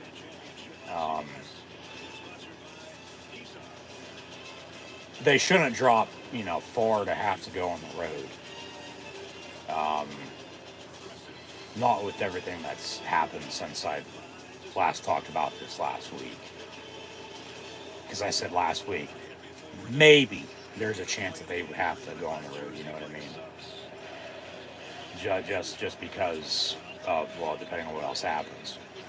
But then when, you get a bye, lose, well, you play the extra game, you lose, you still got the home game, or you could have got the home game if you're not playing tonight.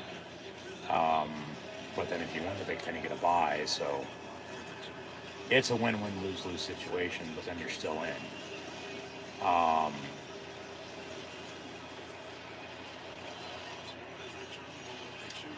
Touchback on the kick, so still ain't over by any means, but yeah, they got to go drive and score quick and get the ball back and score again. But then back to that 2-point try they didn't get when they didn't need to do it, but they did anyway. They got to score, get an extra point, score, and then go for 2 just to tie, if they can hold. But yeah, it doesn't seem likely. Doesn't seem likely. 1st and 10 from the 25 here for Penn State. Fake the toss. Aller going to step up, avoid a sack, tuck it and run. Good block. 1st down, run out past the 40 to the 48. 1st down, Penn State. Hey, he's got 23 yards on a run, but he's slow to get up. Oh, God. Hopefully he's okay.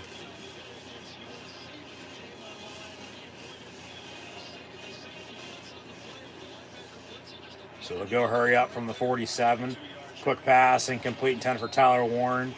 2nd and 10.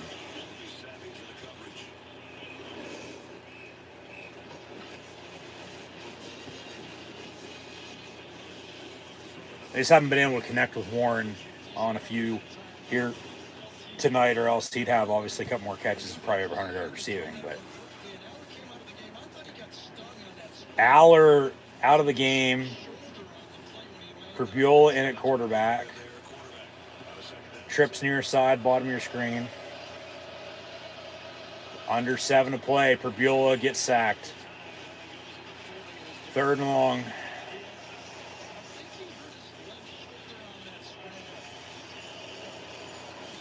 And now Aller back in.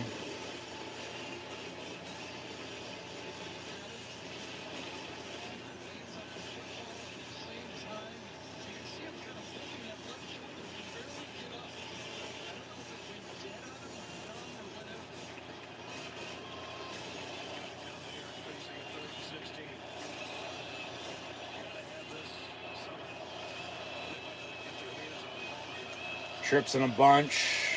Aller, slant, caught. Harrison Wallace spins at the marker. Do they give it to him? Should be a 1st down.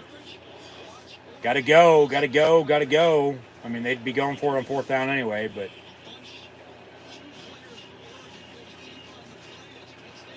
First and 10 from the 43. Aller, near side, complete Omari Evans. 2nd and 2. Keep it going. Keep it going.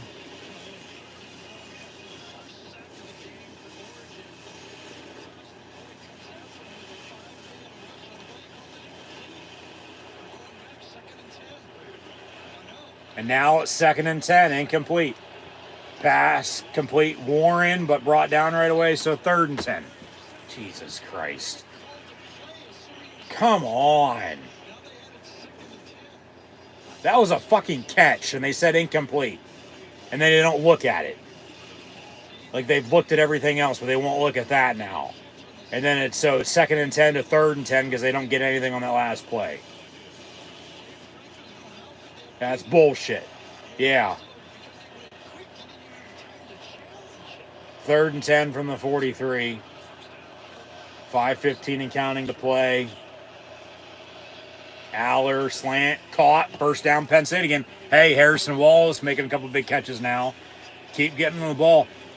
Where the hell's the fucking run game at, though? I mean, I get you're down 2 scores, but you still want to run the football a little bit, let alone run the fucking screens with Singleton and Fat Man. Keep this defense off balance. 1st and 10 from the 30.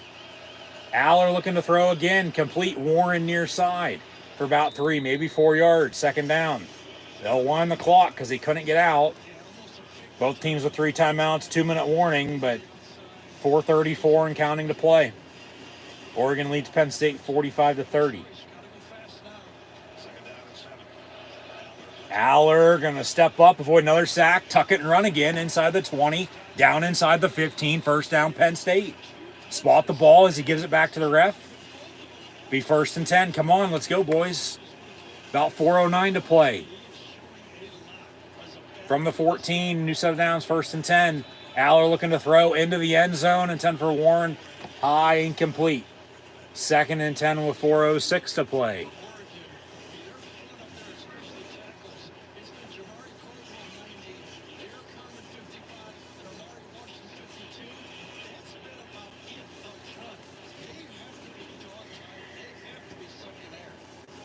Evans and Warren will come out.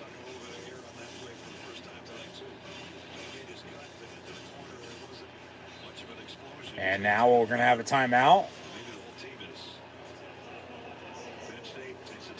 Timeout, Penn State, after an incompletion with the clock stopped.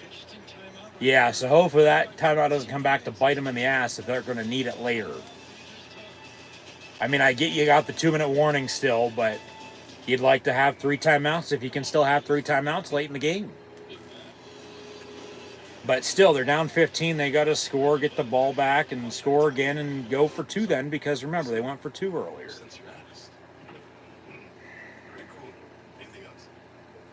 So we'll see what happens here, but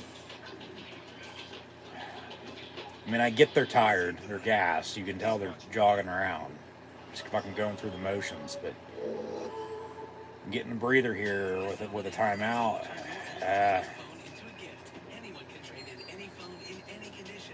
They could have just worked the play clock, you know, on whatever play they're going to run, and then run the play, you know, and get the guys, you know, some rest. But, you know, don't break the huddle until late, you know. But then that's when shit goes sideways, when you're rushing. So they take a timeout to get caught up and relax, but hopefully, like I said, it doesn't come back to bite them in the ass. That they're going to need it later. 45-30, 4:06 to play. Be 2nd and 10, Penn State. Knocking on the door. And it's still coming back down to the interception from earlier. You know, they don't turn it over. Oregon doesn't have that.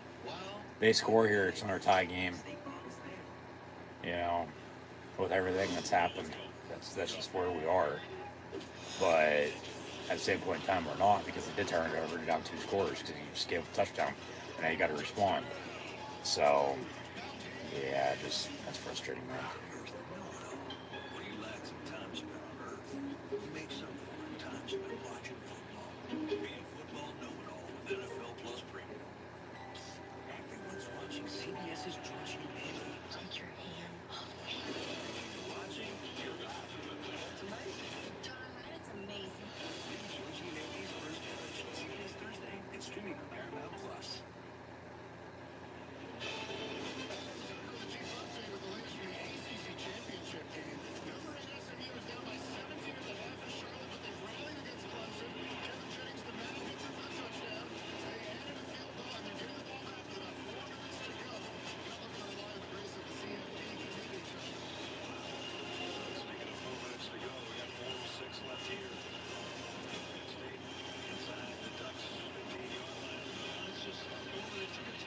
So 4:06 to play, 2nd and 10 here, Penn State. Fabiola in at quarterback in the gun, but Aller in the slot bottom of your screen.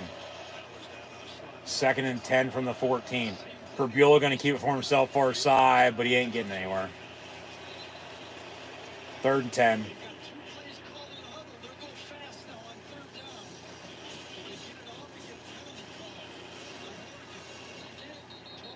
And Oregon with a timeout, or 12 on defense, or Oregon with a timeout.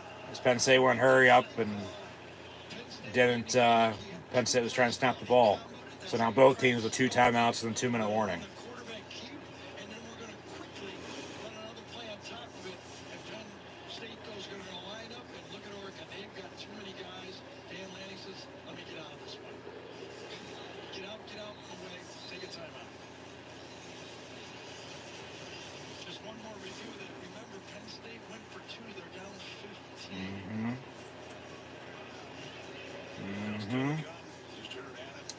So 3rd and 10 after the timeout.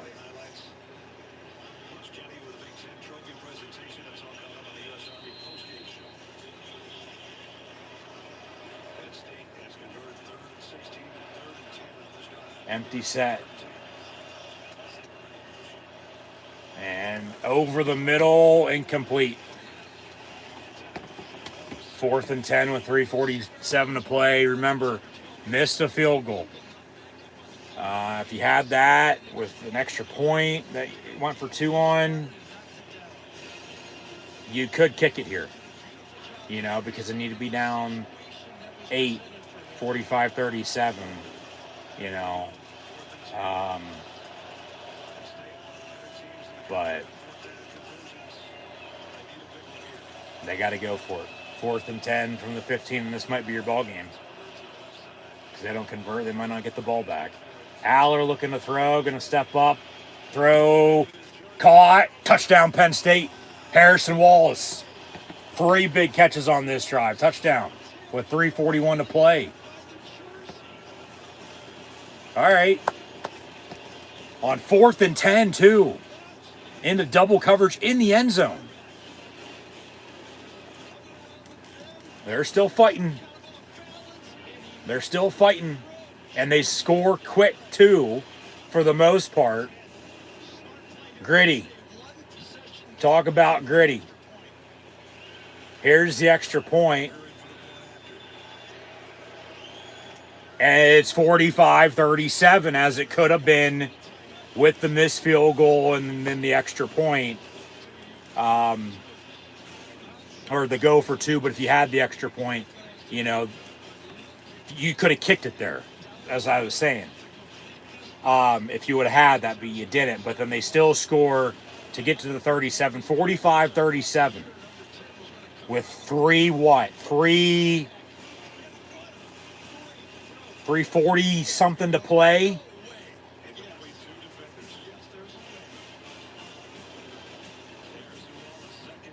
S-T-A-T-E, go State. Oh. 3:41 to play. Both teams with 2 timeouts, 2-minute warning. So that 2-minute warning is going to be Penn State's 3rd timeout. Defense needs a stop for the offense to get the ball back. But then they need to score, go for 2 just to tie if they can hold. But then what Oregon's going to be doing is going to try to just run the fucking clock out if they can and win this game. That's why the Penn State defense needs a stop.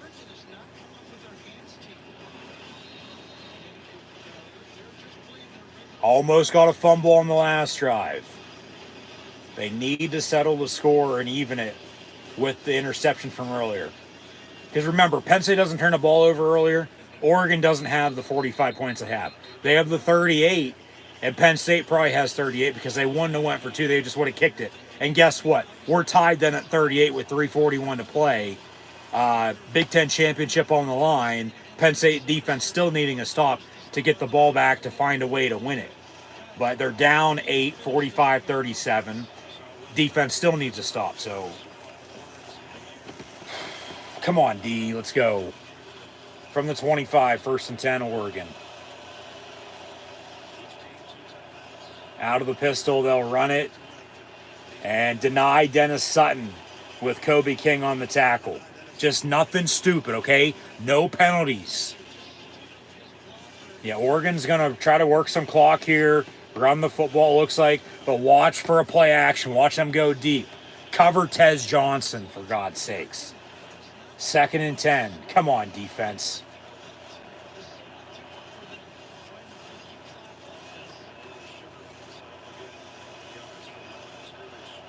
Who's it going to be for the Penn State defense to make a stop?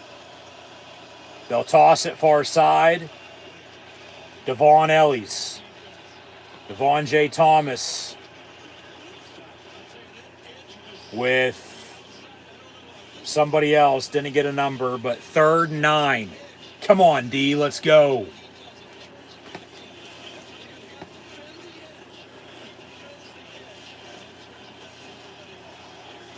Because it just turned into a gang tackle. But 3rd and 9, 2:32 and counting to play. Come on, D.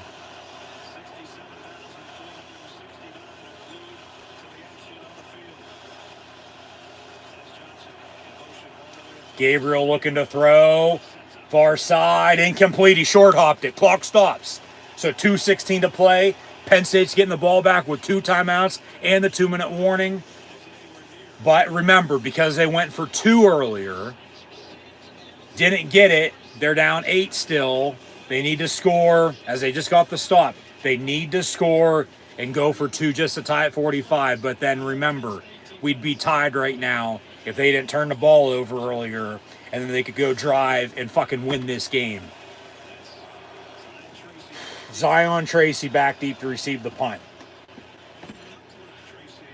And he's going to field at the 40, 45-50, out of bounds at the Oregon 45 near side. It was a short kick, caught it on the run, and took off. And Dan Lanning for Oregon saying, I thought he fair caught it. But hey, when they needed a return in the kicking game, they got it. No, that's not a fair catch.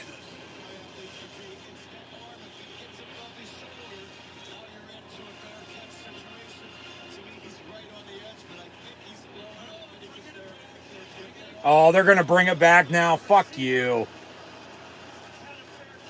They say fair catch signal. My ass. That's a good 20-yard differential now. 1st and 10. Penn State. Yeah, what the fuck is right? 2:08 to play. Come on.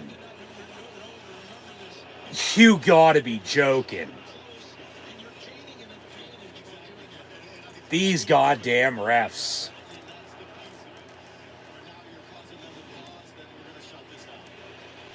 So they do reset the clock to 2:11. So Penn State's going to have a play here before the 2-minute warning on a 1st and 10. Boy, that's a 20-yard fucking difference on a punt return from the 37-yard line when they could be at the fucking 45 of Oregon. Direct snap. Singleton. Yes, get back to the run game. Powell pushing. Right there at the marker. They're going to mark him about a half-yard short, though. And that'll take us to the 2-minute warning. So, 2nd and inches, 1st and 10, we'll see. But 2 minutes to play.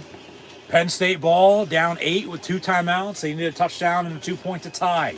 Just be a touchdown extra point if they would have just fucking kicked the extra point earlier, not go for 2. But it still goes back to the interception.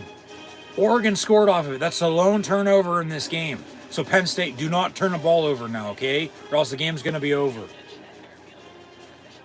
If they wouldn't have turned it over earlier and Oregon doesn't score off of that, they don't have another 7 points. They have 37-38 themselves. Be 38, and Penn State would be tied with them at 38 right now because they would have just kicked it earlier, not go for 2. I can guarantee you that. And then Penn State could, with 2 minutes to play, drive and score and win the game. But there's still a chance, even with the interception, they can go drive and score, but they need a 2 because they didn't get it earlier, but they need to tie it up with a touchdown and a 2-point. They need an 8-point touchdown drive here, okay? Not an extra point. They need a 2-point try at the end of this if they score to tie at 45 to potentially force overtime in the Big Ten championship game. So, yeah, that's where we're at. We'll update final stats and scores when we go final, but, man, just what a game.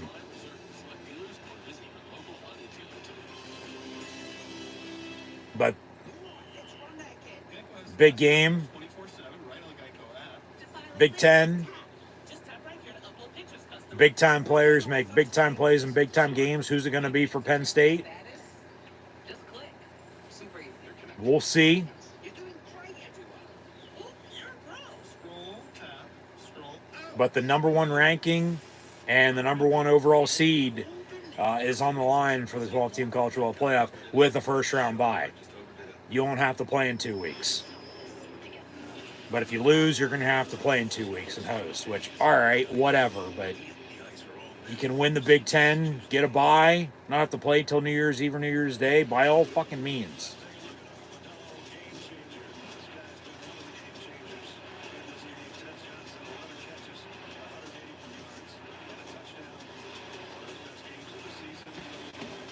Just don't turn it over, okay? Because if you do, the game is going to be over. Because you only have 2 timeouts then. Because you're not going to be able to stop the clock 3 times to get the ball back if you get a stop. You just won't be able to. Because remember, they had to burn one on the last offensive drive. But they did get the ball back before 2 minutes. Ran a play. Yeah, 2nd and 1. So 2 minutes to play. And with 2 timeouts, they got... 2nd and 1, 2 timeouts, 2 minutes to play. Ball at the 46.5-yard line. Aller looking to throw, going deep for the Thunder, far side, and it's picked off. But did he catch it? Yeah, on 2nd and 1, why go deep? You just needed a yard. Like what I just say, don't turn the ball over. Game's going to be over. But guess what? They just turned the fucking ball over. But was it a catch? Was it an interception? Was it clear cut? Or did he go out of bounds? Rolling on the field's interception, but... Oh, he had Warren over the middle, too.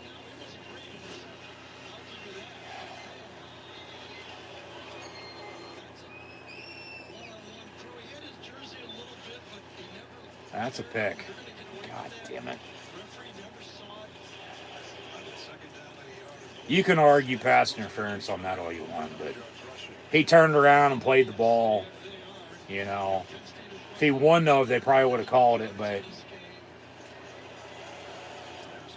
you play the ball, they let it go. And Aller now with another interception, and Oregon's going to run it and run the clock because Penn State can only stop it twice. And turnovers are going to be the difference in this game on why Oregon's going to beat Penn State in the Big Ten championship game. 2nd and 1, they go deep. He had Warren over the middle, it looked like. But 2nd and a yard, just get a first down. But then remember, it goes back to 2 minutes. Was it a first down or was it 2nd and 1? You know, Singleton getting brought down short or not. It's just, man, that's... Yeah, turnovers and penalties, they fucking kill you. I mean, it's more so the turnovers. The fucking, just... The penalties are the fucking penalties from the refs. You know, that's what it is. I mean, I've said my piece on that tonight. But, yeah, the turnovers, just, especially the one they scored off of in a one-score game. That's why.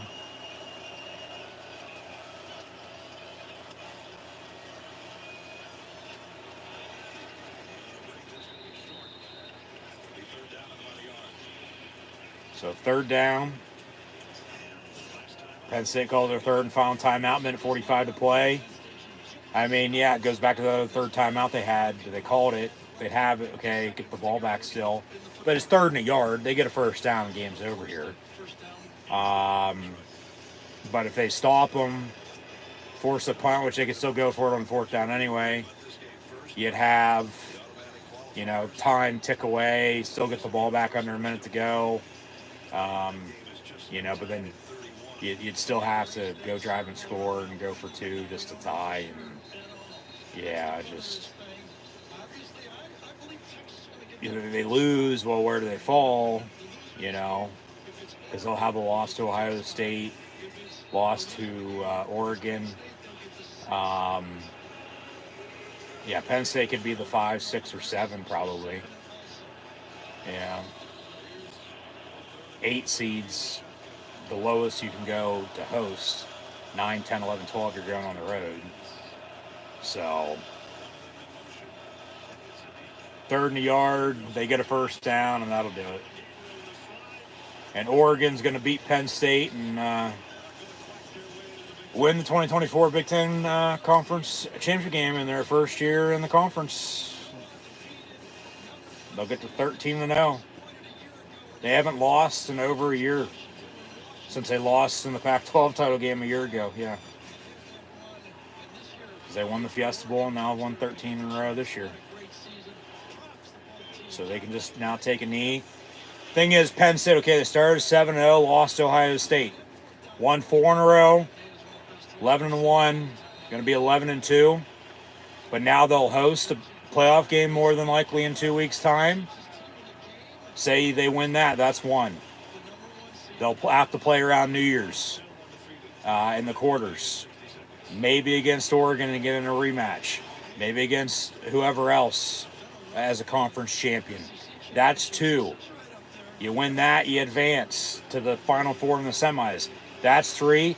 They just went on a 4-game fucking winning streak to get here. Why not go on another 4-game winning streak after tonight, after lost to Ohio State? You beat Washington, you beat Purdue, you beat Minnesota, and you beat Maryland. Yeah, you lose to Oregon in the Big Ten title game. 45-37 going to be your final score as the final seconds tick off. Post-game handshakes with James Franklin and Dan Lanning, and win number 100 for Franklin at Penn State. You're going to have to wait. But why not go on another 4-game winning streak and go win the fucking national championship? How about that? How's that sound? I mean, competition's obviously, no doubt about it, going to be tough. These are going to be the 12 best teams left in all of college football, as it should be. So final score, Oregon beats Penn State 45-37 to win the Big Ten championship in their first year in the Big Ten Conference. Tough loss for Penn State, yeah, falling 11-2, but 2 damn good losses. Ohio State and Oregon, both by 1 score, by 7 and by 8. Both, obviously sting, but that's why I said they just went on a 4-game winning streak after the Ohio State loss. Why not go on another 4-game winning streak after this loss tonight and go win the national title? Because it's going to be survive and advance, all out, balls to the wall in the fucking playoff. May the best team win.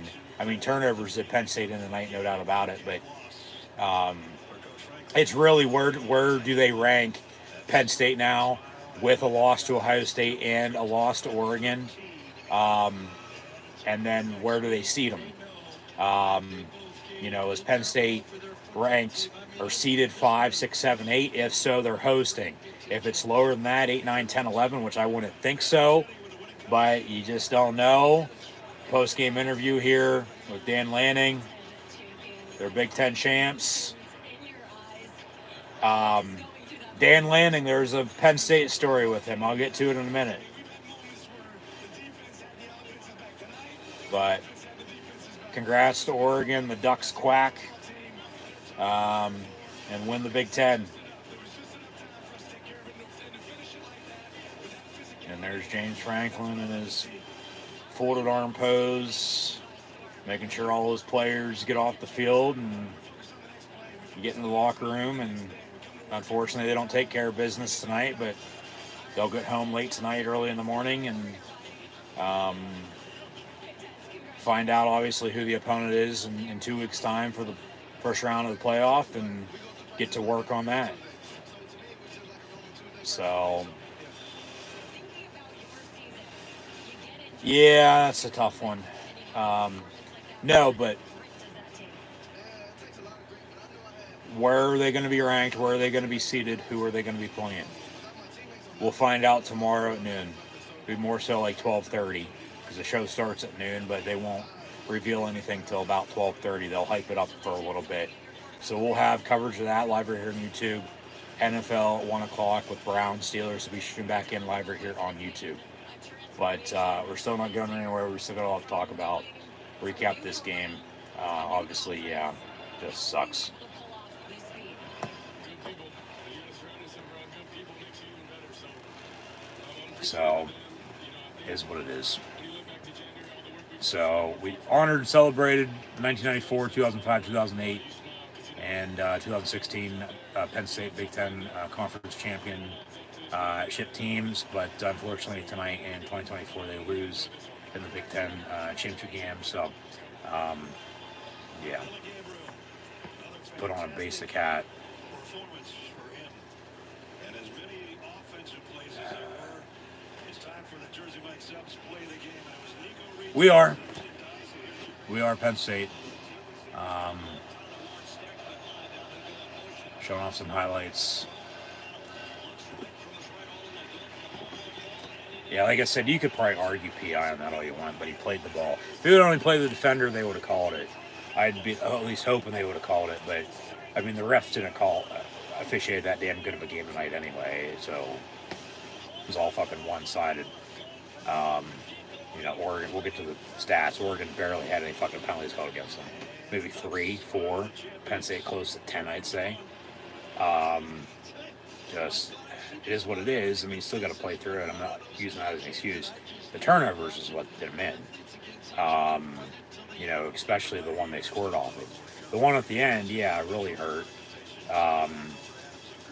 Because even if they don't have the one from earlier, and Oregon doesn't score off of it, we're tied. Penn State still turns it over. Like, Oregon goes and fucking wins it then. Field goal, game-winning touchdown, whatever the case might have been. So that'll do it for CBS. They'll sign off. I'm sure they'll come back here with post-game celebration of the trophy ceremony and all that. But yeah, final score: Oregon 45, Penn State 37.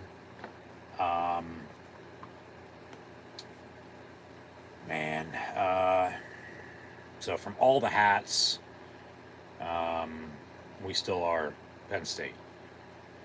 Just, turnover. The one they scored off of, especially that one more so than the last one, but even the second one, that's what did them in. That's why they lost. Even with everything else that happened. Because they gave a touchdown, kicked a field goal, gave another touchdown, scored. They're down 4, a couple points at a time. Down up 10, 11, 17, 18 points. Down halftime, but couldn't find a way to come back and win this one, unfortunately. Now, if this was still obviously the 4-team playoff, losing the Big Ten tonight, they'd be out with the other teams that are there. They might have been able to sneak in at 4, but I would doubt it. You just don't know. But now with the 12-team playoff, they're going to be in, because remember, 14 playoff, in the 10 years of it, they would have been in 6 times of those 10 times over the past decade if it was a 12-team playoff, but it wasn't. And they're always on the outside looking in. 16 is when they got screwed, because remember, they won the Big Ten conference champion, and now the 12-team, the conference champions get fucking buys. They should have been in then, but remember, Washington got in, and they got blown out by Alabama, but that's neither here nor there now. Let alone Ohio State, was in as well, who had Penn State defeated earlier in the year. And then they get blown out by Clemson, and then you get another Alabama-Clemson national title at the end of that year. And that was the one that was in Tampa, and Clemson beat the Tide. But yeah, that was then. This is now. Just man, they're in the playoff. Okay, that's what matters. Even with the loss, it would have been nice to have a first-round bye. Obviously, with the loss, though, you do play this extra game. You're still going to host, seemingly, in 2 weeks. I doubt they have to go on the road, but you just don't know. You just don't know from the rankings to the seeding on where they're going to be. You know, at 11-2, losing by 8 to the number 1 team, ranked 3rd in the country when they lost to the top 5 Ohio State team by a score as well. So, like, Ohio State's probably going to be a front of them just because of the head-to-head losses, I'd have to guess. But Penn State still very well could be ahead of Ohio State for all we know. But I doubt it. It's going to be Oregon. Notre Dame's going to be sitting there. But remember, Notre Dame, because they're independent, the highest they can be ranked without being a conference champion is 5. So Notre Dame's probably going to be 5, I'd have to bet. So Penn State at that rate, 6, 7. As the trophy ceremony, Tony Petitti, the Big Ten commissioner, as Kevin Warren has since moved on, and thank God, because he didn't want to play football in 2020 when everybody else did, and then the Big Ten decided to play because, oh shit, well, everybody else is playing, why can't we play, even though we decided not to? And then he hands it over to Dan Lanning, and Oregon is your 2024 Discover Big Ten Conference Championship Game champions.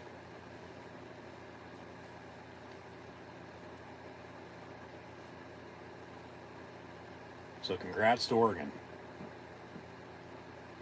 Dan Lanning is a damn good coach. He's next generation with as young as he is. The Penn State story with him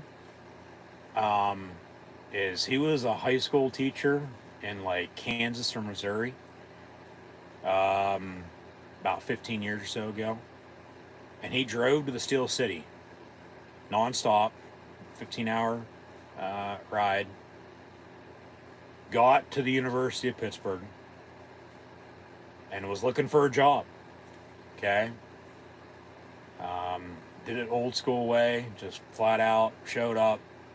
Hey, like to apply, rather than doing everything online now, like everybody else does, grassroots, going knocking on doors and all that shit. You got to give him credit, because he's worked his way up. But the connection with Penn State is, he was looking for the pit coaches, okay, asking for a job like as a GA, grad assistant. All the pit coaches were here at Penn State in Happy Valley at one of the coaching clinics. And this is like 10, 11, 12-ish, So whether Joe was there or O'Brien was there, the pit coaches were up here. Todd Graham at the helm after Dave Wanstad. And then that's where he ties in then Dan Lanning, this is, from getting a spot at Pitt. But remember, Todd Graham then went to Arizona State, ties in with Mike Norvell and Memphis, and then because Norvell was on that ASU staff, he got the head coaching gig at Memphis. Remember, Penn State played Memphis in the Cotton Bowl 5 years ago. He left Memphis because of that successful season for Florida State. They got screwed last year, so they thought, but they didn't fucking play anybody even though they're undefeated. And then look at this year, they're fucking 2-10, but that's neither here nor there either for the Seminoles. 26-23 in the Orange Bowl in 05 for the Big Ten champs that year. Penn State, I might add, triple overtime. Kevin Kelly game winner, but return to Ballon Bowl. Norvell was at Memphis, well, so was Dan Lanning, but then Lanning got founded by Saban and worked at Alabama under Nick Saban. Kirby Smart's at Georgia. He goes to work for Kirby in Athens. Was defense coordinator a couple years ago, and then he left for Oregon. And he's now in his 3rd year at the helm, 2 in the Pac-12 now, obviously the first in the Big Ten this year, and they're 13-0, and they haven't lost in a year. And they very well still could fucking run the table and win the national championship for all you know. And, I mean, best of luck to them. They're a damn good team. You got to give them fucking credit. You do, because that's the thing. You can hate them all you want, but you got to fucking respect them. Because if you have no respect, they're, integrity in the game and all that, like, you got to give them credit. They're a damn good team. Now, Penn State, very well there could be a rematch still in this playoff bracket with Penn State and Oregon, depending on what happens, on where everybody's ranked and seated, and who's playing who, and who wins and who loses, and all that. But then Oregon will play at Penn State next fall, 2025. As mentioned earlier, the Big Ten reportedly said that they're going to release sometime this week the conference schedule for next year. And the Oregon and Penn State game, from what I saw, don't take my word on it. This is just being what's been reported, ain't 100% factual, true yet by any means. But Oregon at Penn State, late September, early October next year. So, obviously, Penn State does host also Indiana and Nebraska in conference, I might add, as well. So, they'll have a good home conference slate with those three schools, that's for sure. Just obviously the Penn State Nebraska history, Indiana this year, Signetti coming back to PA, obviously from Pittsburgh, coached at IUP. He worked his way up. He's in Bloomington now, right down the road.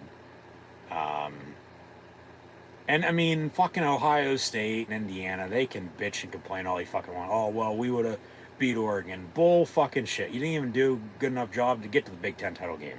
So I don't want to fucking hear it. Like Penn State got help from Michigan last week because Ohio State lost to the Wolverines, and Penn State beat Maryland. Even with Penn State's loss to Ohio State, that's how Penn State got here. Yeah, hey, Penn State and Ohio State have one thing in common. They both lost to Oregon this year. All right? Loss, still lost, whether it's by 1 point, 8 points. Penn State lost to Ohio State by 7, doesn't fucking matter. Okay, wins, win, loss, loss. Losing sucks. But, yeah, like Ohio State, they lose to 6-6 Michigan in the game and their rivalry game. But, I mean, what matters is Oregon's in. Penn State's going to be in, Ohio State's going to be in, Indiana's presumably going to be in as well. So that's 4 in the Big Ten in the first ever 12-team college football playoff. That's damn good for the conference. Obviously you want everybody to win. As I mentioned earlier, 12 teams of the 18 bowl eligible in the Big Ten this year. So we'll see about the rest of the bowl games and who's playing who and so on and so forth. Keep an eye out for a bowl game preview. I'll have that out at some point in time next couple of weeks. But yeah, tough one for sure. Interception, being the difference. Because they scored off of it, and then you lose by 8, even if you went for 2, which I talked about that just fucking analysts can kiss my ass. Just stupidity. But they still got to stop on defense, still scored. But that's why I said, hey, they lost to Ohio State when they were 7-0, won 4 in a row. To get to 11-1, lose tonight. Why not go on another fucking 4-game winning streak and go win the national championship? Because that's what's in front of them. They got to play 4 games with the national championship, to win it all.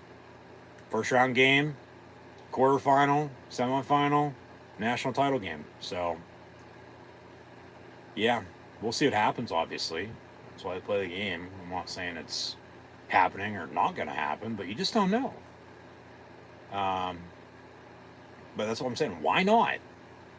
You just went on a fucking 7-game winning streak, lose, 4-game winning streak, lose. Why not go on another 4-game winning streak, man? Like, seriously. They need to learn from, obviously, their mistakes, which hopefully they will. But,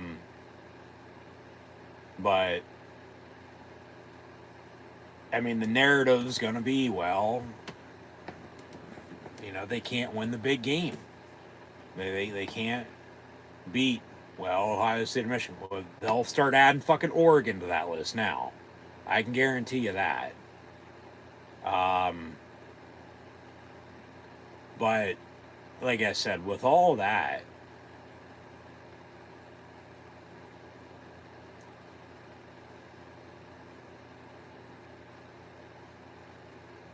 right now, none of that matters. They're in the college football playoff, okay? So, Marshall wins the Sun Belt.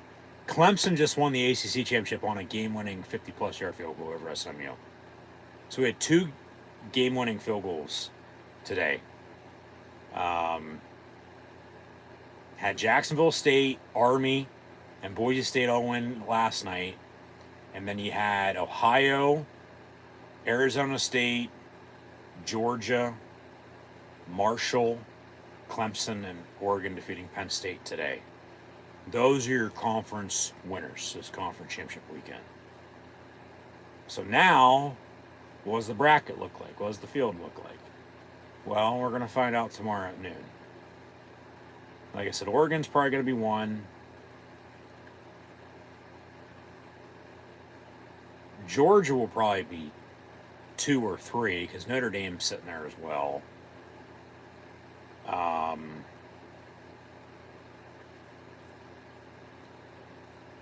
Yeah, you're going to have... Let's pause this real quick.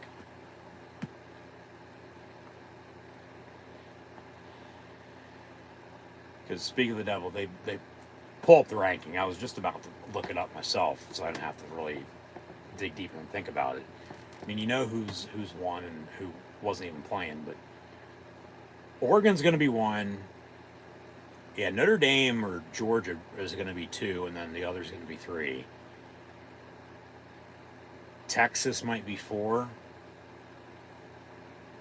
Ohio State 5. Penn State probably 6. But then once again, it's rankings versus seeding because Notre Dame, because they're not a conference champion, they got to be ranked or seeded 5 then at that point. So then that screws some shit up. Shout out to the Catholics. Oregon, Georgia,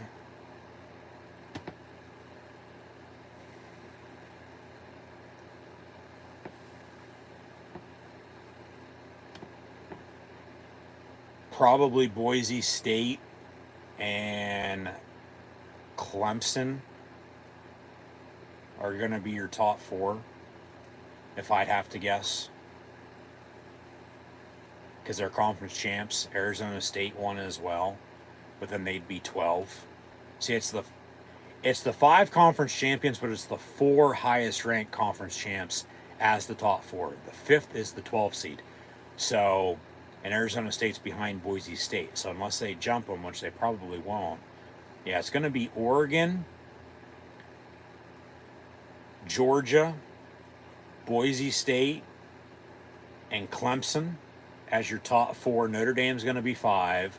Ohio State's going to be 6. So that means Penn State's probably going to be the 7 seed, hosting whoever the hell is 10, if I'd have to guess.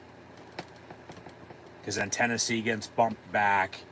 SMU just lost. But then, obviously, Arizona State's going to be your 12, potentially. How far does SMU fall? Indiana's there. And then it's Alabama, Miami, Ole Miss, South Carolina. Yeah, that's who's going to be in the mix. Somebody's going to get left out. It's going to be South Carolina, Ole Miss, and probably Miami. And Alabama might get in at fucking 9-3. But we knew, hey, as Oregon's still the last unbeaten, they're the last undefeated team at 13-0. You have 13-0, 12-1, 11-2 teams, 10-2 teams. But there was a chance that maybe a 9-3 team could get in it, depending on where they're ranked. And there you go. So, if I'd have to guess right now, yeah, the 12-team playoff is going to be as follows. Oregon's your 1. Georgia's your 2. Boise State's your 3. And Clemson's your 4 because they are conference champions. Unless Arizona State's your 4, and then Clemson's the 12. Because the ACC could still get you know, in there with Boise and the Big 12 and the ACC. Yeah. But conference champions are in. So it's Oregon, it's Georgia.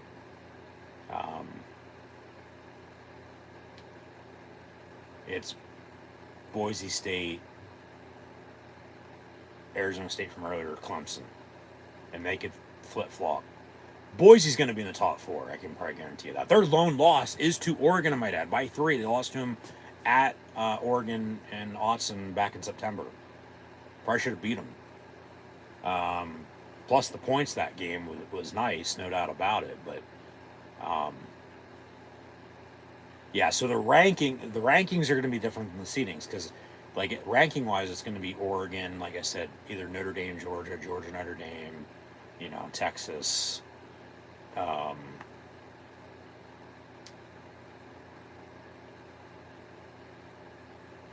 Ohio State, Penn State, Tennessee, Indiana, Boise's going to jump up somewhere, you know, so on and so forth. But then the seeding, yeah, it'll be Oregon 1 with a bye, Georgia at 2 with a bye, at 3, probably Boise State with a bye, and then 4, I think, is going to come down to Arizona State and Clemson. Because remember, Arizona State's 15 right now, and Clemson is 17.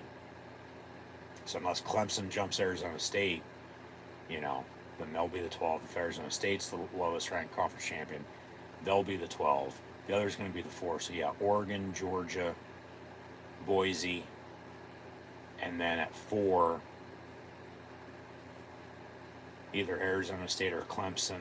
Whoever's not at 4 is the 12. Notre Dame's going to be 5 because that's the highest they can be ranked because they're not a conference champion and still be in it at that, unless they're ranked lower, obviously. And then Penn State at 11-2, but Ohio State's sitting there at 10-2, but Penn State, remember, lost to both Ohio State and Oregon, so then head-to-head, Ohio State, and that's why I said Penn State's going to come in after that. I think Penn State's going to be the 7 seed, hosting the 10th seeded, let's say, well, Tennessee drops to 8 then. Indiana's going to be there at 9, so Indiana might have to go to Tennessee.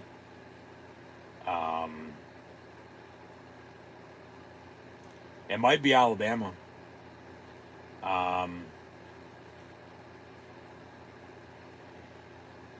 It might be Alabama, SMU, Miami, somewhere around there. If that's adding up and seeming right. If Penn State, if that's what the top 5 is, Oregon, Georgia, Boise, and then either Arizona State or Clemson. And then the others, the 12. Notre Dame's 5, Ohio State 6. So then Penn State 7, they'll host the 10 seed. If they're the 8, they still host the 9. If they're the 9, they got to go on the road. If they're the 10, they got to go on the road. If they're 11, they got to go on the road. If they're 12, they got to go on the road. I don't think they're going to drop that far, though. And obviously, then these playoff games in the first round, you'll have a game 2 weeks from yesterday on Friday, 8 o'clock that Friday night. But then the next 3 games of the 4 that first round, those 3 are going to be all day that Saturday, 12, 4, and 8 o'clock. Seemingly Penn State's going to get a home game. I think right now, after the loss in the Big Ten championship game, let me know your thoughts in the comments below. But as the 7 seed and host, like I said,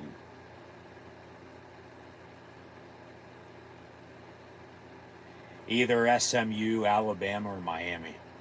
Yeah. Yep. And then obviously SMU just lost on a game-winning field goal. You know,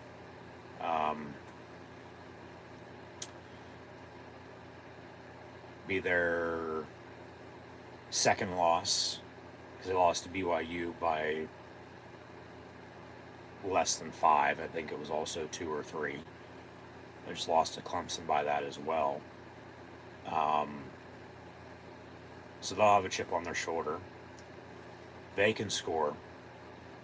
And then, so the Ponies might be coming up to Happy Valley. And then the storyline there would be, death penalty from back in the day. It's almost death penalty with Penn State back in, 2012 with the sanctions from the NCAA.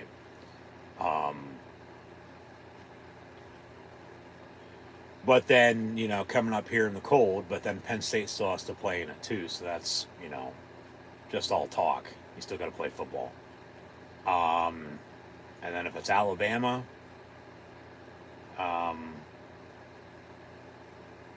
they're potentially going to be the only 3-loss team in. What Alabama team are you getting? Are you getting the Alabama that beat Georgia? Or are you getting, let alone LSU on the road? Which, okay, doesn't look as good as it did when it happened. The Georgia win does, for sure, the way that game was back late September. But then are you getting the Alabama that went to Vandy or went to Oklahoma and lost to 2 different 6-6 teams? And then Miami, they were this year's Florida State and TCU. Miami just fucking skidded by until they ended up. Remember, they should have lost fucking home to Virginia Tech and at Cal, and ended up losing to Georgia Tech and then to Syracuse last week.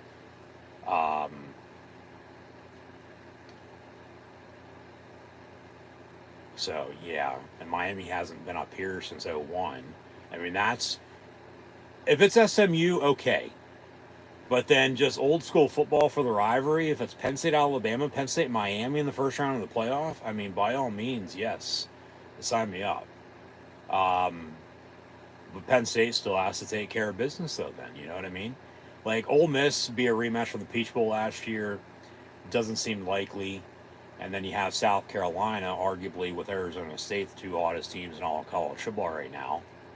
But, South Carolina, well, depending on who gets in and who doesn't get in. And then you have the Citrus Bowl as the best then SEC bowl game. And then the Outback Bowl. Go down the line from there, you'll be going bowling there. But, yeah, that's how I see it. That's how I feel they would rank it. I do. And, well, just not rank it, seed it. Because that's what matters. It's not the rankings, even though it is the rankings, it's the seeding. Okay? That's why I said it's rankings versus seeding. The seeding is what matters with the bracket in the playoffs. So,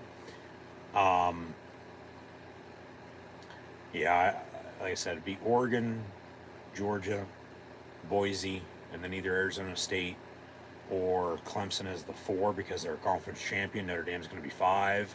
I mean, Penn State could be 5. Not 5, 6. Because Notre Dame's going to be 5.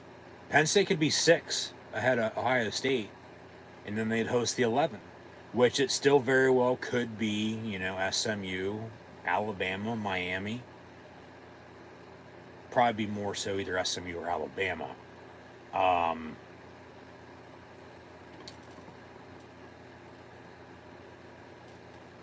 Yeah, because they'd be 6 hosting the 11, but like I said, I feel like it's going to be Oregon, Georgia, Boise, Clemson, or Arizona State. Whoever's not is the 12. 12 goes to the 5, which is to Notre Dame then, so you might get Arizona State at Notre Dame, Clemson at Notre Dame in the ACC. Yeah, Oregon, Georgia, Boise, either Arizona State, Clemson, whoever's not, 4 is the 12, Notre Dame's 5. Yeah, Penn State's either going to be 6 or 7, but it's a home playoff game. I think they're going to be 7 because they'll take head-to-head. They lost Ohio State, lost Oregon, so they'll be 7. Because then that bumps Tennessee back, that bumps Indiana back, that bumps, yeah. Where does SMU go after the loss? Does Alabama get in now?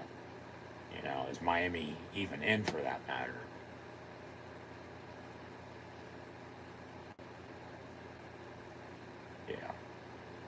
So, Penn State, they'll host more than likely. I doubt they'd have to go on the road. I doubt they're going to fall that far in the college football playoff rankings, let alone the seeding for the first ever 12-team playoff bracket. Be revealed tomorrow. Actually, today at noon, so less than 12 hours from now.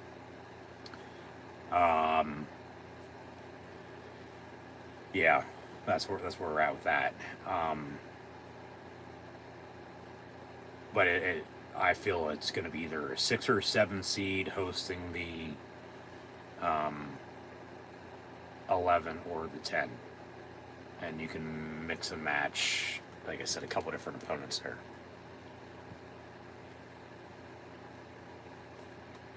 So we'll have to see just how the hell happens with, where they have them ranked and then seeded.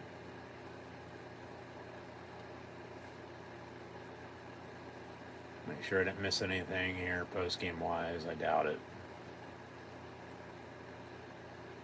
No, yeah, just local news. Good old WTAJ, Channel 10.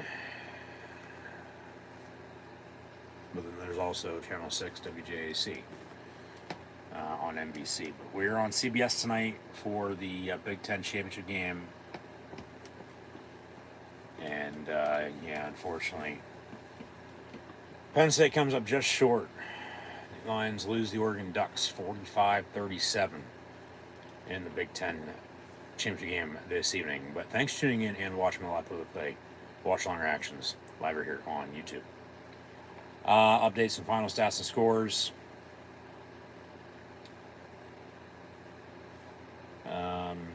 Once again, tie up some loose ends here. Just go back through and double check. Make sure I didn't miss anything. So yeah, Oregon's 13-0 now. Won the Big Ten in their first year in the conference. They'll be the number 1 ranked team, number 1 seeded team, get a first round bye. Penn State falls to 11-2. I feel they'll fall to either 6 or 7, but host in the first round against a few different potential opponents. It depends on where they have them ranked, where they have them seated, and then who's at the bottom, all that. Yeah. So we'll just have to see. Official reveal will be tomorrow at 12 noon. Like I said, once again, more so now today. A little less than 12 hours from now. We'll have live play, watch longer actions live here on YouTube. Then of that, so we'll know by then for sure who Penn State is playing in 2 weeks' time. I doubt it's going to be that Friday. It's going to be sometime that Saturday. And I'm going to have to double up with Penn State playing because the Steelers also play that Saturday at the Baltimore Ravens. But I very well could just take the Steeler game and then watch it on Sunday, the day the NFL's normally played on. But then the Steelers are on a short week then that week. They play Wednesday afternoon on Christmas. And then if Penn State wins in the first round, they then play either New Year's Eve or New Year's Day. We'll get into the fine details on all that tomorrow because, like I said, I'm sure there's something that it's not necessarily they're not telling us, but just overall, hey, this is how it's going to go.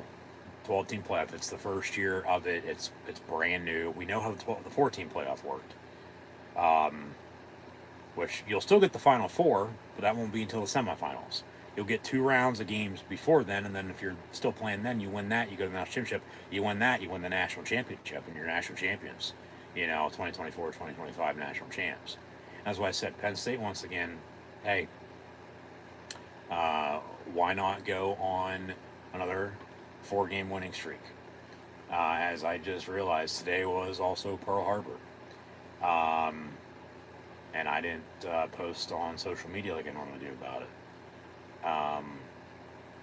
So obviously, sorry about that to all the World War II vets, including great-grandfather. Yeah, today was December the 7th, wasn't it? Yeah, duh. December the 8th now. But obviously a date that which will live in infamy. 9/11's a day we will never forget. Those are the 2 days, throughout the year with that. And I really honestly haven't posted much on social media as of late. Even with questions, I've been a little bit behind on those. We'll get caught up and it'll be all right in the future. But just with football season the way it is, and then just life getting in the way, that is obviously what's taking the back seat. And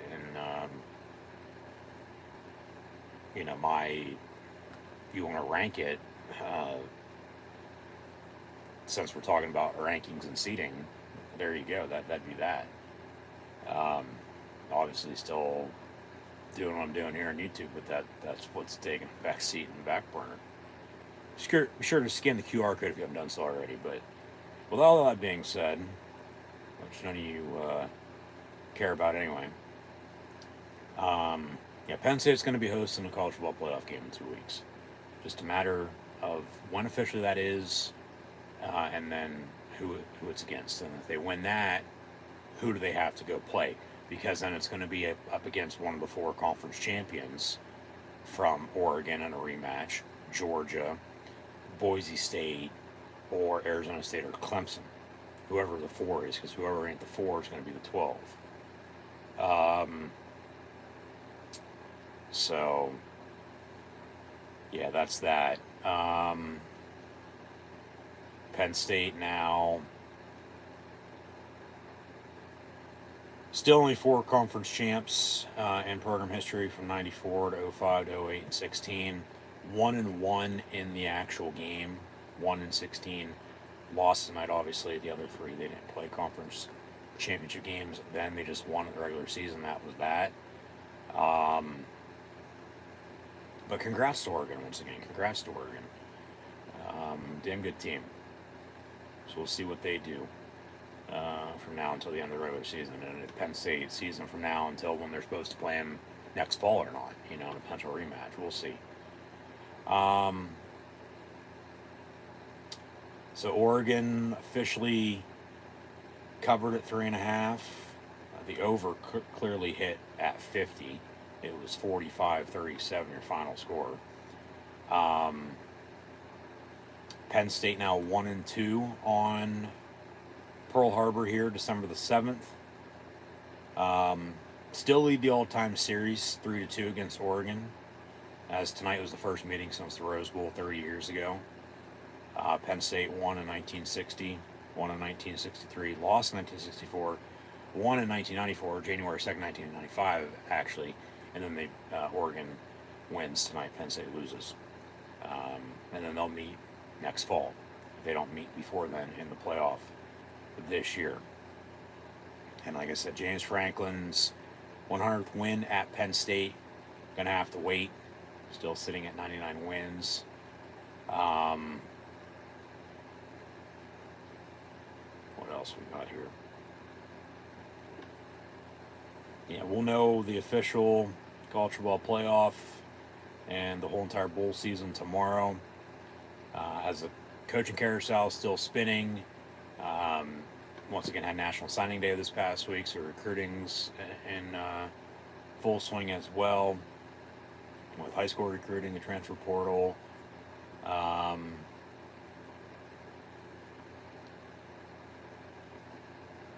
Penn State, man, just turnovers is what did them in. Oregon coming in was +5. Penn State +7. That completely flipped. Oregon's now +7. Penn State's +5. I mean, it was a 1-score game.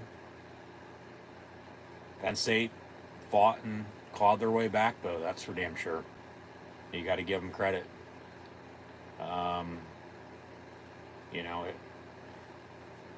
This and that through the game, but it really comes down to the interception that they scored off of. Even with going for 2 and all that, and the fumble they didn't get and whatever else. I mean, you watched the same game I did, but as the officiating wasn't good, you still got to play through it. And Oregon was a better team. So James Franklin, myself, all in the nation, no doubt about it. Yeah, proud of the blue and white. Season ain't over though. Everybody's gonna be shitting on them all. Well, they lost again. They can't win the big game. I don't want to fucking hear it. Shut the fuck up. All right. I do not want to hear it. I'm not saying that because I'm pissed off or anything like that. It's just enough's enough. Like, it's same old, same old. Yeah, obviously they can shut everybody up for fucking winning every once in a while in these type of games, no doubt about it. But they're still in the playoff. You know, season ain't over. All right, get another chance in 2 weeks to go out and, you know, play and go out and win. And it'll be at home more than likely. You know, so we think, let alone for the most part know of, and you know, that's that. We just don't know the opponent. We're not going to know for about 12 hours. But then once that happens, well, you get ready then for that. And like I said, I think Penn State's either going to be the 6th or the 7th seed hosting the 11 or the 10. So still Happy Valley, but not as happy by any means. The Duck Hunt comes up 8 points short of the tie, 9 for a win. Nike won tonight, I can tell you that much, with Penn State and Oregon, for God's sakes. So yeah, college football playoff, the projected Penn State opponents the past month, depending on the week, but then once again it's rankings to seeding. It was anywhere from Notre Dame to Ole Miss, to Georgia to Indiana and Arizona State. But it's not going to be Georgia, it's not going to be Arizona State because they won their conference championships. Not at least in the first round, it's not going to be. Maybe, you know, continue on, okay. Notre Dame's going to be the 5, Penn State ain't going to be the 12, so it ain't going to be that. And then Ole Miss might not even fucking get in. It could be Indiana if Penn State's 6 or 7 and they're somehow the 10 or the 11. Yeah. So, like, yeah, throw Indiana in for what it's worth. Just don't know. I mean, like I said, 6, 7, you'll host the 11 or the 10 then, respectively. It feels like SMU, Indiana, Alabama, or Miami. I'd have to bet one of those 4 teams Penn State's going to be playing in 2 weeks. Because we talked about it, yeah, it's the 4 highest ranked conference champions get a bye. The others, the 12 seed. 5, 12, 6, 11, 7, 10, 8, 9 in the first round. And then you'll have your quarters with the first round bye teams playing in bowl games against, you know, the winners of the first round games. And they'll play winners of those. Will play winners of each other in the semis, and then the final 4 in the semi. The winners there will play each other in the national championship. Whoever wins the national championship wins the national championship. And it's a bracket striving in advance. You know, loser, season's over at that point. You know, come playoff time, but you know, you advance, you play on. So, like I said, we'll see what the bracket looks like tomorrow. Know the opponent for the first round. Then, so once again, go on another 4-game winning streak while you're at it. You just went on one before you lost tonight. Go on another 4-game winning streak, you win the national championship. Next week in college football, as mentioned earlier, of Army-Navy and America's game. You'll have the Heisman ceremony. Bowl games will begin shortly afterwards. I'll have bowl preview out at some point in time in the next couple weeks before the playoff begins. But yeah, first round matchups in 2 weeks. You'll have a game on Friday, December the 20th, and 3 games December the 21st, 2 weeks from now, that Saturday. And then the Beaver Stadium renovations with construction have already been postponed. They're not going to start those until early January, about a month from now, into 2025. So hopefully everyone has Merry Christmas, Happy New Year, but I'll see you from now until then anyway. Hopefully, at least I will. Be sure to subscribe if you haven't done so already. Be sure to tune back in. Penn State will be playing in 2 weeks. Don't know officially when, shouldn't know where, right here in Happy Valley, but don't even know the opponent. But we are Penn State, one way or another. So overall now team stats with the Big Ten Championship here tonight. Oregon wins at 45-37 over the Lions of Penn State. Dylan Gabriel, 22 of 32, 283 with 4 passing touchdowns.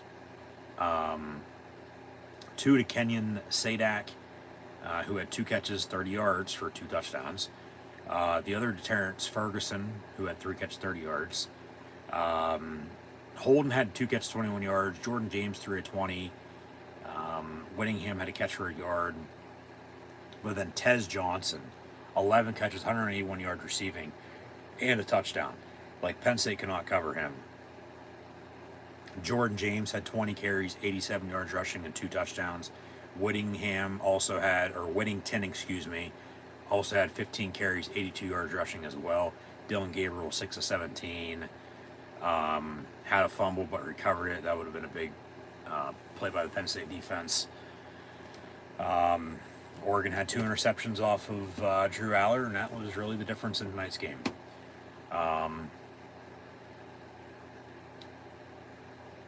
And Oregon, special teams wise, at kicker, they had 9 total points on extra points and field goals, and they win by 8, along with getting 7 points off of a turnover.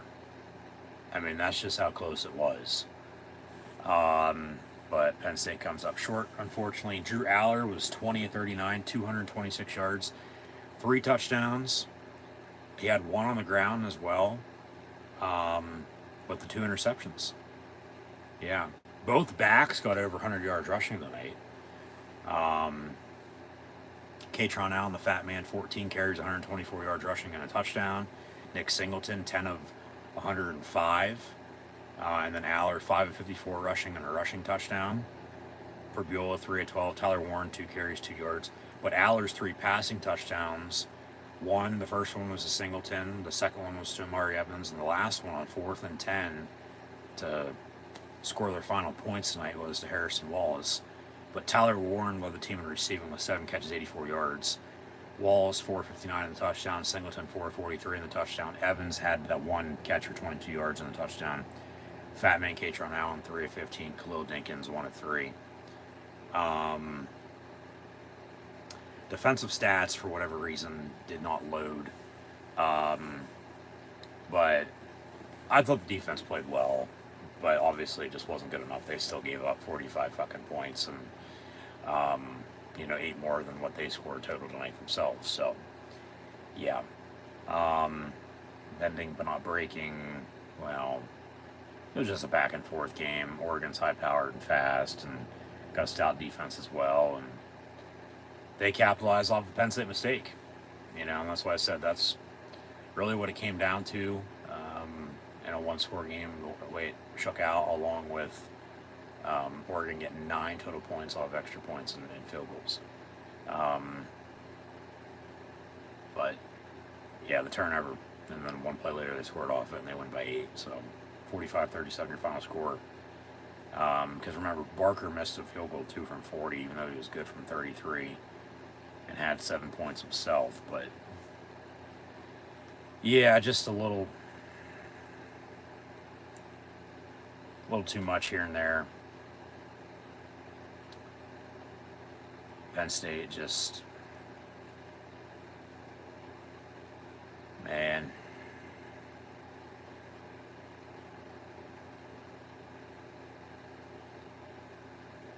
Now I can't get the overall team stats to load. Why the hell not?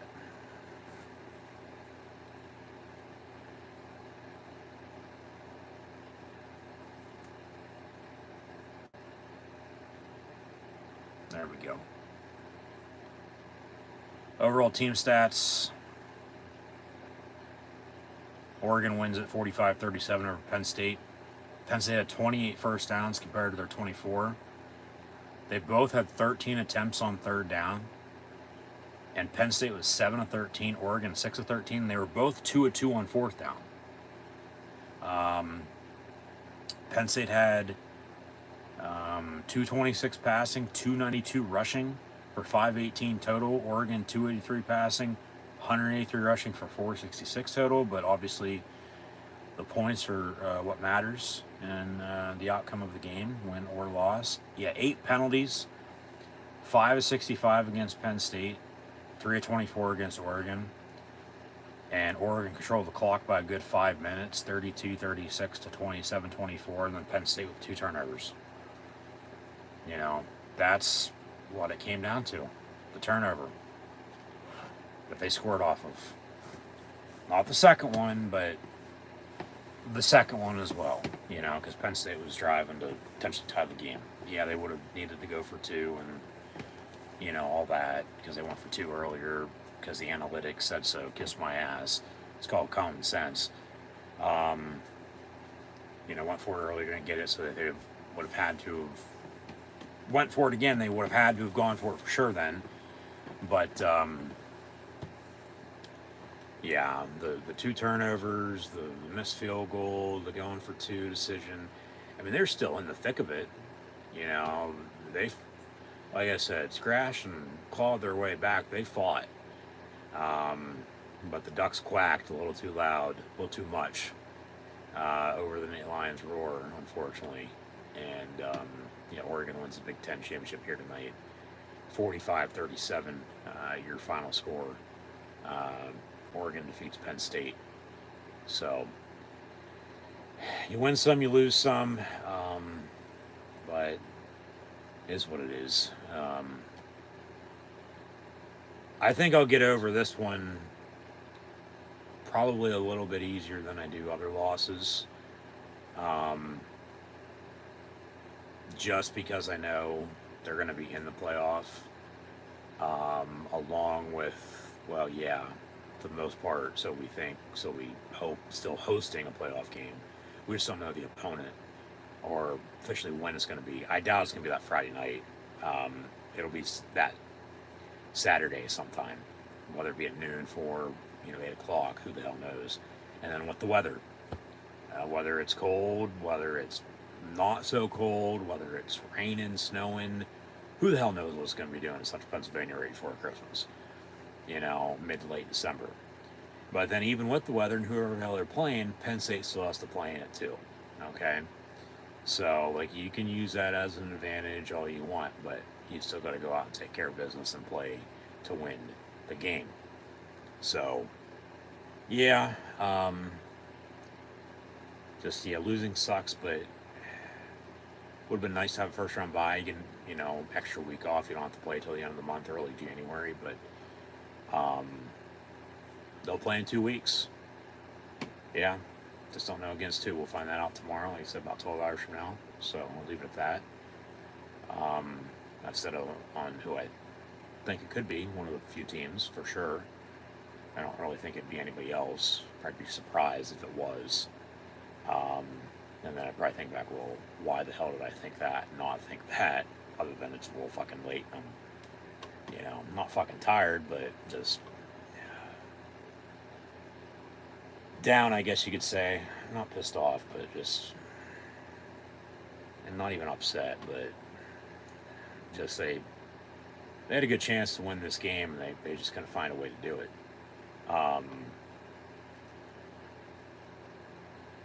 But season ain't over. Season ain't over. They play again in 2 weeks' time. Just don't know against who. But I'll have live play, watch along reactions live here on YouTube. Then I can guarantee you that. And hopefully you'll tune in and watch.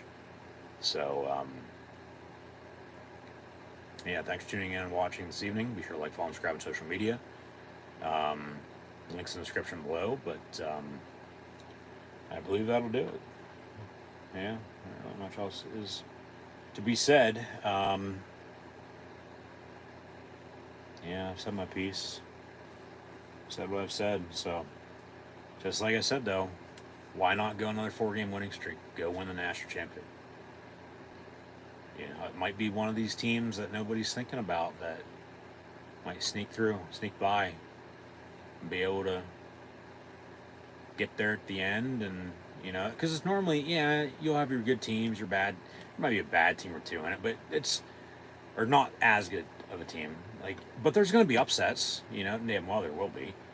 It's just you don't know who until it happens, and that's why they call them upsets. Um, but yeah, just is what it is.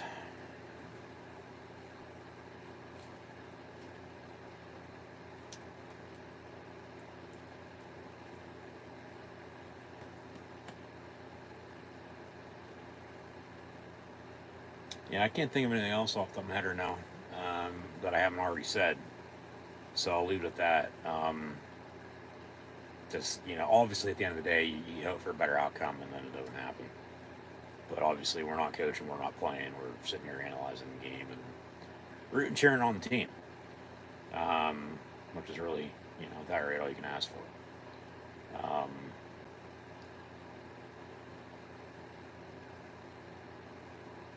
I mean, yeah, they gave it their all. He played to win the game, but they came up just short. You know, just because of turnovers. Turnovers did them in. So, yeah, like I said, they'll play again in 2 weeks. We'll find out the opponent tomorrow once again. Leave it at that. And like I said, I can guarantee you, I'll have live play watch long reactions live needs event, so be sure to tune back in. And thanks for the support. Just not tonight, but all season long to this point. And it's going to be a 1-game season from here on out. You know, first round to the quarter to the semi to the national championship if they make it that far. Hopefully, when they make it that far and win the damn thing. But don't win the Big Ten in 2024, unfortunately. Coming just short. We're going to finish second in the regular season. But that's the thing. You see teams say in the NFL playoffs as the wild card. They don't even win their own fucking division.